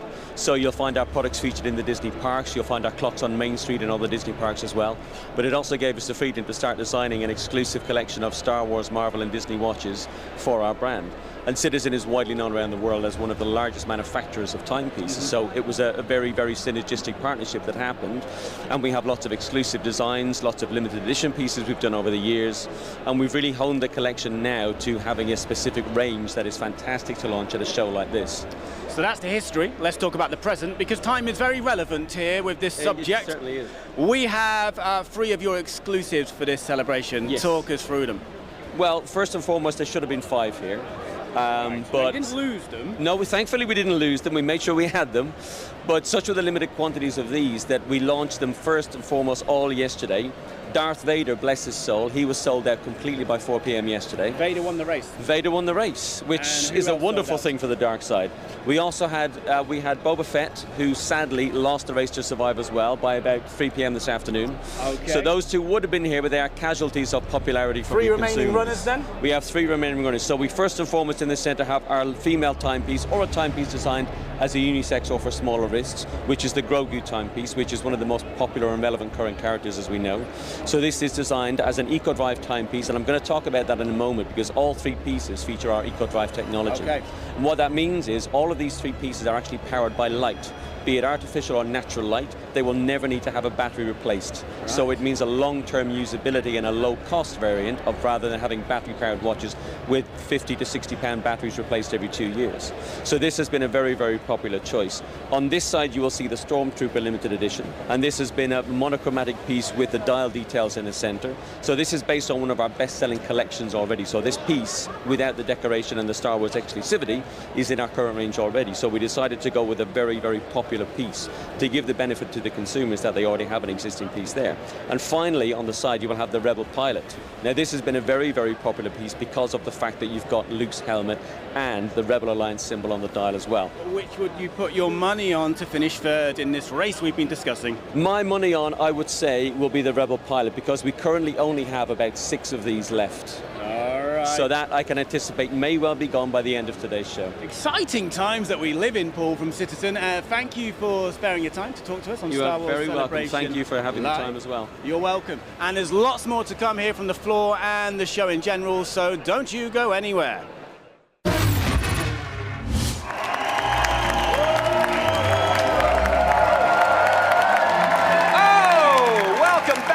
If you had told me in the late 90s that a tiny bobblehead company would become a juggernaut in the collectibles industry, I would have called you a scruffy-looking nerf herder. Here to talk about all the new Star Wars swag they got cooking are Deirdre Cross from Funko. Deirdre, y'all have a small understated booth here. Yes, we do. At Star Wars Celebration. Here at Funko, we are known for our subtlety. Yes, but you brought over something which is of particular interest to me here. Yes, we have, Anthony. This is Star Wars Rivals, yeah? What is this about? We have a new game that we are premiering here at Star Wars Celebration called Star Wars Rivals. Look at this. Awesome, thank you. And it is a very cool, expandable game system available here at the show for the very first time in limited pre-release. Okay, so tell me about what Rivals is here. So this is a 2-player versus game, yeah? That's right. It is a head-to-head game where you are using your influence. You just keep talking, Deirdre. It's fine. Gonna open it. You just keep going, Deirdre. It's fine. You all want to see inside, right? It's fine. So this is a head-to-head game where you are deploying either light side or dark side out. Okay, wait a minute. It seems like we've got some dark side fans here. Okay, dark side. All right, now give me my light side. Where are you? Okay. So you're going to build a team of your favorite characters, light side or dark side. Here we have a tiny little Luke Skywalker. The ittiest little Luke. Look at how awesome he is. Look at him. Full deco, all new sculpts. Of course, this is Funko, so they're amazing. And we also have a clone commander, Cody. Yeah. Yeah. Oh, he's very cool. Now, that's what we've got in the premiere set for you light side fans. Now, for the dark side, we couldn't have a game without Darth Vader. Look at his little fist. He's so mad. The more he tightens his grasp. Oh, we've disappointed him for the last time. So small. And the very, very scary Asajj Ventress. Oh, now you're talking my language. So, when you play this game, you deploy these characters out to locations in the center of the play area. We've got all sorts of amazing places. It's all new artwork that's in here. We've pulled just a few up here. I've got the crate trenches, and what do you have there? I've got the Jawa Sandcrawler. If you score this location, you may add one card from your discard pile too? Oh, I'm gonna be very into this. Yes, well, okay. So you're gonna see things like that where you're digging through your discard pile because of course you got the Jawas and they are looking for stuff around. So this is cool. So we're setting out different locations. That's right. There's gonna be 3 out here in the center of the play area. The object of the game is to get the most points by the end of the rounds. And so we're gonna send our teams out there to play. But what's really fun, this premiere set that we've got here is everything you need to play a game, but it's a lot more fun if you add the booster packs because there are 30 figures to collect in this series. Ooh. Dark side and light side, so awesome. Do you want to open one of these packs and see? How did you know that I am addicted to blind boxes? Here we go. All right. So I'm opening a light side set. And I have got, I got a rare. I got a Force Ghost Yoda. So what we've got is a holographic Yoga here. Yoda, opening him up so we can see. And the hologram, you can see his beautiful art as well. That's as far as my Yoda impression goes. Deirdre, do you have a Yoda impression? Yoda impression, I have Woof. not. Woof. Let's open the next box. Tell me if you would, let me know if you want to hear my Tusken Raider. It's much better. Do the Tusken Raider.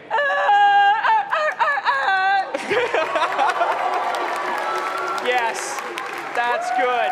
Oh! What'd you get in the dark side blind box? We got a Grievous. Ooh. He's wielding all 4 lightsabers. Let's get him. Oh my gosh. Oh my God.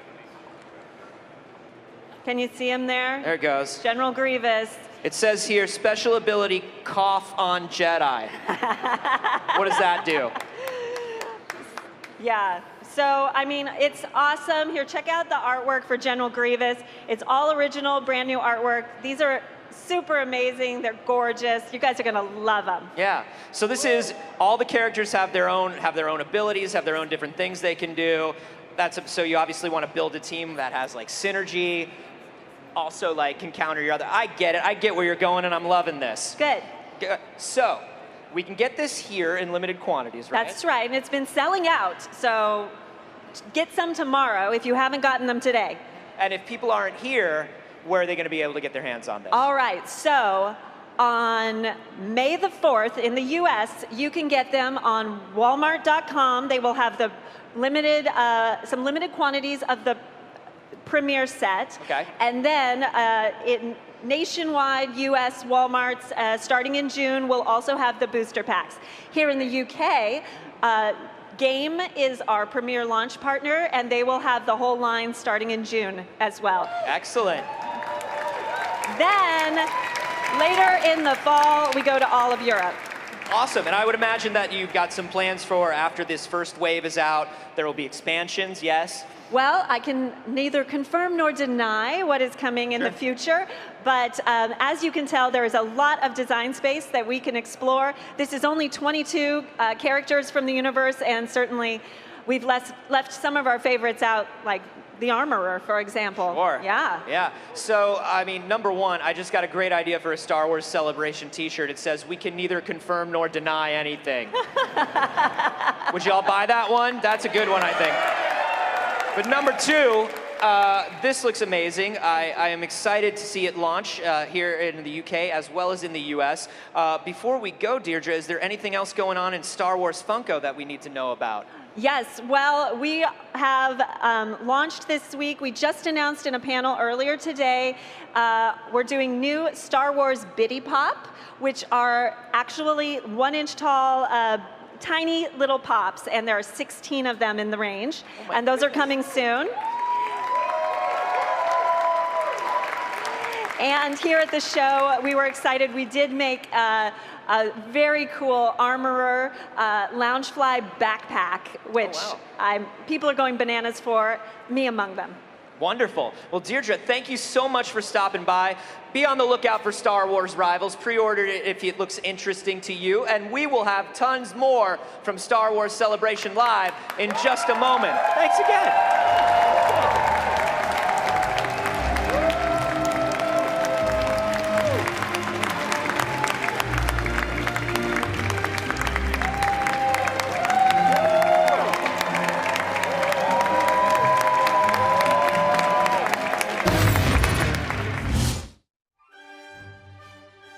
We're here at Star Wars Celebration Europe with Portia from Lucasfilm and this beautiful mural. Can you tell us a little bit more about it? Of course. This is an actual screen-used piece from the Disney Plus series Ahsoka, which is coming out soon. The last time we saw this was obviously in the series finale of Star Wars Rebels.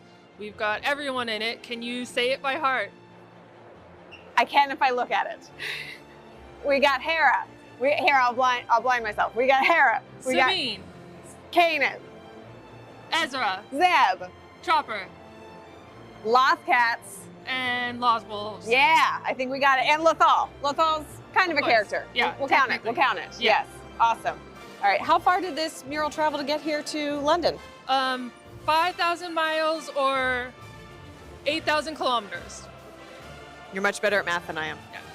Metric.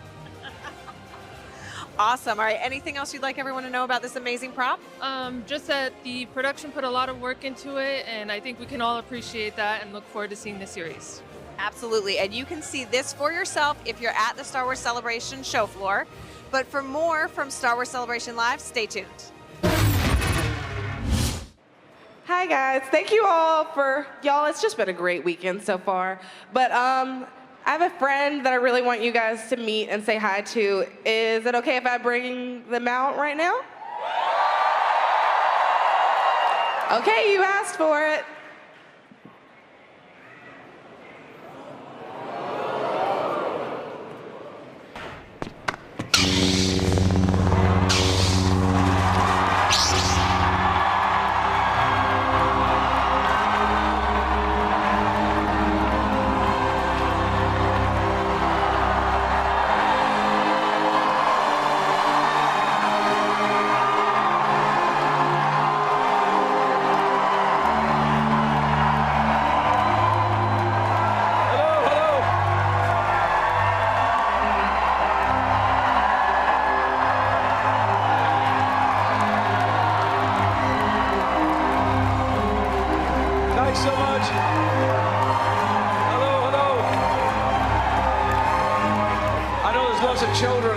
I won't swear, but my goodness. It's so nice to see you all. I've just had the best time. I just wanted to come out and say goodbye because I've just finished my last signing and photographs, and I'm always so touched to meet you all. You know, these amazing celebrations. You're most amazing fans in the world. We couldn't be luckier to have you all. Yeah.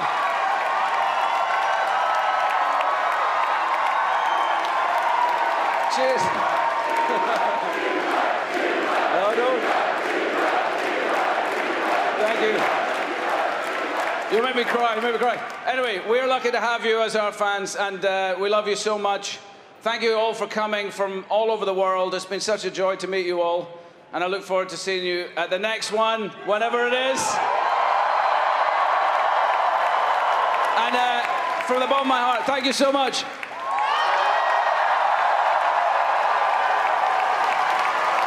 May the Force be with you.